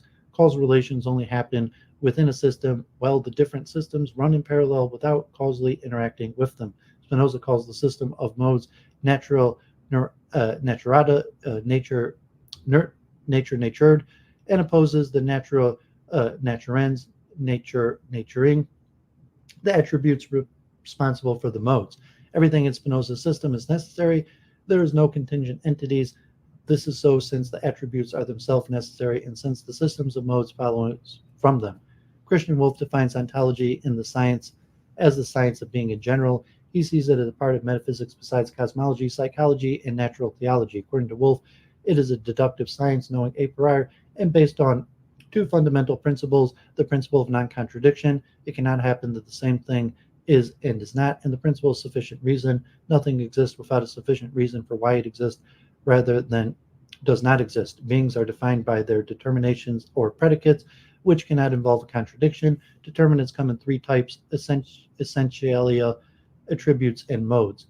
Essentialia defines the nature of a being, defines the nature of a being and are therefore necessary properties of this being. Attributes are determinations that follow from essentialia and are equally necessary in contrast to modes, which are merely contingent. Wolff conceives existence as just one determination among others, which a being may lack. Ontology is interested in being at large, not just actual being, but all beings, whether actually existing or not, have a sufficient reason. The sufficient reason for things without actual existence consists in the determinations that make up the essential nature of this thing. Wolff refers to this as a reason of being, and contrasts with a reason of becoming, which explains why some things have actual existence.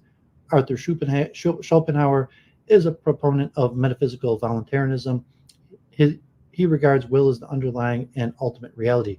Reality as a whole consists only of one will, which is equated with the Kantian thing in itself.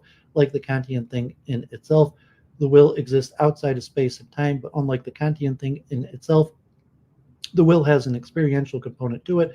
It comes in the form of striving, desiring, feeling, etc. The manifold of things we encounter in everyday experience, like trees or cars, are mere appearances that lack existence independent of the observer. Schopenhauer describes them as objectivations of the will. These objectivations happen in different steps, which correspond to the Platonic forms. All objectivations are grounded in the will. The grounding is governed by the principium individuationis, which enables a manifold of individual things spread out in space and time to be grounded in the one will. 20th century. Dominant approaches to ontology in the 20th century were phenomenology, linguistic analysis, and naturalism. Phenomenological ontology, as exemplified by Edmund Husserl and Martin Heidegger, relies for its method on the description of experience. Linguistic analysis assigns to language a central role for ontology, as seen, for example, in Rudolf Carnap's thesis on the truth value of existence claims, depends on the linguistic framework in which they are made. Naturalism gives prominent position to the natural sciences for the purposes of finding and evaluating ontological claims. This proposition is exemplified by Quine's method of ontology, which involves analyzing the ontological commitments of scientific theories. Edmund Husserl sees ontology as a science of essences. Science of essences are contrasted with factual sciences. The former are knowable a priori and provide the foundation for the latter, which are knowable a posteriori. Ontology, as a science of essences, is not interested in actual facts, but in the essences themselves, whether they have instances or not. Husserl distinguishes between formal ontology, which investigates the essence of objectivity in general, and regional ontologies, which study regional essences that are shared by all entities belonging in the region. Regions correspond to the highest genera of concrete entities. material nature, personal consciousness, and interpersonal spirit. Husserl's method for studying ontology and science of essence in general is called eidetic variation. It involves imagining an object of the kind under investigation and varying its features. The change feature is inessential to the kind if the object can survive its change, otherwise it belongs to the kind's essence. Regional ontology involves applying this method to the essences corresponding to the highest genera. Central to Martin Heidegger's philosophy is the notion of ontological difference, the difference between being as such and specific entities. He accuses the philosophical tradition of being forgetful of this distinction, which has led to the mistake of understanding being as such as a kind of ultimate entity, for example, as idea, energia, substance, monad, or will to power. Heidegger tries to rectify this mistake in his own fundamental ontology by focusing on the meaning of being instead of project, which is akin to contemporary meta-ontology. One method to achieve this is by studying the human being, or design in Heidegger's terminology. The reason for this is that we already have a pre-ontological understanding of being that shapes how we experience the world. Phenomenology can be used to make this implicit understanding explicit, but it has to be accompanied by hermeneutics in order to avoid the distortions due to forgetfulness of being. In his later philosophy, Heidegger attempted to reconstruct the history of being in order to show how the different epochs in the history of philosophy were dominated by different conceptions of being. His goal is to retrieve the original experience of being presented in the early Greek thought that was covered up by later philosophers. Nikolai Hartmann is a 20th century philosopher within the continental tradition of philosophy. He interprets ontology as Aristotle's science of being, qua being, the science of the most general characteristics of entities, usually referred to as categories and the relations between them. According to Hartmann, the most general categories are moments of being, existence and essence, modes of being, reality and ideality, and modalities of being, possibility, actuality, and necessity. Every entity has both existence and essence, reality and ideality. By contrast, are two disjunctive categories. Every entity is either real or ideal. Ideal entities are universal, returnable, and always existing, while real entities are individual and unique and destructible. Among the ideal entities are mathematical objects and values. The modalities of being are divided into absolute modalities, actuality and non-actuality, and the relative modalities, possibility and necessity. The relative modalities are relative in the sense that they depend on the absolute modalities. Something is possible, impossible, or necessary because something else is actual. Hartmann asserts that reality is made up of four levels: inanimate, biological, psychological, and spiritual, that form a hierarchy. Rudolf Carnap proposes that the true value of ontological statements about the existence of entities depends on the linguistic frameworks in which these statements are made. They are internal to the framework. As such, they are often trivial in that it just depends on the rules and definitions within the framework. The problem Carnap saw with the traditional ontologists is that they try to make framework independent or external statements about what really is the case. Such statements are best pragmatic considerations about which framework to choose, and at worst, outright meaningless, according to Carnap. For example, there is no matter of fact as to whether realism or idealism is true. Their truth depends on the adopted framework. The job of philosophers is not to discover which things exist by themselves, but conceptual engineering to create interesting frameworks and to explore the consequences of adopting them. The choice of framework is guided by practical considerations like expedience or fruitfulness, since there is no framework independent notion of truth. The notion of ontological commitment plays a central role in Quine's contribution to ontology. A theory is ontologically committed to an entity if that entity must exist in order for the theory to be true. Quine proposed that the best way to determine this is by translating the theory in question into first-order predicate logic of special interest. In this translation are the logical constraints known as existential quantifiers, whose meanings correspond to expressions like there exist, or for some, they are used to bind the variables in the expression following the quantifier. Ontological commitments of the theory, they correspond to the variables bound by existential quantifiers. This approach is summed up by Quine's famous dictum that to be is to be the value of a variable. This method by itself is not sufficient for ontology, since it depends on a theory in order to result in ontological commitments. Quine proposed that we should base our ontology on our best scientific theory. Various followers of Quine's method choose to apply it to various different fields, for example, to everyday conceptions expressed in natural language.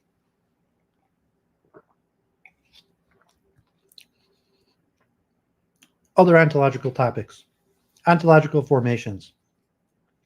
The concept of ontological formations refers to formations of social relations understood as dominant ways of living. Temporal, spatial, corporeal, epistemological, and performative relations are taken to be of central to understanding a dominant formation. That is, a particular ontology formation is based on how ontological categories of time, space, embodiment, knowing, and performing are lived objectively and subjectively. Different ontological formations include the customary, including the tribal, the traditional, the modern, the postmodern. The concept was first introduced by Paul James in 2006, together with a series of writers, including Daniel Granfell and Manfred Strager. In the engaged theory approach, ontological formations are seen as layered and intersecting rather than singular formations. They are formations of being. This approach avoids the usual problems of a great divide being posited between the modern and the pre-modern. From a philosophical distinction concerning different formations of being, the concept then provides a way of translating into practical understanding concerning how humans might design cities and communities that live creatively across different ontological formations. For example, cities that are not completely dominated by modern valences of spatial configuration. Here, the work of Tony Fry is important. Ontology of fictional characters. According to Amy Thomason, fictional discourse can be of four sorts: uttered within fictional works, philosophical exercises, treating fictional characters as if they were real, discourses about works of fiction. Jeremy Bentham distinguishes three kinds of entities: the real, those that can be perceived or can be inferred from perception; the fictitious, abstractions that refer to perceptual things; the fabulous, those that can be found only in the imagination, where the word exist applies to such only in the sense that they do not really exist. Francis Herbert Bradley thought that real things exist, respectively, at a particular time and places. He recognized several kinds of entity: the genuinely historical, the fictional, the real, the merely imagined, the existent, and the non-existent. Alexius Meinong would put fictional entities into the category of what he called subsistence. This category contains the objects that neither exist spatially nor non-spatially. However, they do have properties. These properties are given to these objects in the same way they are said to be described. Ontological and epistemological certainty. René Descartes, with cogito ergo sum, argued that a person's thinking agency, his res cogitans, are distinct from his material body. His res extensa is something that we can know exists with epistemological certainty. Descartes argued further that this knowledge could lead to a proof of the certainty of the existence of God, using the ontological argument that has been formulated first by Anselm of Canterbury. Body and environment, questioning the meaning of being. Schools of subjectivism, objectivism, and relativism existed at various times in the 20th century, and the postmodernists and body philosophers tried to reframe all these questions in terms of bodies taking some specific action in an environment. This relied to a great degree on insights derived from scientific research into animals taking instinctive action in natural and artificial settings, as studied by biology, ecology, and cognitive science. A Kush Toffee, God bless. Hello. Thanks for tuning in. The process by which bodies related to environments became of great concern, and the idea of being itself became difficult to really define.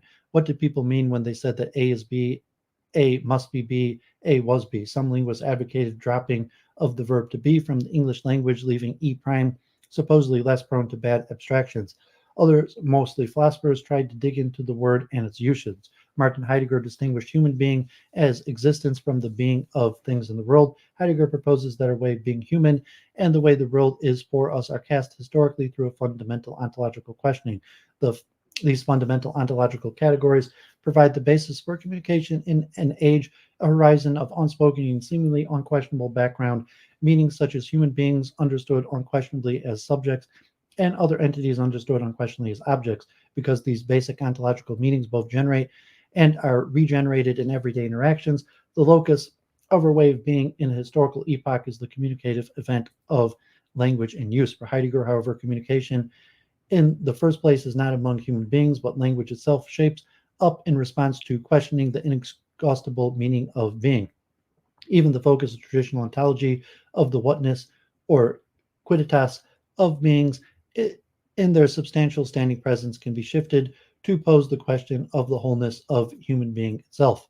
Ontology and language. Some philosophers suggest the question of what is, or at least in part, the issue of usage rather than questions about fact. This perspective is conveyed by an analogy made by Donald Davidson. Suppose a person refers to a cup as a chair and makes some comment pertinent to a cup, but uses the word chair consistently through instead of cup. One might readily catch on that the person simply calls a cup a chair, and the oddity is explained. Analogously, if we find people asserting there are such as such, and we do not ourselves think that such and such exist, we might conclude that these people are nuts. Davidson calls the assumption charity. They simply use there are differently than we do. The question is of what is at least partly a topic of philosophy of language and is not entirely about ontology itself. This viewpoint has been expressed by Ellie Hirsch. Hirsch interprets Hilary Putnam as asserting that different concepts of the existence of something can be correct. This position does not contradict the view that some things do exist, but points out that different languages will have different rules about assigning this property. How to determine the fitness of a language to the world then becomes a subject for investigation. Common to all Indo-European copula languages is the double use of the verb to be, in both stating that entity X exists, X is, as well as stating that X has the property X is P. It is sometimes argued that the third use is also distinct, stating that X is a member of a class, X is C. In other language families, these roles may have completely different verbs and are less likely to be confused with one another. Hence, any discussion of being in Indo-European language philosophy may need to make distinctions between these senses. Ontology and human geography. In human geography, there are two types of ontology, small o, which accounts for the practical orientation describing functions of being as part of the group, thought to oversimplify and ignore key activities. The other O, the big O, systematically, logically, or rationally describes the essential characteristics and universal traits. The concept relates closely to Plato's view that the human mind can only perceive a bigger world if they continue to live within the confines of the cave. However, in spite of the differences, ontology relies on the symbolic agreement among members. That said, ontology is crucial for the axiomatic language frameworks. Anthropology. The topic of ontology has received increased attention in anthropology since 1990. This is sometimes deemed the ontological term. This type of inquiry is focused on how people from different cultures experience and understand the nature of being. Specific interest in this regard has been given to the ontological outlook of indigenous peoples and how their outlook tends to differ from a more Western perspective.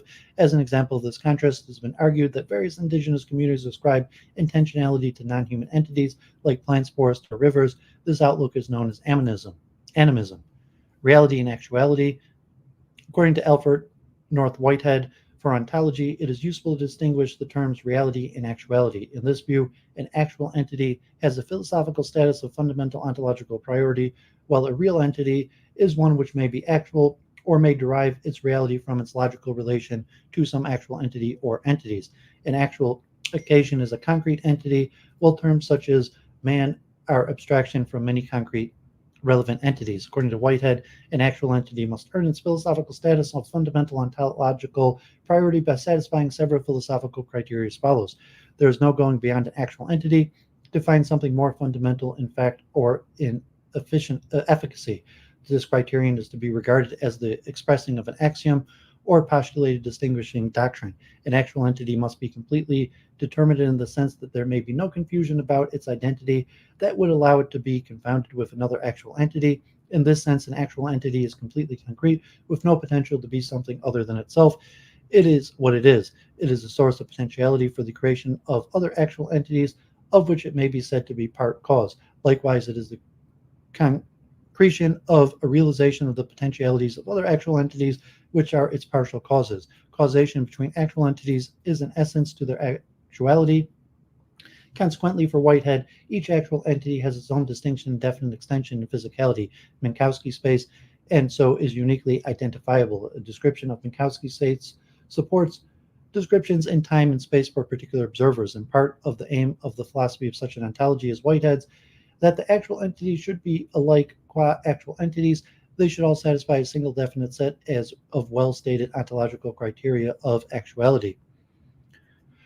Whitehead proposes that his notion of an occasion of experience satisfies the criteria for its status as the philosophically preferred definition of an actual entity. For a purely logical point of view, each occasion of experience has in full measure the characters of both objective and subjective reality. Subjective and objectivity refer to different aspects of an occasion of experience, and in no way do they exclude each other. Examples of other philosophical proposals of candidates as actual entities in this view are Aristotle's substances, Leibniz's monads, and Descartes' res vere. as the more modern states of affair. Aristotle's substances, such as Socrates, have behind them as more fundamental the primary substances, and in this sense do not satisfy Whitehead's criteria. Whitehead is not happy with Leibniz's monads as actual entities because they are windowless and do not cause each other. States of affairs are often not closely defined, often without specific mention of extension in physical Minkowski space. They are therefore not necessarily processes of becoming, but may be, as their name suggests, simply static states in some sense. States of affairs are contingent on particulars and therefore have something behind them. One summary of the Whiteheadian actual entity is that it is a process of becoming. Another summary, referring to its causal linkage to actual entities, is that it is all window, in contrast with Leibniz's windowless monads. This view allows philosophical entities other than actual entities to really exist, but not as fundamentally and primary factual or causally efficacious. They have existence and abstraction, with reality only derived from their reference to actual entities. A Whiteheadian actual entity has a unique and completely definite place and time. Whiteheadian abstractions are not so tightly defined in place and time, and in the extreme, some are timeless and placeless or eternal entities. All abstractions have logical or conceptual rather than efficacious existence. Their lack of definite time does not make them unreal if they refer to actual entities. Whitehead calls this the ontological principle. Micro, Microcosmic ontology. There's an established and long philosophical history of the concept of atoms as microscopic physical objects. They are far too small to be visible to the naked eye. It was as recent as the 19th century that precise estimates of the sizes of putative physical atoms began to become plausible. Almost direct empirical observation of atomic effects was due to the theoretical investigations of Brownian motion by Albert Einstein in the very early 20th century. Even then, the real existence of the atom was debated by some. Such a debate might be labeled as microcosmic ontology. Here, the word microcosm is used to indicate a physical world of small entities, such as, example, atoms. Subatomic particles are usually considered to be much smaller than atoms.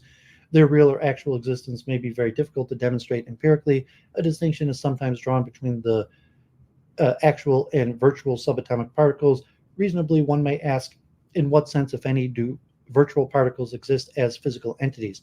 For atomic and subatomic particles, difficult questions arise, such as do the processes as do they possess a precise position or a precise momentum? A question that continues to be controversial is to what kind of physical thing, if any, does the quantum mechanical wave function refer? Ontological argument.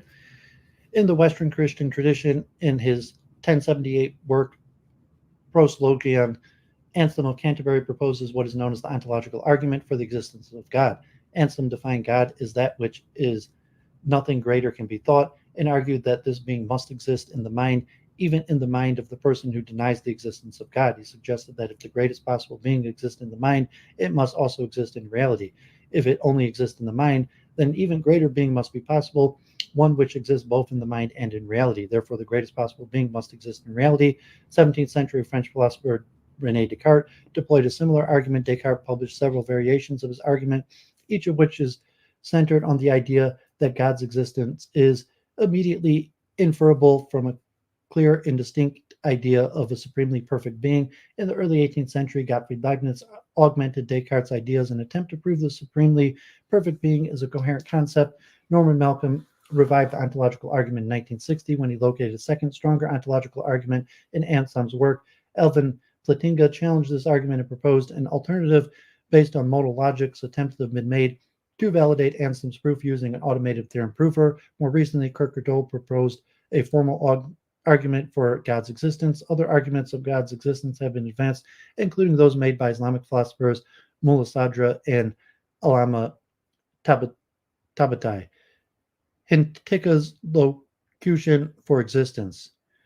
Jaco Hitika puts the view that a useful explication of the notion of existence is in the words one can find implicitly in some worlds or universe of discourse. Okay, so a lot of material, still a lot more to cover. So we keep at it, and I'm going to try to finish all this today. So a lot of work here. Yeah, Jenny, thanks for coming back. I'm going to take like a 2-minute break. I got to go get my mail, use the bathroom, pouring up a tea. I'll be back in 2 minutes, and we'll continue. Okay, so probably be another 2+ hours. A lot of material here, a lot of definitions, a lot of ideas. You just get it down, try to understand as good as possible. Hope this is useful. Appreciate people tuning in.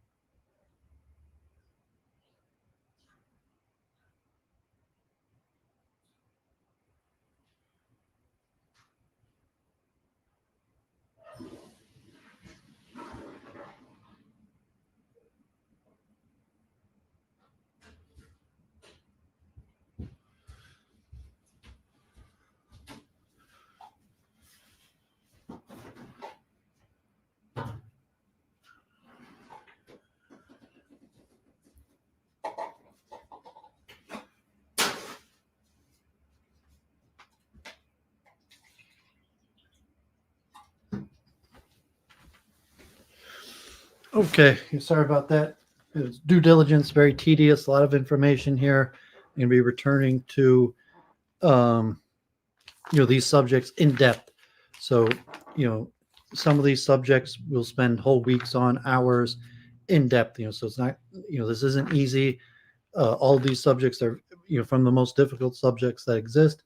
So just putting out some of these basic ideas, to return to, let the mind return it, spaced repetition, deep thinking. So let me say my nightly prayer real quick.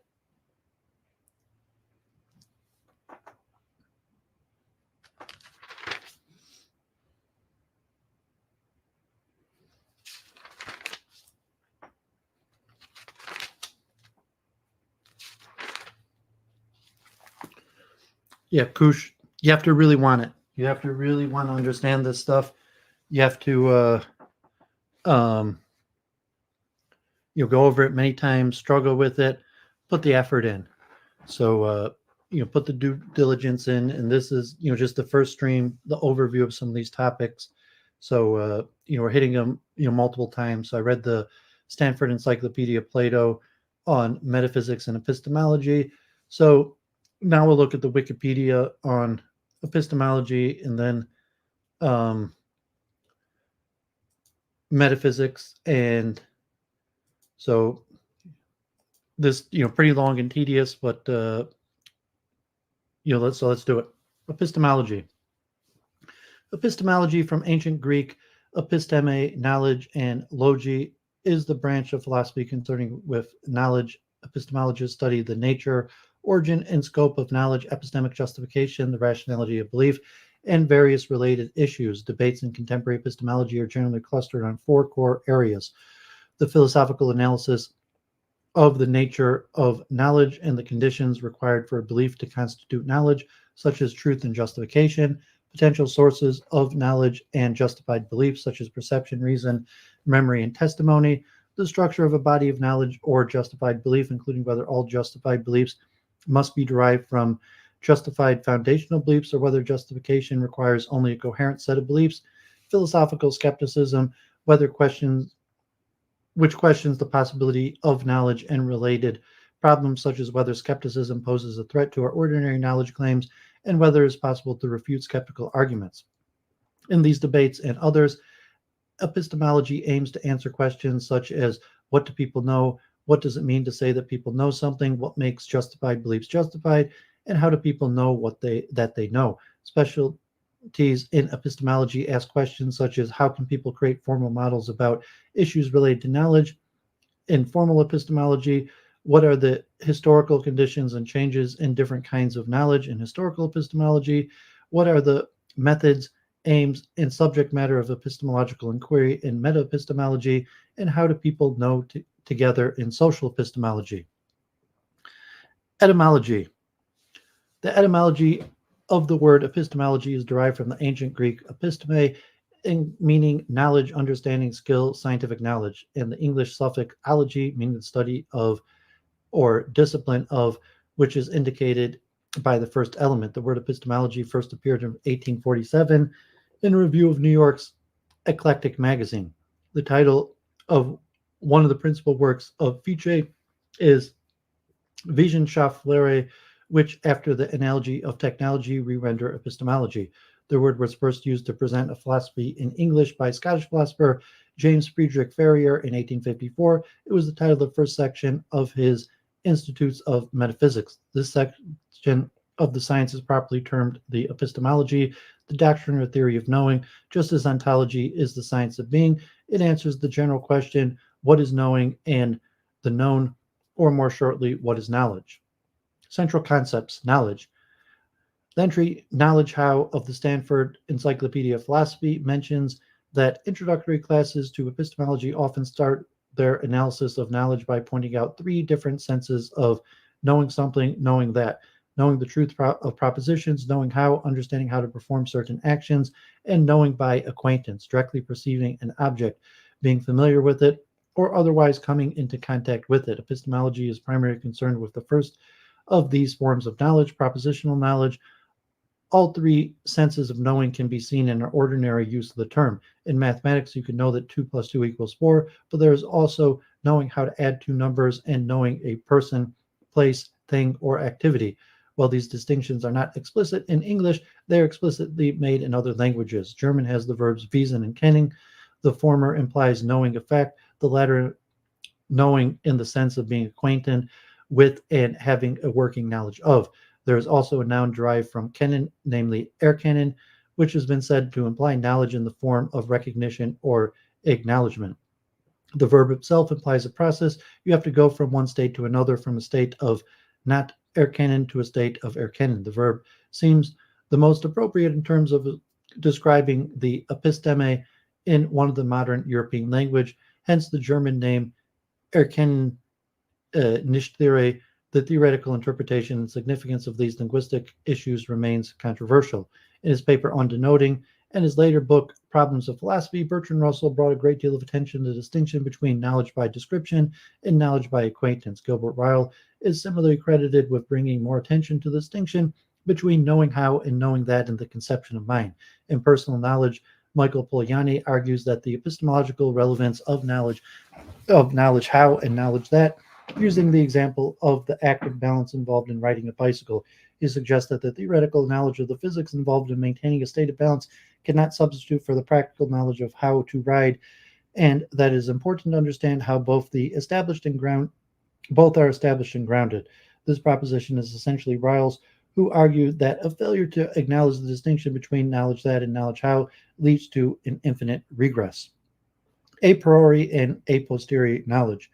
One of the most important distinctions in epistemology is the distinction of what can be known as a priori, independently of experience, and what can be known as a posteriori, through experience. The term originates from the analytical methods of Aristotle's Organon and may be roughly defined as follows. A priori knowledge is the knowledge that is independent of experience. This means that it can be known or justified prior to or independently of any special empirical evidence or sensory observation. Such knowledge is obtained through reasoning, logical analysis, or introspection.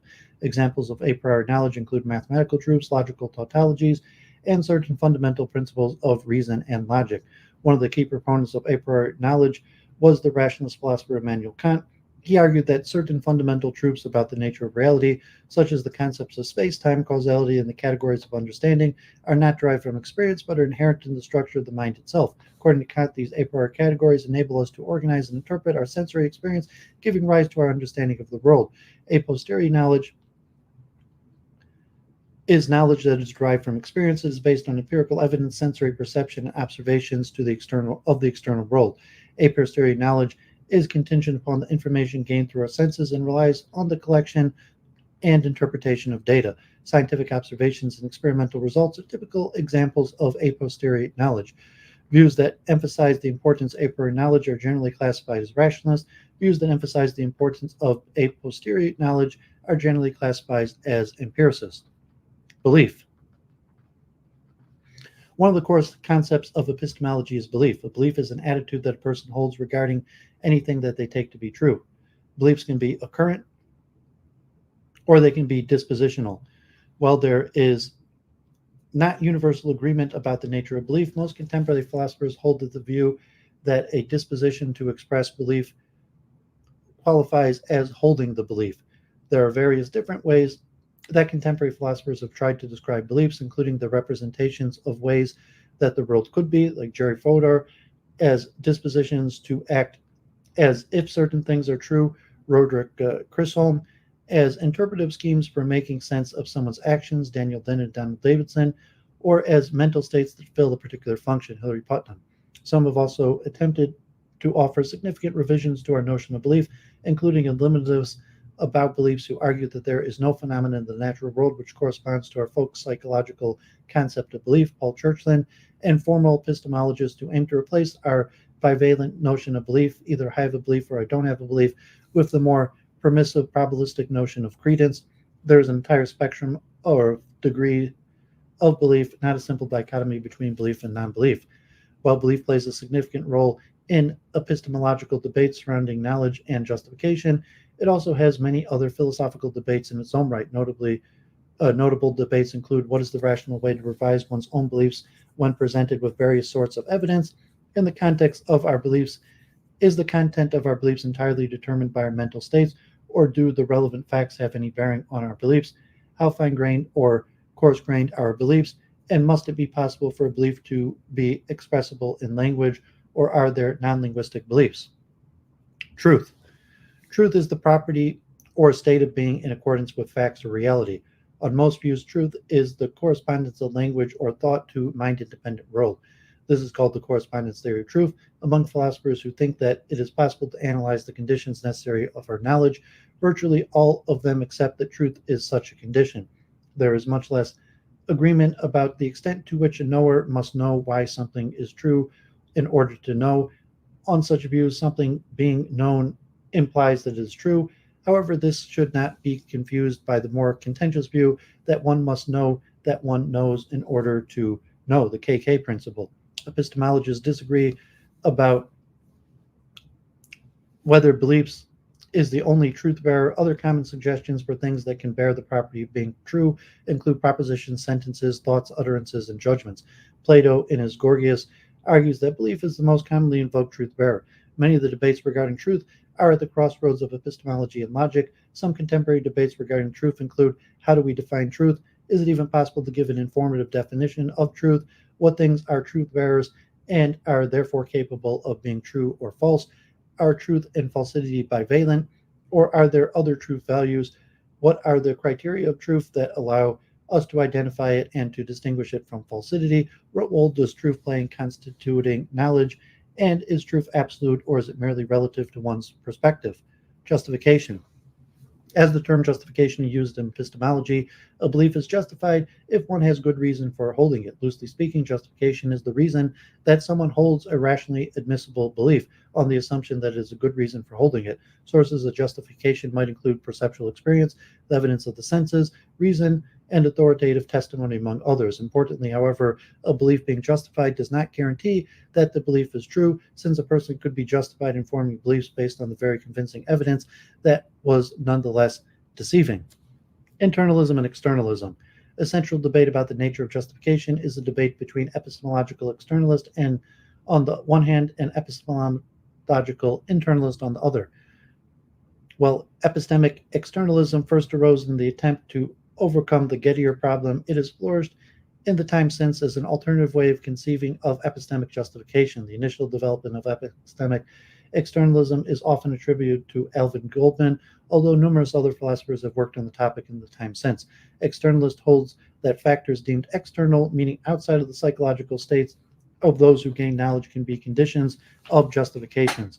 For example, an externalist response to the Gettier problem is to say that for a justified true belief to count as knowledge, there must be a link or dependency between the belief and the state of the external world. Usually this is understood to be a causal link. Such causation, to the extent that is outside the mind, would count as external knowledge-yielding condition. Internalists, on the other hand, assert that all knowledge-yielding conditions are within the psychological states of those who gain knowledge. Though unfamiliar with the internalist-externalist debate himself, many point to René Descartes as an early example of the internalist path to justification. He wrote that because the only method by which we perceive the external world is through our senses, and that because the senses are not infallible, we should not consider our concept of knowledge infallible. The only way to find anything that could be described as indubitably true, he advocates, would be to see things clearly and distinctly. He argued that if there is an omnipotent good being who made the world, then it is reasonable to believe that people are made with the ability to know. However, this does not mean that the man's ability to know is perfect. God gave man the ability to know, but not with omniscience. Descartes said that man must use his capacities for knowledge correctly and carefully through methodological doubt. The dictum cogito ergo sum, I think therefore I am, is also commonly associated with Descartes' theory. It is all methodological doubt, doubting everything he previously knew, so he could start from a blank slate. The first thing that he could not logically bring himself to doubt was his own existence. I do not exist would be a contradiction in terms. The act of saying that one does not exist assumes that someone must be making the statement in the first place. Descartes could doubt his senses, his body, and the world around him, but he could not deny his own existence. However, he was able to doubt and must exist to manifest that doubt. Even if some evil genius were deceiving him, he would have to exist to be deceived. This one sure point provided him with what he called his Archimedean point. In order to further develop his foundation for knowledge, simply put, Descartes' epistemological justification depended on his indubitable belief in his own existence and his clear and distinct knowledge of God.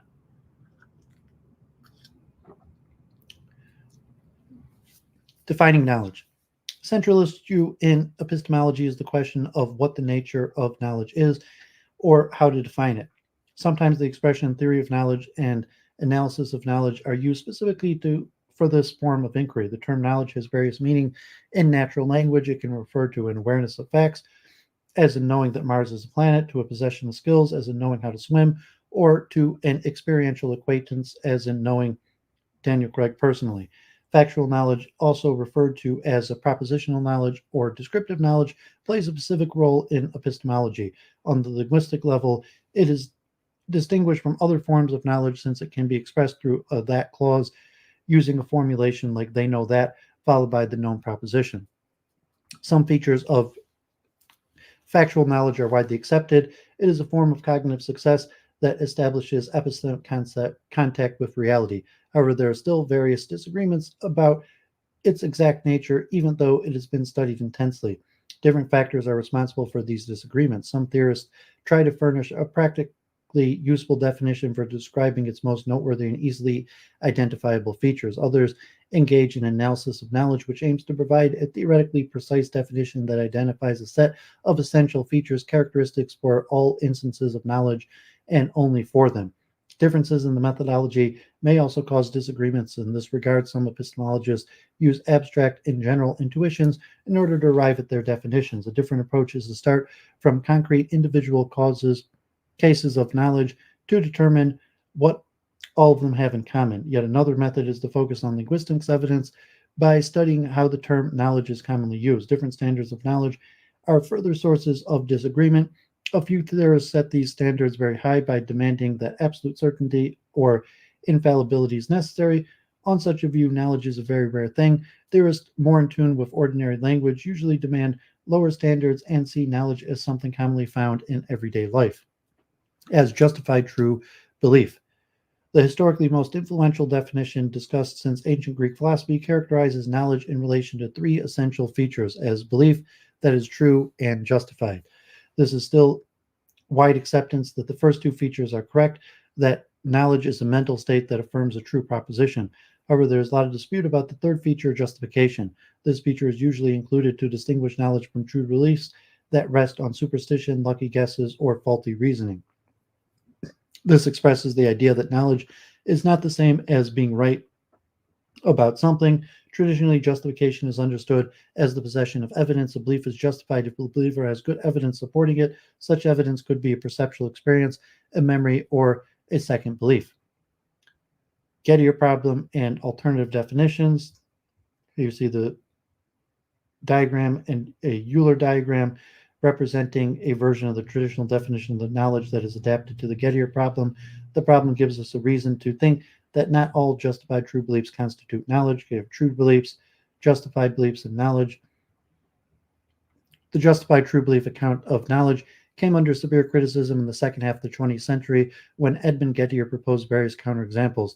In a famous counterexample of what came to be known as the Gettier case, a person is driving on a country road lined up with multiple barn facades, only one of which is a real barn, but it is not possible to tell the difference between them from the road. The person then stops by a fortuitous coincidence in front of the only real barn and forms a belief that it is a barn. The idea behind this thought experiment is that this is not knowledge, even though the belief is both justified and true. The reason is that it is just lucky accident since the person cannot tell the difference. They would have formed exactly the same justified belief if they had stopped at another site, in which case the belief would have been false. Various additional examples were proposed along similar lines. Most of them involve a justified true belief that apparently fails to amount to knowledge because the belief's justification is in some sense not relevant to its truth. These counterexamples have provoked a very diverse response. Some theorists think that one only needs to modify one's conception of justification to avoid them, but the more common approach is to search for an additional criterion.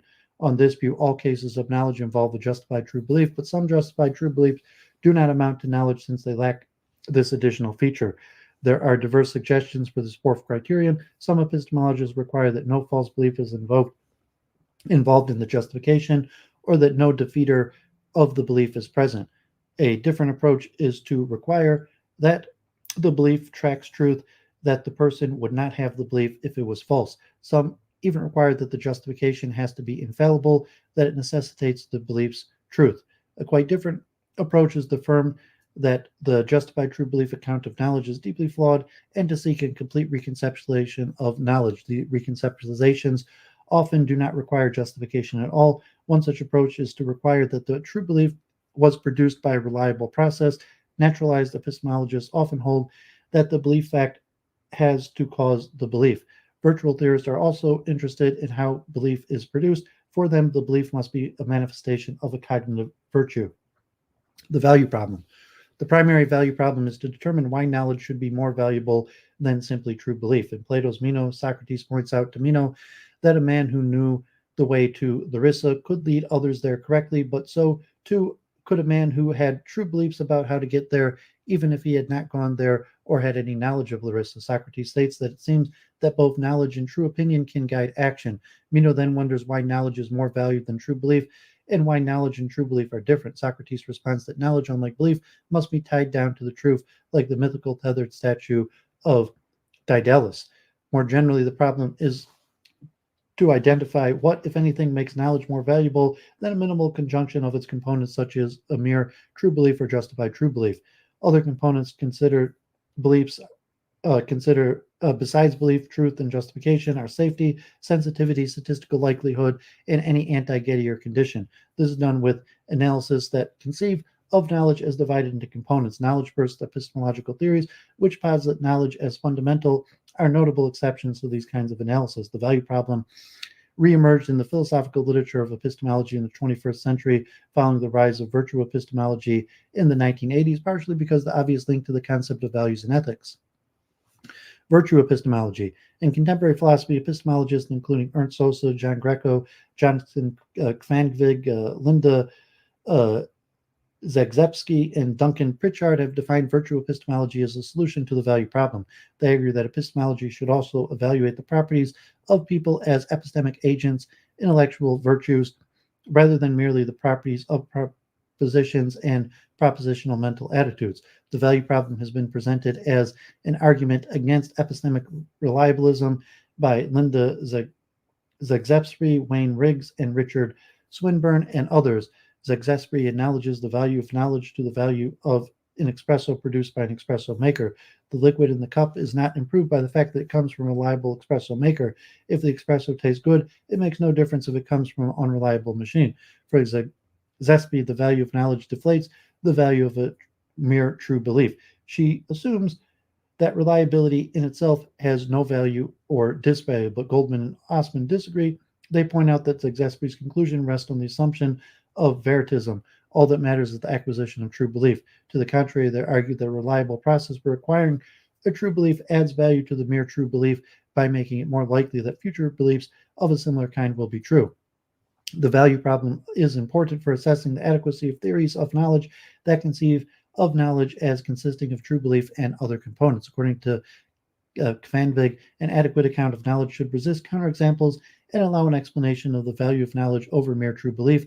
Should a theory of knowledge fail to do so, it would prove inadequate. One of the more influential responses to the problem is that knowledge is not particularly valuable and is not what ought to be the main focus of epistemology. Instead, epistemologists ought to focus on other mental states such as understanding.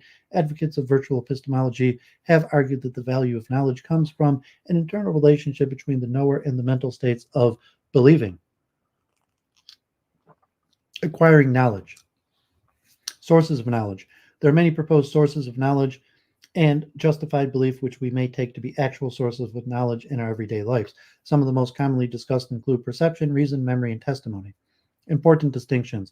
A priori and a posteriori distinction. As mentioned above, epistemologists draw a distinction between what can be called a priori independently of experience and what can only be known a posteriori through experience. Much of what we call a priori knowledge is thought to be attained through reason alone, as featured prominently in rationalism. This might also include non-rational faculty of intuition, as defended by proponents of innatism. In contrast, a posteriori knowledge is derived entirely through experiences or as a result of experience, as emphasized in empiricism. This also includes cases where knowledge can be traced back to an earlier experience, as in memory or testimony. The idea of a priori knowledge is that it's based on intuition or rational insights. Lawrence Bonjour says in his article, The Structure of Empirical Knowledge, that rational insight is an immediate, non-inferential grasp, apprehension, or seeing that some proposition is necessarily true. Evolutionary psychology takes a novel approach to this problem. It says that there is an innate predisposition for certain types of learning. Only small parts of the brain resemble a tabula rasa. This is true even for human beings. Analytic-synthetic distinction. Immanuel Kant, in his Critique of Pure Reason, drew a distinction between analytic and synthetic propositions. He contended that some propositions are such that we can know they are true just by understanding their meaning. We can know it is true solely by virtue of our understanding of what its terms mean. Philosophers call such propositions analytic. Synthetic propositions, on the other hand, have distinct subjects and predicates. Kant stated that all mathematical and scientific statements are synthetic a priori propositions because they are necessarily true, but our knowledge about the attributes of the mathematical or physical subjects we can only get by logical inference. While this distinction is first and foremost about the meaning and is therefore most relevant to the philosophy of language, The distinction has significant epistemological consequences seen most prominently in the works of the logical positivists. In particular, if this set of propositions which can only be known a posteriori is coextensive with a set of propositions which are synthetically true, and if the set of propositions which can be known a priori is coextensive with a set of propositions which are analytically true, or in other words, which are true by definition, then there can only be two kinds of successful inquiry: logical mathematical inquiry, which investigates what is true by definition, and empirical inquiry, which investigates what is true in the world. Most notably, this would exclude the possibility that branches of philosophy like metaphysics could ever provide informative accounts of what actually exists. The American philosopher Quine, in his paper Two Dogmas of Empiricism, famously challenged the analytic-synthetic distinction, arguing that the boundary between the two is too blurry to provide a clear division between propositions that are true by definition and propositions that are not. While some contemporary philosophers take themselves to have offered more sustainable accounts of the distinction that are not vulnerable to Quine's objection, there's no consensus about whether or not these succeed. Science is knowledge acquisition. Science is often considered to be a refined, formalized, systematic, institutionalized form of the pursuit and acquisition of empirical knowledge. As such, the philosophy of science may be viewed as an application of the principles of epistemology and as a foundation for epistemological inquiry. The regress problem. The regress problem, also known as Agrippa's trilemma, is the problem of providing a complete logical foundation for human knowledge. The traditional way of supporting a rational argument is to appeal to other rational arguments, typically using chains of reason and rules of logic. A classic example that goes back to Aristotle is deducing that Socrates is mortal. This is a regress problem. How can we eventually terminate a logical argument with some statement that do not require further justification but can still be considered rational and justified? As John Pollock stated, to justify a belief that one must appeal to a further justified belief, this means that one of two things can be the case. Either there are some beliefs that that can be justified for holding without being able to justify them on the basis of any other belief, or else for each justified belief there is an infinite regress of potential justification. The nebular theory. On this theory, there is no rock bottom or justification. Justification just meanders in and out through our network of beliefs, stopping nowhere. The apparent impossibility of completing an infinite chain of reasoning is thought by some to support skepticism. It is also the impetus for Descartes' famous dictum, "I think, therefore I am." Descartes was looking for some logical statement that could be true without appeal to other statements. Responses to the regress problem. Many epistemologists studying justification have attempted to argue for various types of chains of reasoning that can escape the regress problem. Foundationalism. Foundationalists respond to the regress problem by asserting that certain foundations or basic beliefs support other beliefs but do not themselves require justification from other beliefs. These beliefs might be justified because they are self-evident, infallible, or derived from reliable cognitive mechanisms. Perception, memory, and a priori intuition are often considered possible examples of basic beliefs. The chief criticism of foundationalism is that if a belief is not supported by other beliefs, accepting it may be arbitrary or unjustified. Coherentism. Another response to the regress problem is coherentism, which is the rejection of the assumption that the regress proceeds according to the pattern of linear justification. To avoid the charge of circularity, coherentists hold that an individual's belief is justified circularly by the way it fits together, coheres with the rest of the belief system of which it is part. This theory has the advantage of avoiding infinite regress without claiming special, possibly arbitrary status of some particular classes of belief. Yet, since a system can be coherent while also being wrong, coherentists face the difficulty of ensuring that the whole system corresponds to reality. Additionally, most logicians agree that any argument that is circular is at best only trivially valid. That is, to be illuminating arguments must operate with information from multiple premises, not simply conclude by reiterating a premise. Nigel Warburton writes in Thinking from A to Z that circular arguments are not invalid. In other words, from a logical point of view, there is nothing intrinsically wrong with them. However, they are, when vicariously circular, spectacularly uninformative. Infinitism. An alternative resolution to the regress problem is known as infinitism. Infinitists take the infinite series to be merely potential, in the sense that any individual may have indefinitely many reasons available to them without having consciously thought through all these reasons when the need arises. This position is motivated in part by the desire to avoid what is seen as the arbitrariness and circularity of his chief competitors, foundationalism and coherentism. The most prominent defense of infinitism has been given by Peter Klein. Found herentism, an intermediate position known as found herentism, is advanced by Susan Hack. Found herentism is meant to unify foundationalism and coherentism. Hack explains the view by using a crossword puzzle as an analogy, whereas, for example, infinitists regard the regress of reasons as taking the form of a single line that continues indefinitely. Hack has argued that chains of properly justified beliefs look more like a crossword puzzle with various different lines mutually supporting each other. Thus, Hack's view leaves room for both chains of beliefs that are vertical, terminating in foundational beliefs, and chains that are horizontal, deriving their justification from coherence with beliefs that are also members of foundationalist chains of belief. Schools of thought. Empiricism. Empiricism is the view of the theory of knowledge which focuses on the role of experience, especially experience based on perceptual observation by the senses, in the generation of knowledge. Certain forms of exempt disciplines, such as mathematics and logic, from these requirements. There are many variants of empiricism, including British empiricism, logical empiricism, phenomenalism, and some versions of common sense philosophy.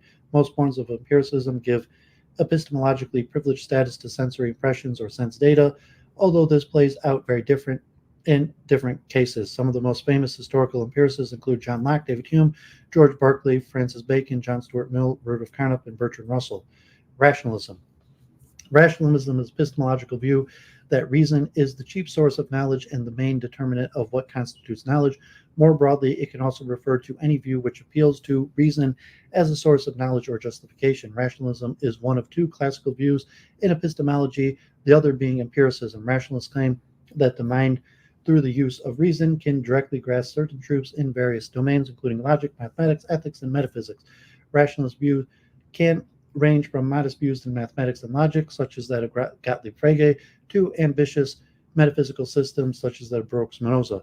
Some of the most famous rationalists include Plato, René Descartes, Baruch Spinoza, and Gottfried Leibniz. Skepticism. Skepticism is a position that questions the possibility of human knowledge, either in particular domains or in a general level. Skepticism does not refer to any one specific school of philosophy, but is rather the thread that runs through many epistemological debates. Ancient Greek skepticism began during a Hellenistic period of philosophy, which featured both Pyrrhonism, notably defended by Pyrrho Sextus Empiricus and Anicedemus, and academic skepticism, notably defended by Arcelius and Carneades. Among ancient Indian philosophers, skepticism was notably defended by the Ajnanan school and the Buddhist Madhyamika tradition. In modern philosophy, René Descartes' famous inquiry into mind and body began as an exercise in skepticism, in which he started by trying to doubt all purported cases of knowledge in order to search for something that was known with absolute certainty. Epistemic skepticism questions whether knowledge is possible at all. Generally speaking, skeptics argue that knowledge requires certainty and that most or all of our beliefs are fallible, meaning that our grounds for holding them always or almost always fall short of certainty, which would together entail that knowledge is always or almost always impossible for us. Characterizing knowledge as strong or weak is dependent on a person's viewpoint and their characterizations of knowledge. Much of modern epistemology is derived from attempts to better understand and address philosophical skepticism. Pyrrhonism, one of the oldest forms of epistemic skepticism, can be found in Agrippa's trilemma, named after the Pyrrhonist philosopher Agrippa the Skeptic, which demonstrates that certainty cannot be achieved with regard to beliefs. Pyrrhonisms date back to Pyrrho of Elis from the 4th century BC, although most of what we know about Pyrrhonism today is from the surviving works of Sextus Empiricus.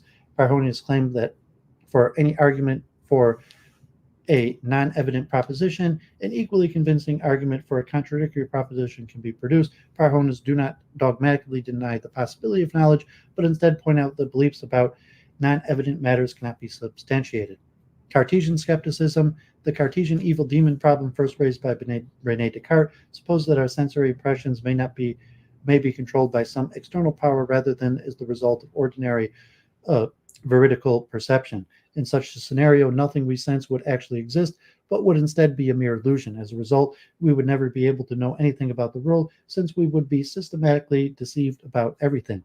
The conclusion often drawn from evil demon skepticism is that even if we are not completely deceived, all of the information provided by our senses is still compatible with skeptical scenarios in which we are completely deceived, and that we must therefore either be able to exclude the possibility of deception or else must deny the possibility of infallible knowledge, that is, knowledge which is completely certain beyond our immediate sensory impressions. While the view that no beliefs are beyond doubt other than our immediate sensory impressions is often attributed to Descartes, he has in fact thought that we can exclude this possibility that we are systematically deceived, although his reasons for thinking this are based on a highly contentious ontological argument for the existence of a benevolent God who would not allow such a deception to occur. Responses to philosophical skepticism.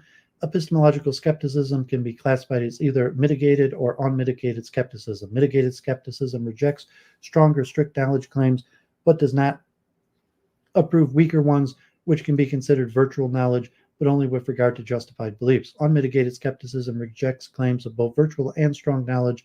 Characterizing knowledge as strong, weak, virtual, or genuine can be determined differently depending on a person's viewpoint, as well as their characterization of knowledge. Some of the most notable attempts to respond to unmitigated skepticism include direct realism, disjunctivism, common sense philosophy, pragmatism, fideism, and fictionalism. Pragmatism. Pragmatism is a fallibust epistemology that emphasizes the role of action in knowing. Different interpretations of pragmatism variously emphasize truth as the final outcome of an ideal scientific inquiry and experimentation. Truth is closely related to usefulness, experiences transacting with instead of representing nature, and human practices is the foundation of language. Pragmatism's origins are often attributed to Charles Sanders Peirce, William James, and John Dewey. In 1878, Peirce formulated the maxim, consider what effects that might conceivably have practical bearings we conceive the object of our conception to have. Then our conception of these effects is the whole of our conception of the object. William James suggested that though a pragmatist epistemology, theories become instruments, not answers to enigmas in which we can rest. In James' pragmatic method, which he adapted from Peirce, metaphysical disputes can be settled by tracing the practical consequences of the different sides of the argument. If this process does not resolve the dispute, then the dispute is idle. Contemporary versions of pragmatism have been developed in thinkers such as Richard Rorty and Hilary Putnam. Rorty proposes that values were historically contingent and dependent upon their utility within a given historical period. Contemporary philosophers working in pragmatism are called neo-pragmatists and also include Nicholas Rechler, Robert Brandom, Susan Hack, and Cornel West. Naturalized epistemology. In certain respects, an intellectual descendant of pragmatism, naturalized epistemology considers the evolutionary role of knowledge for agents living and evolving in the world. It de-emphasizes the question around justification of truth and instead asks empirically how reliable beliefs are formed and the role that evolution played in the development of such processes. It suggests a more empirical approach to the subject as a whole, leaving behind philosophical definitions and consistency arguments, and instead using psychological methods to study and understand how knowledge is actually formed and is used in the natural world. As such, it does not attempt to answer the analytical questions of traditional epistemology, but rather replace them with new empirical ones. Naturalized epistemology was first proposed in Epistemological Naturalized, a seminal paper by Quine. A less radical view has been defended by Hilary Kornblith in Knowledge and Its Place in Nature, in which he seeks to turn epistemology towards empirical investigation without completely abandoning traditional epistemic concepts. Epistemic relativism. Epistemic relativism is the view that what is true, rational, or justified for one person may not be true, rational, or justified for another person. Epistemic relativism therefore assert that while there are relative facts about truth, rationality, justification, and so on, there is no perspective independent fact of the matter. Note that this is distinct from epistemic contextualism, which holds that the meaning of epistemic terms vary across contexts. Like I know might mean something very different in everyday context and skeptical context. In contrast, epistemic relativism holds that the relevant facts vary, not just linguistic meaning. Relativism about truth may also include a form of ontological relativism, insofar as relativists about truth hold that facts about what exists vary based on perspective. Epistemic constructivism. Constructivism is a view in philosophy according to which all knowledge is a compilation of human-made constructions, not the neutral discovery of an objective truth, whereas objectivism is concerned with the object of our knowledge. Constructivism emphasizes how we construct knowledge. Constructivism proposes new definitions for knowledge and truth, which emphasize intersubjectivity rather than objectivity and viability rather than truth. The constructivist point of view is in many ways comparable to certain forms of pragmatism. Bayesian epistemology. Bayesian epistemology is a formal approach to various topics in epistemology that has its roots in Thomas Bayes' work in the field of probability theory. One advantage of this formal method, in contrast to traditional epistemology, is that its concepts and theorems can be defined with a high degree of precision. It is based on the idea that beliefs can be interpreted as subjective probabilities. As such, they are subjected to the laws of probability theory, which act as the norm of rationality. These norms can be divided into static constraints governing the rationality of beliefs at any moment, and dynamic constraints governing how rational agents should change their beliefs upon receiving new evidence. The most characteristic Bayesian expression of these principles is found in the form of Dutch books, which illustrate irrationality in agents through a series of bets that leads to a loss for the agent, no matter which of the probabilistic events occur. Bayesians have applied these fundamental principles to various epistemological topics, but Bayesianism does not cover all topics of traditional epistemology. Feminist epistemology. Feminist epistemology is a subfield of epistemology which applies feminist theory to epistemological questions. It began to emerge as a distinct subfield in the 20th century. Prominent feminist epistemologists include Miranda Fricker, who developed the concept of epistemic injustice, Donna Haraway, who first proposed the concept of situated knowledge, and Sarah Harding and Elizabeth Anderson. Harding proposes that feminist epistemology can be broken into three distinct categories: feminist empiricism, standpoint epistemology, and postmodern epistemology. Feminist epistemology has also played a significant role in the development of many debates in social epistemology. Decolonial epistemology. Epistemicide, a term used in decolonization studies that describes the killing of a knowledge system under systemic oppression, such as colonialization and slavery. The term was coined by Boaventura de Sousa Santos, who presented the significance of such physical violence created the centering of Western knowledge in the current world. The term challenges the thought of what is seen as knowledge in academia today. Indian Pramana. Indian schools of philosophy such as the Hindu, Nyaya, and Charvaka schools and the Jain and Buddhist philosophical schools developed an epistemological tradition independently of the Western philosophical tradition called Pramana. Pramana can be translated as instruments of knowledge and refers to various means or sources of knowledge that Indian philosophers held to be reliable. Each school of Indian philosophy had their own theories about which Pramanas were valid means to knowledge and which were unreliable and why. A Vedic text, Taittiriya Aranyaka, lists four means of attaining correct knowledge: Smriti, tradition or scripture; Pratyaksa, perception; Atheya, communication by one who is expert or tradition; and Anumana, reasoning or inference. In the Indian traditions, the most widely discussed pramanas are the Pratyaksa, perception; Anumana, inference; Upamana, comparison and analogy; Arthapati, postulation, derivation for circumstances; Anupalabadi, non-perception, negative cognitive proof; and Sabda, word testimony of past or present reliable experts. While the Nyaya school, beginning with the Nyaya Sutras of Gautama between the 6th century and 2nd century, were a proponent of realism and supported four pramanas: perception, inference, comparison, analogy, and testimony. The Buddhist epistemologist Dignana and Dharmakirti generally accepted only perception and inference. The Charvaka school of materialists only accepted the pramana of perception, and hence were among the first empiricists in the Indian tradition.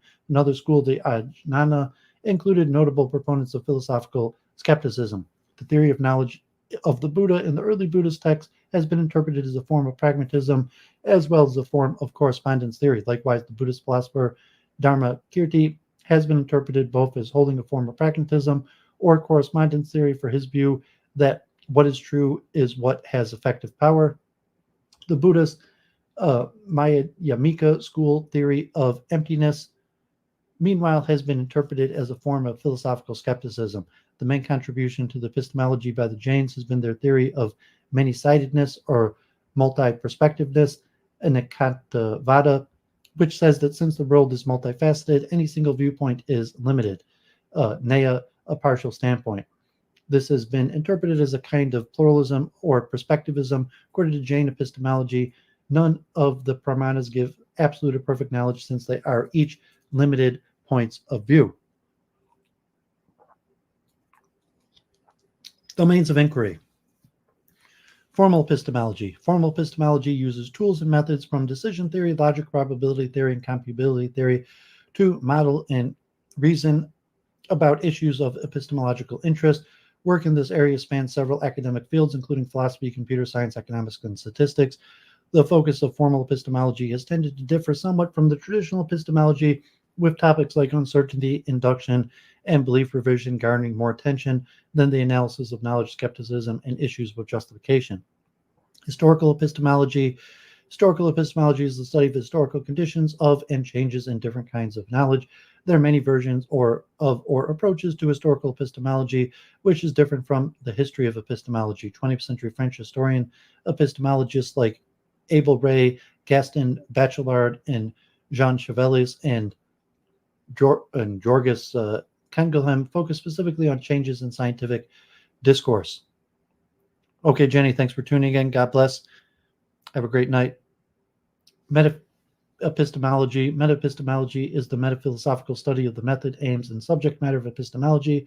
In general, metaepistemology aims to better understand our first-order epistemological inquiry. Some goals of metaepistemology are identifying inaccurate assumptions made in epistemological debates and determining whether the questions asked in the mainline epistemology are the right epistemological questions to be asking. Social epistemology. Social epistemology deals with the questions about knowledge in context where our knowledge attributions cannot be explained by simply examining individuals in isolation from one another, meaning that the scope of our knowledge attributions must be widened to include broader social context. It also explores the ways in which interpersonal beliefs can be justified in social context. The most common topic discussed in contemporary social epistemology are testimony, which deals with the conditions under which a belief is X is true, which resulted from being told X is true, constitutes knowledge. Peer disagreement, which deals with when and how I should revise my beliefs in light of other people holding beliefs that contradict mine.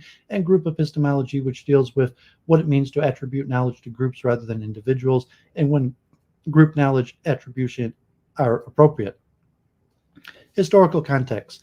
Contemporary philosophers consider that epistemology is a major subfield of philosophy, along with ethics, logics, and metaphysics, which are more ancient subdivisions of philosophy. By the early and mid-20th century, epistemology was not seen as an independent field of its own. Quine viewed epistemology as a chapter of psychology. Russell viewed it as a mix of psychology and logic.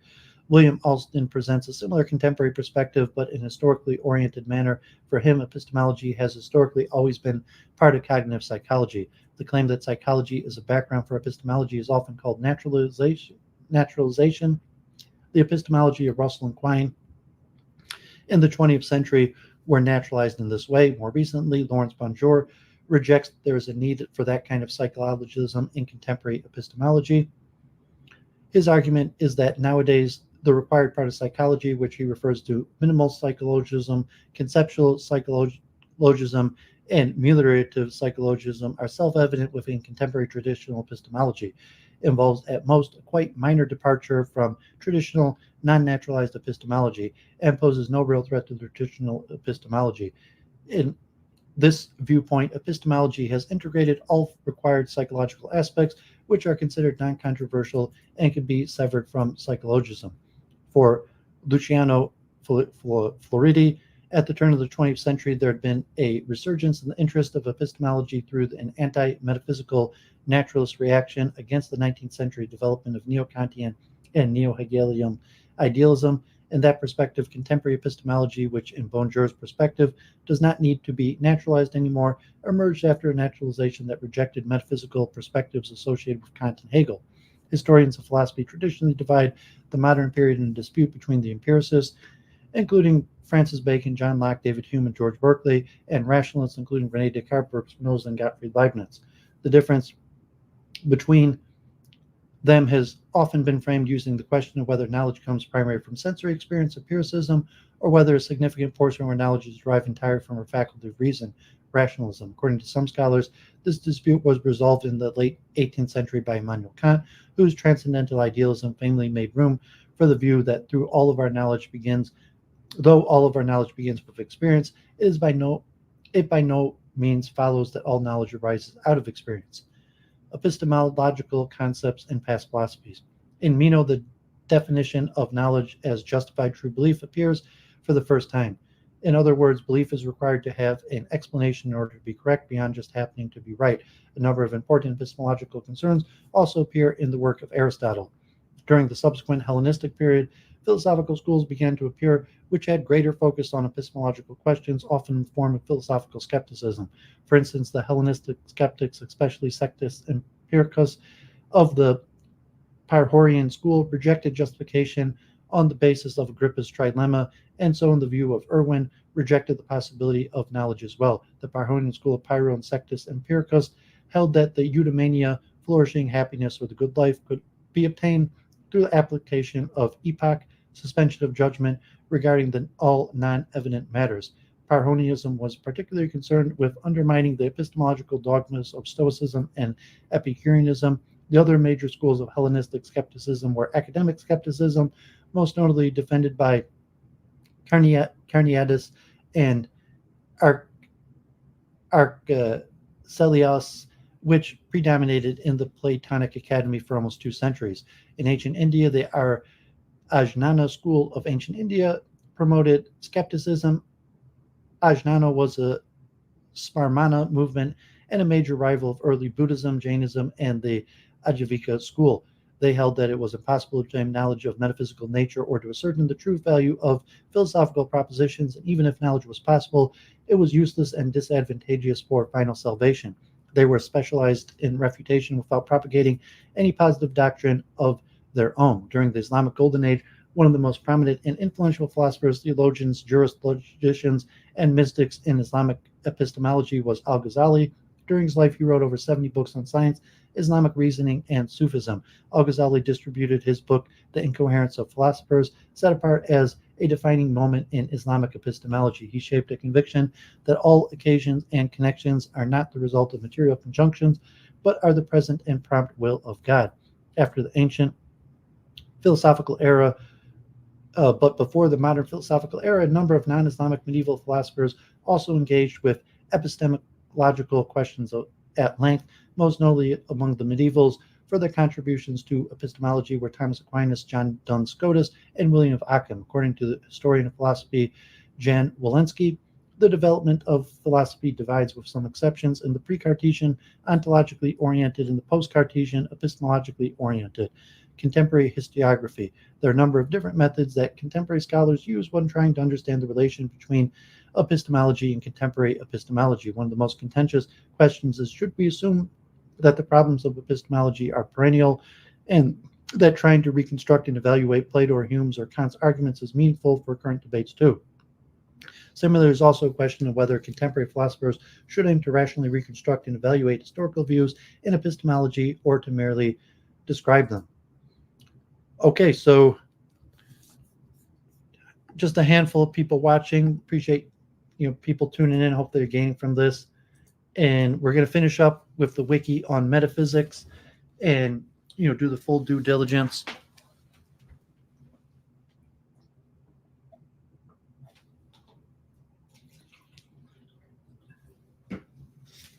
So yeah, tough to keep concentration for so long, like 6 hours here. But let's do it. Do the due diligence. And this is just the beginning. Like this will probably be a 10-part series, like the philosophy of science. Very deep topic, and very important. So let's keep it going. Let me just make sure the sound's working. Okay. Metaphysics. Metaphysics is the branch of philosophy that studies the fundamental nature of reality. This includes studies of the first principles of being or existence, identity, change, consciousness, space and time, necessity, actuality, and possibility. It can also include questions about the existence and conceptions of God, as well as relationships between foundational philosophical ideas, such as between mind and matter, cause and effect, substance and attribute, or potentiality and actuality. Metaphysics is considered one of the four main branches of philosophy, along with epistemology, logic, and ethics. Metaphysics studies what it is for something to exist, to be, and what types of existence there are. It seeks to answer in an abstract and fully general manner the questions of what is it that exists and what it is like. Etymology. The word metaphysics derives from the Greek word meta, after, behind, following, and possibly transcending, and physica, physics. It has been suggested that the term might have been coined in the first century by Aristotelian editor Andronicus of Rhodes, who assembled 14 books of Aristotle's work into the treatise we now know by the name Metaphysics. After the physics, another Aristotle's work, and published it. The prefix meta, after, here simply indicates that these books are organized to appear after Aristotle's discussion of physics. The folk assumption that metaphysics derives from the meaning transcending physics is a later reinterpretation. Aristotle himself did not call the subject of his books metaphysics. He referred to it as first philosophy. Due to its importance, in addition to the biographical meaning, there is also a scientific didactic one relating to the content, that which follows the explanation about nature, what comes after physics. Which of the two points of view is considered to be more original is controversial among philosophy historians. However, once the name was given, the commentary sought to find other reasons for its appropriateness. For instance, Thomas Aquinas understood it to refer to the chronological or pedagogical order among our philosophical studies, so that the metaphysical sciences would mean that those that we study after having mastered the sciences that deal with the physical world. The term was misread by other medieval commentators who thought that it meant the science of what is beyond the physical. Following this tradition, the prefix meta has more recently been prefixed to the names of sciences to designate higher sciences dealing with the ulterior and more fundamental problems, hence metamathematics, metalinguistics, metaphysiology, etc. A person who creates or develops metaphysical theories is called a metaphysician. Common parlance also uses the word metaphysics for a different referent from that of those already mentioned, namely for beliefs in arbitrary, non-physical, or magical entities. For instance, metaphysical healing, to refer to healing by means of remedies that are magical rather than scientific. The use should stem from various historical schools of speculative metaphysics, which operated by postulating all manner of physical, mental, and spiritual entities as basis for particular metaphysical systems. Metaphysics as a subject does not preclude beliefs in such magical entities, but neither does it promote it. Rather, it is the subject which provides the vocabulary and logic with which such beliefs might be analyzed and studied. For example, to search for the inconsistencies both within themselves and with other accepted systems such as science. Epistemological foundations. Metaphysical studies conducted using deduction from that which is known a priori, like foundational mathematics, which is sometimes considered a special case of metaphysics applied to the existence of number. It tries to give a coherent account of the structure of the world, capable of explaining our everyday and scientific perception of the world and being free from contradictions. In mathematics, there are many different ways to define numbers. Similarly, in metaphysics, there are many different ways to define objects, properties, and goals for it to become concepts of its natura and other entities that are claimed to make up the world. While metaphysics may, as a special case, study the entities postulated by fundamental sciences such as atoms and superstrings, its core topics is the set of categories such as object, property, and causality, which those scientific theories assume. There are two broad stances about what is the world studied by metaphysics. According to metaphysical realism, the objects studied by metaphysics exist independently of any observer, so that the subject is the most fundamental of all sciences. Metaphysical anti-realism, on the other hand, assumes that the objects studied by metaphysics exist inside the mind of an observer, so that the subject becomes a form of introspection and conceptual analysis. This position is of more recent origin. Some philosophers, notably Kant, discuss both of these worlds and what can be inferred about each other. Some, such as the logical positivists and many scientists, reject the metaphysical realism as meaningless and unverifiable. Others reply that the criticism also applies to any type of knowledge, including hard science, which claims to describe anything other than the contents of human perception, and thus that the world of perception is the objective world in some sense. Metaphysics itself usually assumes that some stance has been taken on these questions, and that it may proceed independently of the choice. The question of which stance is to take belongs instead to another branch of philosophy, epistemology. Central questions. Ontology. Ontology is the branch of philosophy that studies concepts such as existence, being, becoming, and reality. It includes the question of how entities are grouped into basic categories and which of these entities exist on the most fundamental level. Ontology is sometimes referred to as the science of being. It has been characterized as general metaphysics in contrast to special metaphysics, which is concerned with more particular aspects of being. Ontologists often try to determine what the categories of highest kind are and how they form a system of categories that provides an encompassing classification of all entities. Commonly proposed categories include substances, properties, relations, states of affairs, and events. These categories are characterized by fundamental ontological concepts like particularity and universality, abstractness and concreteness, or possibility and necessity. Of special interest is the concept of ontological dependence, which determines whether the entities of a category exist on the most fundamental level. Disagreements within ontology are often about whether entities belonging to a certain category exist, and if so, how they're related to other entities. Identity and change. Identity is a fundamental metaphysical concern. Metaphysicians investigating identity are tasked with the question of what exactly it means for something to be identical to itself, or more controversially, to something else. Issues of identity arise in the context of time. What does it mean for something to be itself across two moments in time? How do we account for this? Another question of identity arises when we ask what our criteria ought to be for determining identity and how the reality of identity interfaces with linguistic expressions. The metaphysical positions one takes on identity have far-reaching implications on issues such as the mind-body problem, personal identity, ethics, and law. A few ancient Greeks took extreme positions on the nature of change. Parmenides denied change altogether, while Heraclitus argued that change was ubiquitous. No man ever steps in the same river twice. Identity, sometimes called numerical identity, is the relation that a thing bears to itself and which no thing bears to anything other than itself. Sameness.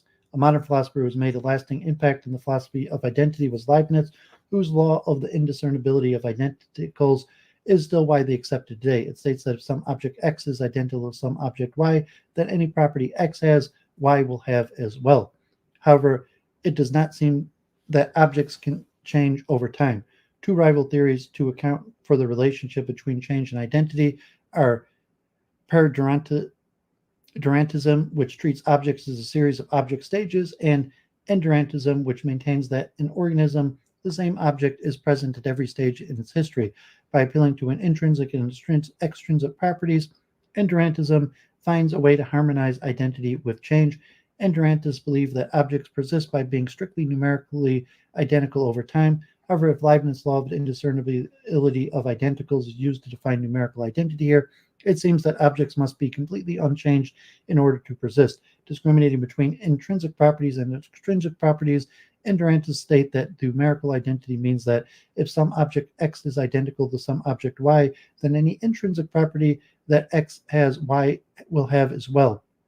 Thus, if an object persists, intrinsic properties of it are unchanged, but extrinsic properties can change over time. Besides the object itself, environments and other objects can change over time. Properties that relate to other objects would change even if this object does not change. Paradurantism can harmonize identity with change in another way. In four-dimensionalism, a version of paradurantism which persists in a four-dimensional object which does not change, although three-dimensional slices of the object may differ. Space and time. Objects appear to us in space and time, while abstract entities such as classes, properties, and relations do not. How do space and time serve this function as a ground for objects? Are space and time entities themselves or some form? Must they exist prior to objects? How exactly can they be defined? How is time related to change? Must there always be something changing in order for time to exist? Causality. Classical philosophy recognizes a number of causes, including teleological final causes. In special relativity and quantum field theory, the notions of space-time and causality become tangled together. According to Aristotle's physics, there are four types of causes: the material cause, the matter which makes up the object; the formal cause, the essence, the ness of a thing; the efficient cause, the agent that made it possible; and the final cause, the goal of the object. The laws of physics are symmetric in time, so could equally well be used to describe time as running backwards. Why then do we perceive it as flowing in one direction? The arrow of time and as containing causation flowing in the same direction. For that matter, can an effect precede its cause? That was the title of a 1954 paper by Michael Dummett, which sparked a discussion that continues today. Earlier in 1947, C.S. Lewis had argued that one can meaningfully pray concerning the outcome of a medical test while recognizing the outcome is determined by past events. My free act contributes to the cosmic shape. Likewise, some interpretations of quantum mechanics dating to 1945 invoke backward in time causal influences. Causality is linked by many philosophers to the concept of counterfactuals. To say that A caused B means that if A had not happened, then B would not have happened. This view was advanced by David Lewis in his 1973 paper Causation. His subsequent papers further developed his theory of causation. Causality is usually required as a foundation for a philosophy of science if science aims to understand causes and effect and make predictions about them. Necessity and possibility. Metaphysicians investigate questions about the ways that the world could have been. David Lewis on the plurality of worlds endorses a view called concrete modal realism, arguing that, to which facts about how things could have been are made true by other concrete worlds in which things are different. Other philosophers, including Gottfried Leibniz, have dealt with the idea of possible worlds as well. A necessary fact is true across all possible worlds. A possible fact is true in some possible world, even if not in the actual world. By contrast, certain propositions seem necessarily true, such as analytical propositions, all bachelors unmarried. The view that any analytical truth is necessary is not universally held among philosophers. A less controversial view is that self-identity is necessary, as it seems fundamentally incoherent to claim that any X is not identical to itself. This is known as the law of identity, a putative first principle. Similarly, Aristotle describes the first principle of non-contradiction. It is impossible that the same quantity should both belong and not belong to the same thing. This is the most certain of all principles, wherefore they who demonstrate refer to this as the ultimate opinion, for it is by nature the source of all other axioms. Peripheral questions. Metaphysical cosmology and cosmogony. Metaphysical cosmology is the branch of metaphysics that deals with the world as the totality of all phenomena in space and time. Historically, it formed a major part of the subject alongside ontology, though its role is more peripheral in contemporary philosophy. It had a broad scope and in many cases was founded in religion. The ancient Greeks drew no distinction between this use and their model for the cosmos. However, in modern times, it addresses questions about the universe which are beyond the scope of the physical sciences. It is distinguished from religious cosmology that it approaches these questions using philosophical methods, dialectics. Cosmogony deals specifically with the origins of the universe. Modern metaphysical cosmology and cosmogony try to address questions such as what is the origin of the universe, what is the first cause, is its existence necessary, such as monism, pantheism, emanationism, and creationism. What are the ultimate material components of the universe, like mechanism, dynamism, hydromorphism, and atomism? What is the ultimate reason for the existence of the universe? Does the cosmos have a purpose? The theology. Mind and matter. You see the map different approaches towards resolving the mind-body problem. Cartesian dualism, mind-body, physics and mental substance is either fundamental or derivative. Monism, physicalism, mind over matter. Idealism, matter over mind. And neutral monism, third substance over both matter and mind.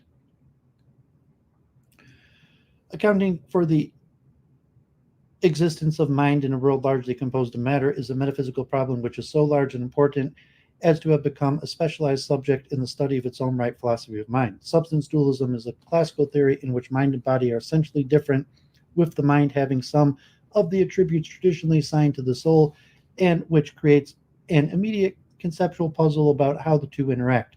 This form of substance dualism differs from the dualism of some Eastern philosophical traditions like Nyaya, which also posits the soul, for the soul, under their view, is ontologically distinct from the mind. Subjective idealism postulates that material objects do not exist unless perceived and only as perceptions, whereas objective idealism posits that there is an external world independent of observations, but that is wholly consists of mental phenomena. Panpsychism is a meta-theory of mind that encompasses several theories of mind, including dual-aspect monism, idealism, substance dualism, property dualism, and more. Some forms of panpsychism hold that everything has a mental aspect or is intrinsically mental, but not that everything exists in mind. Neutral monism postulates that existence consists of a single substance that in itself is neither mental nor physical, but is capable of mental and physical aspects or attributes. Thus, it implies a dual aspect theory. For the latter half of the last century, the dominant theories have been materialistic monism, type identity theory, token identity theory, functionalism, reductive physicalism, non-reductive physicalism, and anomalous monism, property dualism, epiphenomenalism, and emergentism. In recent years, there's been a growing interest in panpsychism and various forms of idealism in philosophical and scientific communities to help address various conceptual problems within materialism and dualism. Determinism and free will. Determinism is the philosophical proposition that every event, including human cognition, decision, and action, is causally determined by an unbroken chain of prior occurrences. It holds that nothing happens that has not already been determined. The principal consequence of the deterministic claim is that it poses a challenge to the existence of free will. The problem of free will is the problem of whether rational agents exercise control over their own actions and decisions. Addressing this problem requires understanding the relation between freedom and causation and determining whether the law of nature are causally deterministic. Some philosophers known as incompatibilists view determinism and free will as mutually exclusive. If they believe in determinism, they will therefore believe free will to be an illusion, a position known as hard determinism. Proponents range from Burke Spinoza to Todd Heidenreich. Henry Bergson defended free will in his dissertation Time and Free Will from 1889. Other labeled compatibilists or soft determinists believe that the two ideas can be reconciled coherently. Adherents of this view include Thomas Hobbes and many modern philosophers such as John Martin Fisher, Gary Watson, Harry Frankfurt, and the like. Incompatibilists who accept free will but reject determinists are called libertarians, a term not to be confused with the political sense. Robert Kane and Alvin Plantinga are modern defenders of this theory. Natural and social kinds.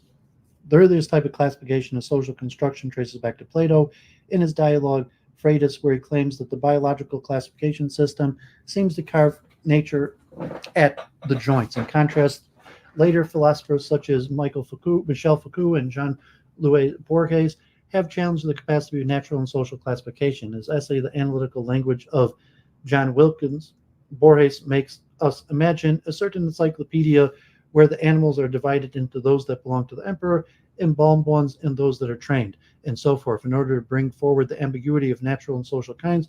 According to metaphysics author Elisa Ney, the reason all this is interesting is that there seems to be a metaphysical difference between the Borgesian system and Plato's. The difference is not obvious, but one classification attempts to carve entities up according to objective distinction, while the other does not. According to Quine, this notion is closely related to the notion of similarity. The philosopher of social science, Jason Josephson Storm, has attempted to provide a more precise definition of social kinds, arguing that social kinds may still be real insofar as they are determined by empirically observable causal processes, and that many cases of what appears to be natural kinds, including biological natural kinds and the category of natural kind itself, are in fact social kinds. Such a view would mitigate the need to prioritize natural kinds above social kinds for more scientific practice. Number. There are different ways to set up the notion of number in metaphysics theories. Platonist theories postulate number as a fundamental category itself. Others consider it to be a property of an entity called a group comprising other entities, or to be a relation held between several groups or of entities. Many of the debates around universals are applied to the study of number and are of particular importance due to its status as a foundation for the philosophy of mathematics and for mathematics itself. Applied metaphysics.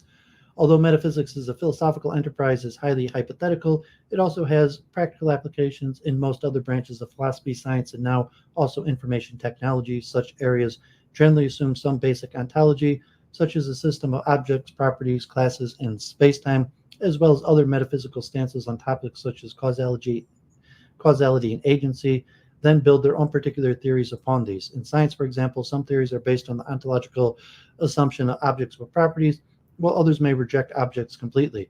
Social branches of philosophy, such as philosophy of morality, aesthetics, and philosophy of religion, which in turn gives rise to practical subjects such as ethics, politics, law, and art, all require metaphysical foundations, which may be considered as branches or applications of metaphysics. For example, they may postulate the existence of basic entities such as value, beauty, and God. Then they use these postulates to make their own arguments about consequences resulting from them. When philosophers in these subjects make their foundations They are doing applied metaphysics and may draw upon its core topics and methods to guide them, including ontology and other core and peripheral topics. As in science, the foundations chosen will turn depend on the underlying ontology used, so philosophers in these subjects may have to dig right down into the ontological layer of metaphysics to find what is possible for their theories. Systems engineering is essentially based on metaphysics, although without usually acknowledging it. This is because systems engineering is primarily concerned with identifying what would be of interest in a prospective new system, investigating the nature of a situation, aka ontology, and surveying the possibilities in measuring, evaluating, specifying, planning, implementing, integrating, testing, and using it, aka epistemology. Relations to other disciplines. Science. Prior to the modern history of science, scientific questions were addressed as part of natural philosophy. Originally, the term science simply meant knowledge. The scientific method, however, transformed natural philosophy into an empirical activity deriving from experiment. Unlike the rest of philosophy, by the end of the 18th century, it had begun to be called science to distinguish it from other branches of philosophy. Science and philosophy have been considered separate disciplines ever since. Thereafter, metaphysics denoted philosophical inquiry of a non-empirical character into the nature of existence. Metaphysics continues asking why, where science leaves off. For example, any theory of fundamental physics is based on some sort of set of axioms which may postulate the existence of entities such as atoms, particles, forces, charges, mass, or fields. Stating such postulates is considered to be the end of a science theory. Metaphysics takes these postulates and explores what they mean as human concepts. For example, do all theories of physics require the existence of space and time, objects, and properties? Or can they be expressed using only objects or only properties? Do the objects have to retain their identity over time, or can they change? If they change, then are they still the same object? Can theories be reformulated by converting properties or predicates into entities or processes? Is the distinction between objects and properties fundamental to the physical world or to our perception of it? Much recent work has been devoted to analyzing the role of metaphysics in scientific theorizing. Alexander Corre led this movement, declaring his book Metaphysics and Measurement, "It is not by following experiment, but by outstripping experiment that the scientific mind makes progress. The metaphysical propositions can influence scientific theorizing" is John Watkins' most lasting contribution to philosophy since 1957. He showed the ways in which some untestable and hence, according to Popperian ideas, non-empirical propositions can nevertheless be influential in the development of properly testable and hence scientific theories. These profound results in applied elementary logic represented an important corrective to positivist teachings about the meaninglessness of metaphysics and the normative claims. Imre Lakatos maintained that all scientific theories have a metaphysical hardcore essential for the generation of hypotheses and theoretical assumptions. Thus, according to Lakatos, scientific change are connected with vast cataclysmic metaphysical revolutions. An example from biology of Lakatos' thesis, David Hall has argued that changes in the ontological status of the species concepts have been central to the development of biological thought from Aristotle through Cuvier, Lamarck, and Darwin. Darwin's ignorance of the metaphysics made it more difficult for him to respond to his critics because he could not readily grasp the ways in which their underlying metaphysical views differed from his own. In physics, new metaphysical ideas have arisen in connection to quantum mechanics, where subatomic particles do not have the same sort of individuality as the particulars with which philosophy has traditionally been concerned. Also, adherence to a deterministic metaphysics in the face of the value of the challenge posed by the quantum mechanical uncertainty principle led physicists such as Albert Einstein to propose alternative theories that retained determinism. Whitehead is famous for creating a process philosophy metaphysics inspired by electromagnetism and special relativity. In chemistry, Gilbert Newton Lewis addressed the nature of motion, arguing that an electron should not be said to move when it has none of the properties of motion. Catherine Holwey notes that metaphysics, even of a widely accepted scientific theory, may be challenged if it can be argued that the metaphysical presuppositions of the theory make no contribution to its predictive success. Theology. There is a relationship between theological doctrines and philosophical reflection in the philosophy of a religion. Philosophical reflections are strictly rational on this way of seeing the two disciplines. If at least one of the premises of an argument is derived from revelation, the argument falls in the domain of theology, otherwise it falls into the philosophy's domain. Logic. There are various ways in which logic and ontology are related. Thus, there are various ways in which logic is related to metaphysics. To understand the variety of ways logic is related to metaphysics, one must first specify what is meant by both logic and ontology.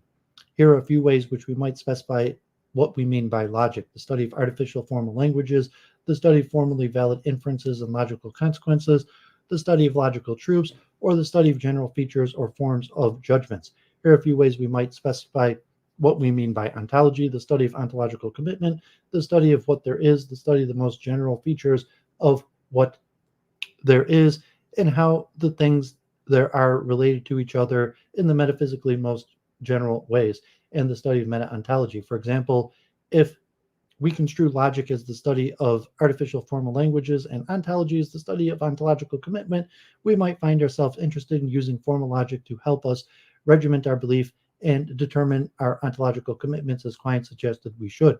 Additionally, key concepts in metaphysics have been formalized in logical frameworks. For instance, Leibniz's laws and the indiscernibility of identicals can be stated in terms of formal logic.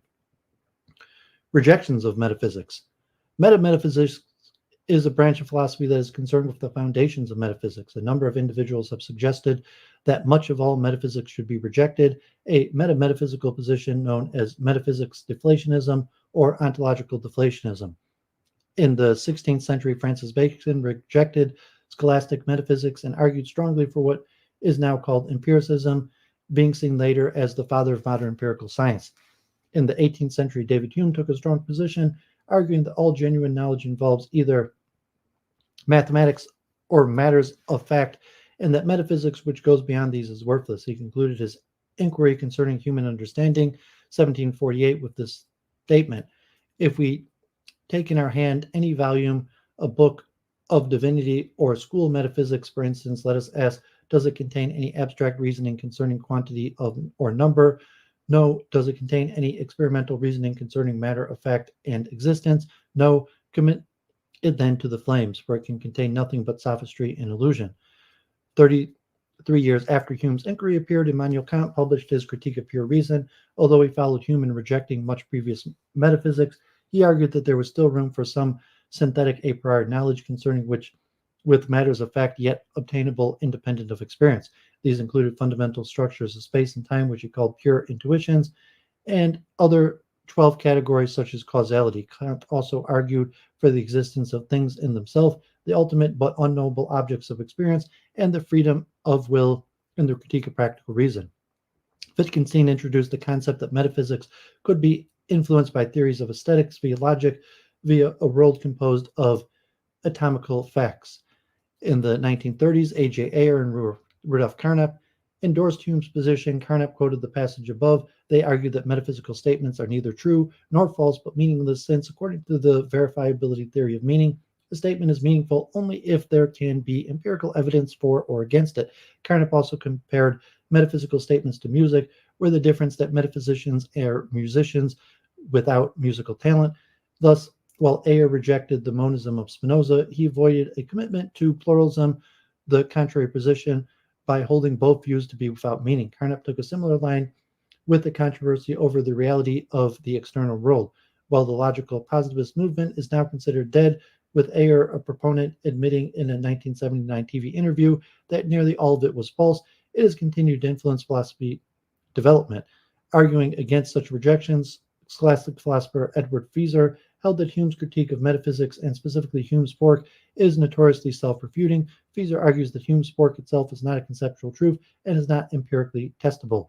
Some living philosophers, such as Amy Thomason, have argued that many metaphysical questions can be dissolved just by looking at the way words are used. Others, such as Ted Sider, have argued that metaphysical questions are substantive and that progress can be made towards answering them and comparing theories according to a range of theoretical virtues inspired by the sciences, such as simplicity and explanatory power. History and schools of metaphysics. Prehistory. Cognitive archaeology, such as analysis of cave paintings and other prehistoric art and customs, suggests that a form of perennial philosophy or shamanic metaphysics may stretch back to the birth of behavioral modernity all around the world. Similar beliefs are found in present-day Stone Age cultures, such as Australian Aboriginals. Perennial philosophy postulates the existence of spirit or concept world alongside the day-to-day world and interactions between these worlds during dreaming and ritual, or on special days or at special places. It has been argued that perennial philosophy formed the basis for Platonism, with Plato articulating rather than creating much older widespread beliefs. Bronze Age. Bronze Age cultures such as ancient Mesopotamia and ancient Egypt, along with similar structure but chronologically later cultures such as Maya and Aztecs, developed belief systems based on mythology, anthropomorphic gods, mind body dualism, and a spirit world to explain causes and cosmology. These cultures appear to have been interested in astronomy and may have associated or identified the stars with some of these entities. In ancient Egypt, the ontological distinction between order, mat, and chaos, Isfet, seems to have been important. Pre-Socratic Greece. The first named Greek philosopher, according to Aristotle, is Thales of Miletus of the 6th century BC. He made use of purely physical explanations to explain the phenomenon of the world rather than the mythological and divine explanations of tradition. He is thought to have posited water as the single underlying principle, or arche in later Aristotelian terminology, of the material world. His fellow but younger Miletians, Anaximander and Anaximenes, also posited monistic underlying principles, namely apeiron, the indefinite or boundless, and air, respectively. Another school was the Eleatics in southern Italy. The group was founded in the early 5th century BC by Parmenides and included Zeno of Elea and Melissus of Samos. Methodologically, the Eleatics were broadly rationalist and took logical standards of clarity and necessity to be the criterion of truth. Parmenides' chief doctrine was that reality is a single, unchanging, and universal being.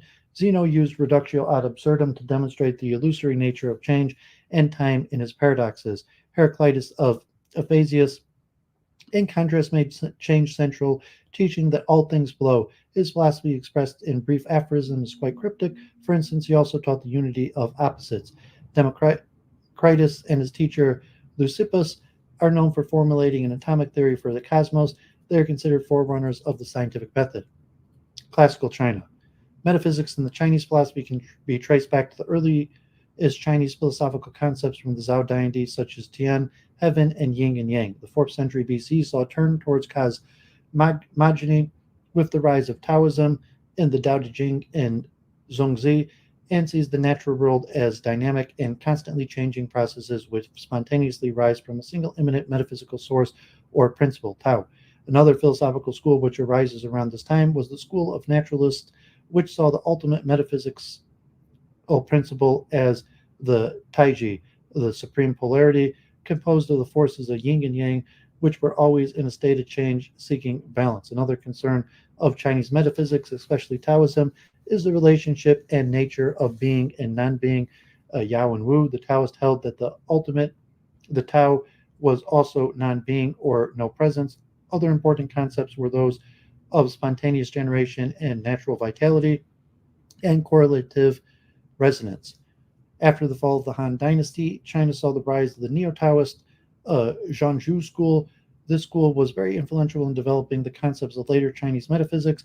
Buddhist philosophy entered China in the 1st century and was influenced by the native Chinese metaphysical concepts to develop new theories. The native Tiantai and Huiyan schools of philosophy maintained and reinterpreted the Indian theories of shunyata, emptiness, and Buddha nature into the theory of impenetration of phenomenon. Neo-Confucians like Zheng Zai, under the influence of other schools, developed the concept of principle and vital entity, Lian Kui.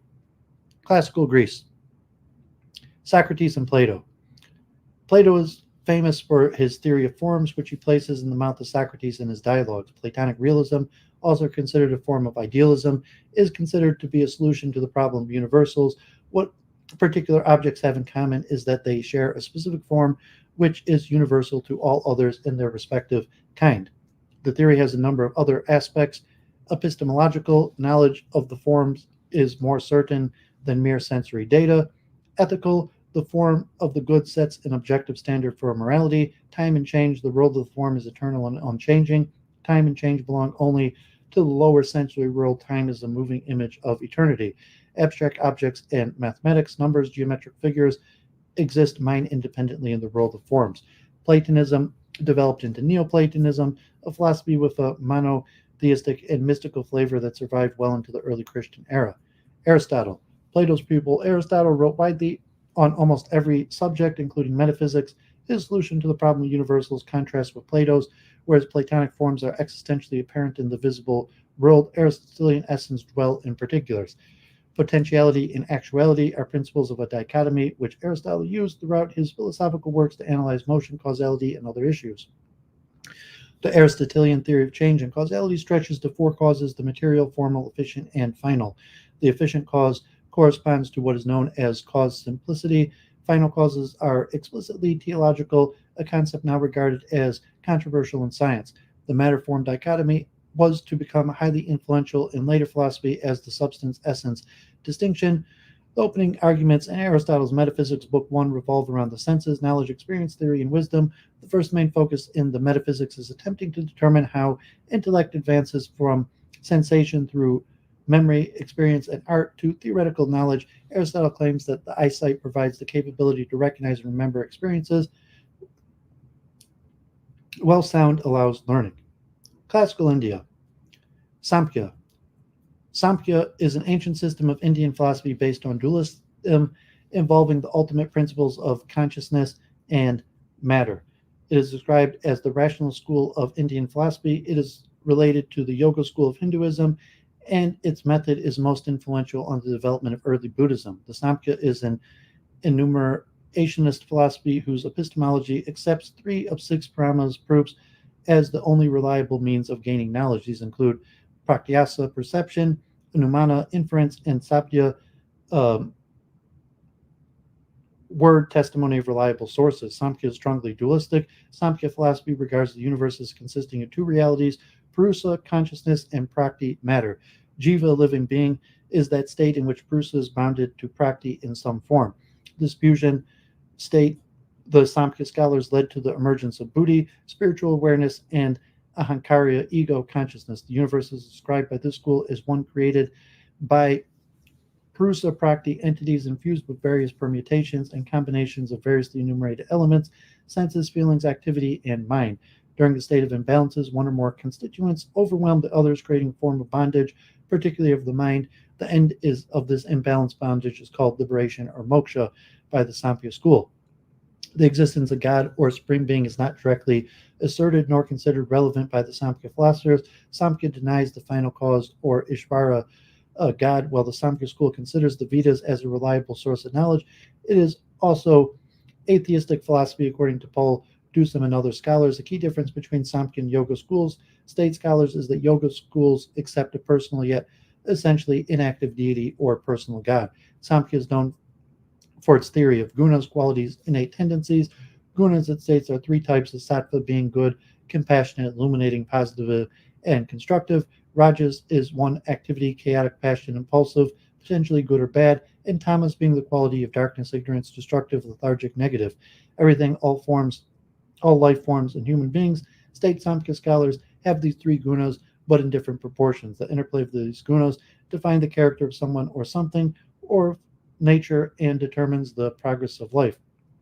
The Samkhya theory of gunas was widely discussed, developed, and refined by various schools of Indian philosophies, including Buddhism. Samkhya's philosophical treatises also influenced the development of various theories of Hindu ethics. Vedanta. Realization of the nature of self-identity is the principal object of Vedanta's system of Indian metaphysics. In the Upanishads, self-consciousness is not the first-person indexical self-awareness, or the self-awareness which is self-reference without identification, and also not the self-consciousness which is a kind of desire is satisfied by other self-consciousness. It is self-realization, the realization of the self consisting of consciousness, that leads all else. The word self-consciousness in the Upanishads means the knowledge about the existence and nature of the Manusya human being. It means the consciousness of our own real being, the primary reality. Self-consciousness means self-knowledge, the knowledge of prajna or prana, which is attained by a Brahmin. According to the Upanishads, the Atman, or the Para Atman, Ama Atman, is phenomenally unknowable. It is the object of realization. The Atman is unknowable in its essential nature. It is unknowable in its essential nature because it is the eternal subject who knows about everything, including itself. The Atman is the knower and is also the known. Metaphysicians regard the self either as to be distinct from the absolute or entirely identical with the absolute. They have given form to three schools of thought: the dualistic school, the quasi-dualistic school, and the monistic school. As the result of their varying mystical experiences, Prakti and Atman, when treated as two separate and distinct aspects, form the basis of the dualism of the Shvetashvatara Upanishad.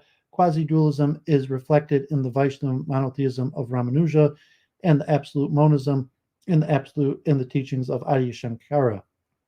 Self-consciousness in the fourth state of consciousness, or Turiya, the first three being Vaishnava, Tajaja, and Prajna.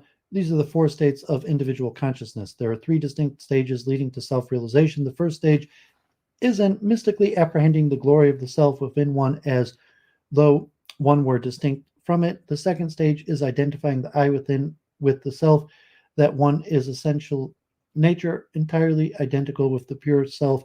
The third stage is in realizing that the Atman is Brahman, but there is no difference between the self and the absolute. The fourth stage is in realizing I am the absolute, Aham Brahman Asmi, and the fifth stage is in realizing that Brahman is all that exists and also that which does not exist.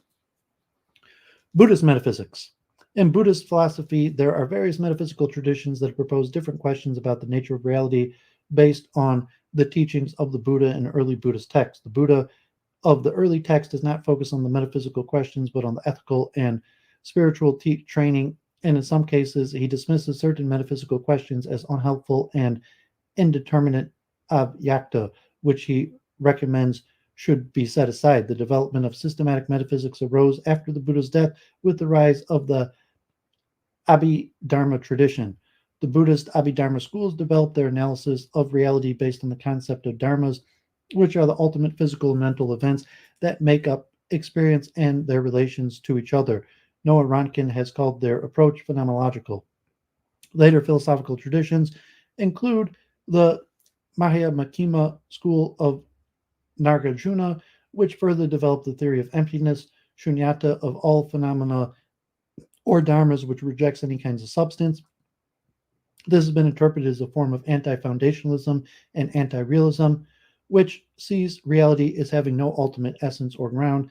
The Yogacara school, meanwhile, promoted a theory called awareness only, which has been interpreted as a form of idealism or phenomenology and denies the split between awareness itself and the objects of awareness. Islamic metaphysics, major ideas in Islamic metaphysics have surrounded the concept of Weda, meaning unity, or in Arabic, Tawheed. Wadat al-Wujud literally means the unity of existence or unity of being. In modern times, the phrase has been translated as pantheism. Wujud, existence or presence, here refers to Allah's wujud compared to Tawheed. However, Wujud al-Shuhud, meaning apparentism or monotheism of witness, holds that God and his creation are entirely separate. Scholasticism and the Middle Ages. Between about 1100 and 1500, philosophy as a discipline took place as part of the Catholic Church teaching system, known as scholasticism. Scholastic philosophy took place within an established framework, blending Christian theology and Aristotelian teachings. Although fundamental orthodoxies were not commonly challenged, there were nonetheless deep metaphysical disagreements, particularly over the problem of universals, which engaged Duns Scotus and Pierre Abelard and William of Ockham is remembered for his principle of ontological parsimony. Continental rationalism. In the early modern period of the 17th and 18th century, the system-building scope of philosophy was often linked to rationalist method of philosophy. This is the technique of deducing the nature of the world by pure reason. The scholastic concepts of substance and accident were employed. Leibniz proposed in his monadology a plurality of non-interacting substances. Descartes is famous for his dualism of materialism and mental substances.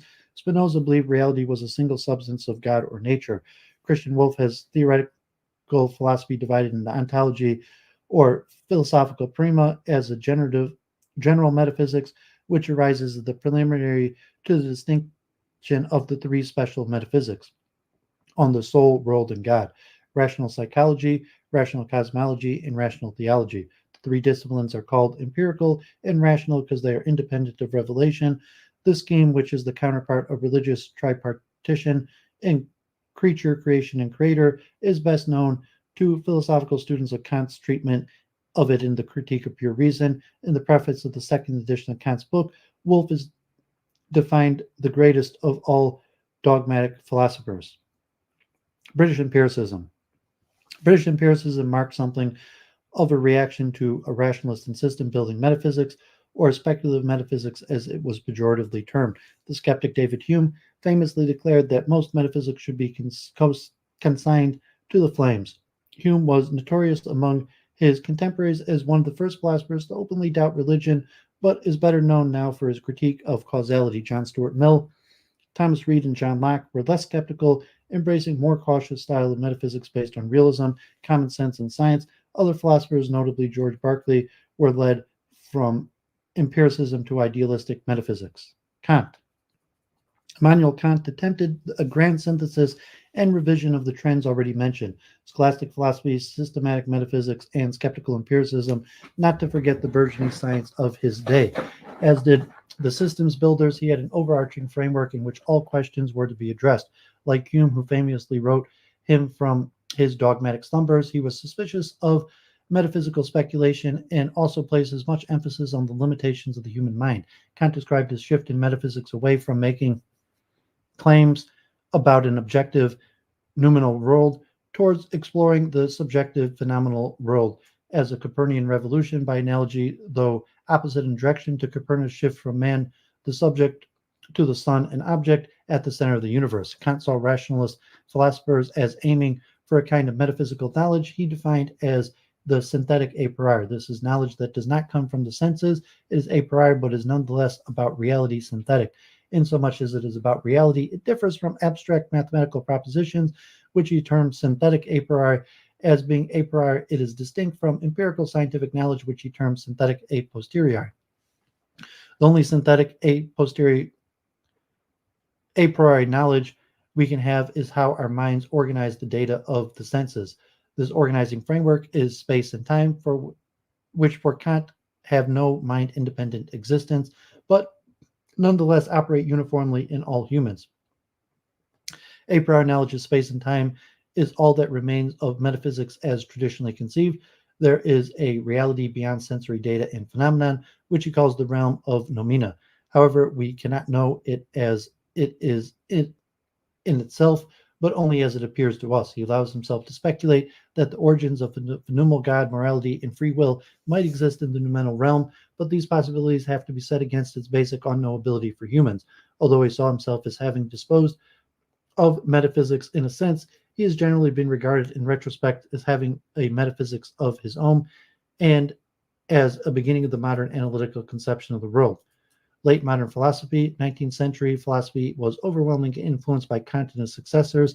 Schopenhauer, Schelling, Fichte, and Hegel all pervade their own panoramic versions of German idealism. Kant's own caution about metaphysics speculation and refutation of idealism having fallen by the wayside, the idealistic impulse continued into the early 20th century with British idealists such as Bradley and McTaggart. Followers of Karl Marx took Hegel's dialectic view of history and refashioned it as materialism. Early analytical philosophy and positivism. During the period when idealism was dominant in philosophy, science had been making great advances. The arrival of a new generation of scientifically minded philosophers led to a sharp decline in the popularity of idealism during the 1920s. Analytic philosophy was spearheaded by Bertrand Russell and G.E. Moore. Russell and William James tried to compromise between idealism and materialism with the theory of neutral monism. The early to mid-20th century philosophy saw a trend to reject metaphysical questions as meaningless. The driving force behind the tendency was the philosophy of logical positivism as espoused by the Vienna Circle, which argued that the meaning of a statement was its predication of observable results of an experiment, and thus there was no need to postulate the existence of any objects other than those perceptual observations. At around the same time, the American pragmatists were steering a middle course between materialism and idealism, system-building metaphysics with a fresh inspiration from science, as revived by Whitehead and Hartshorne. Continental philosophy. The forces that shaped the analytic philosophy the break with idealism and the influence of science were much less significant outside of the English-speaking world, although there was a shared turn towards language. Continental philosophy continued its trajectory from post-Kantianism. The phenomenology of Husserl and others was intended to as a collaborative project for the investigation of the features and structures of consciousness common to all humans, in line with Kant's basing his synthetic a priori on the uniform operation of consciousness. It was officially neutral with regards to ontology, but was nonetheless to spawn a number of metaphysical systems. Brentano's concept of intentionality would become widely influential, including on analytic philosophy. Heidegger, author of Being and Time, saw himself as refocusing on being qua being, introducing the novel concept of Dasein in the process. Classing himself an existentialist, Sartre wrote an extensive study of being and nothingness. The speculative realism movement marks a return to full-blooded realism. Process metaphysics. There are two fundamental aspects of everyday experience: change and persistence. Until recently, the Western philosophical tradition has arguably championed substance and persistence, with some notable exceptions. However, according to process thinkers, novelty, flux, and accident do matter, and sometimes they constitute the ultimate reality. In a broad sense, process metaphysics is as old as Western philosophy, with figures such as Heraclitus, Plotinus, Duns Scotus, Leibniz, David Hume, Georg Wilhelm Friedrich Hegel, Friedrich Wilhelm Joseph von Schelling, Gustav Theodor Fechner, Friedrich Adolf Trendelberg, Charles Renouvier, Karl Marx, Ernst Mach, Friedrich Wilhelm Nietzsche, Emil Buttrow, Henry Bergson, Samuel Alexander, and Nicholas Berdyaev. It seemingly remains an open question whether major continental figures such as the late Martin Heidegger, Maurice Merleau-Ponty, Gilles Deleuze, Michel Foucault, or Jacques Derrida should be included. In a strict sense, process metaphysics may be limited to the works of a few philosophers: Hegel, Peirce, James, Bergson, Whitehead, and Dewey. From a European perspective, there is a very significant early Whiteheadian influence on the work of outstanding scholars such as Meyerson, Cowderoot, Wall, Collingwood, DeVoe, Jonas, Emmett, Ponte, Pocky, Broad, Mays, Prigogine, Vuillemin, Landrier, Deleuze, Pannenberg, Wheel, and Bedoui. Contemporary analytic philosophy. While early analytic philosophy tended to reject metaphysical theorizing under the influence of logical positivism, it was revived into the second half of the 20th century. Philosophers such as David Lewis and David Armstrong developed elaborate theories on a range of topics such as universals, causation, possibility and necessity, and abstract objects. However, the focus of analytic philosophy generally is away from the construction of all-encompassing systems and towards close analysis of individual ideas.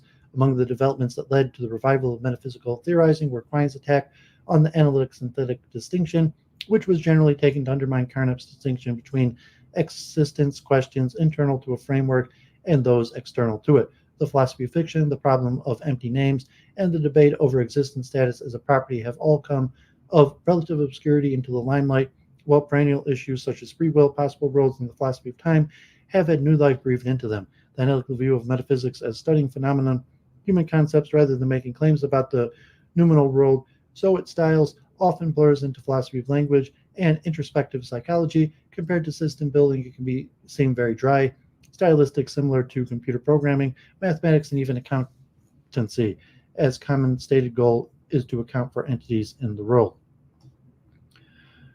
Okay, there you have it, folks. Over 6 hours here. A lot of material and a lot more to cover. So this was just the very beginning of it. Okay, Jenny, you're back. So yeah, just finishing up. Not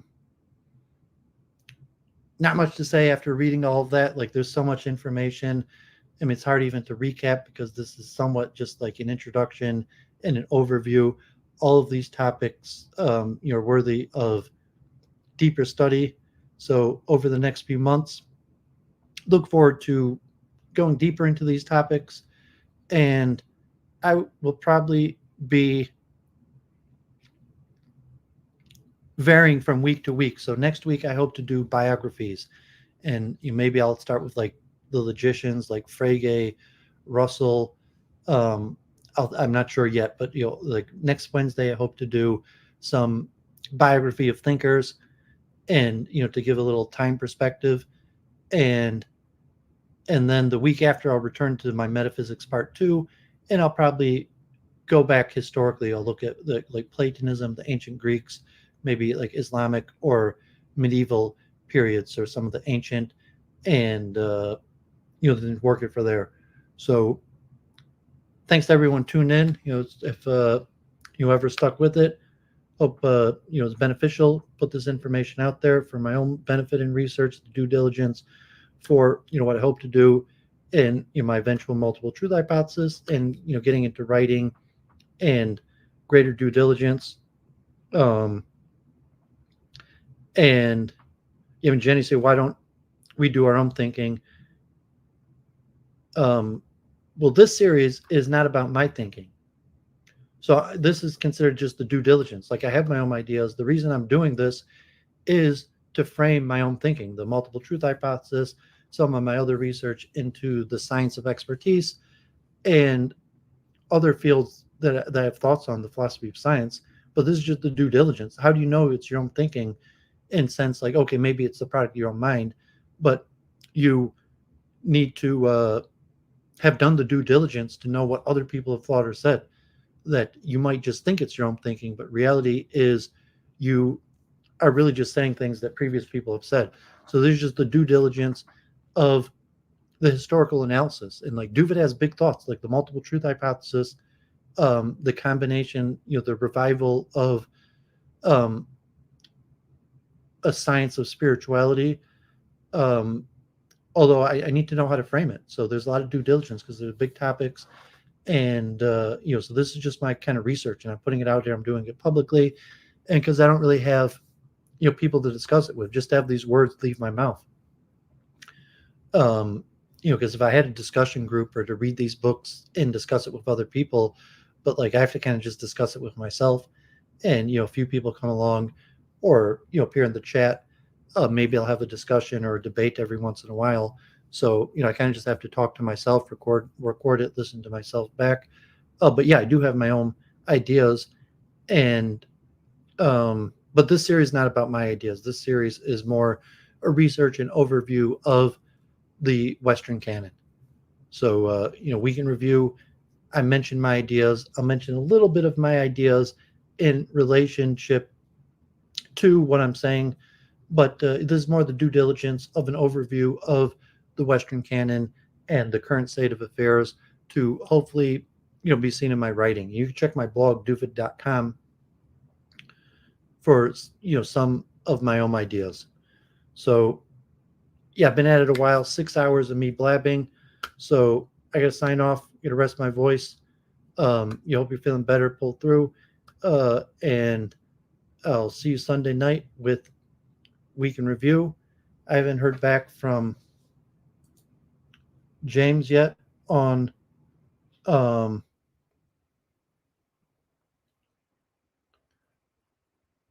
haven't heard back from James yet on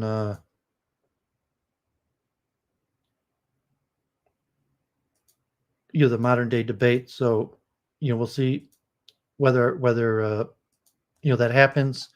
Week in Review. And so signing off. God bless. Thanks for being in the chat, Jenny, and everyone else who watched. Feel free to comment, reach out. The other guy who wanted to talk,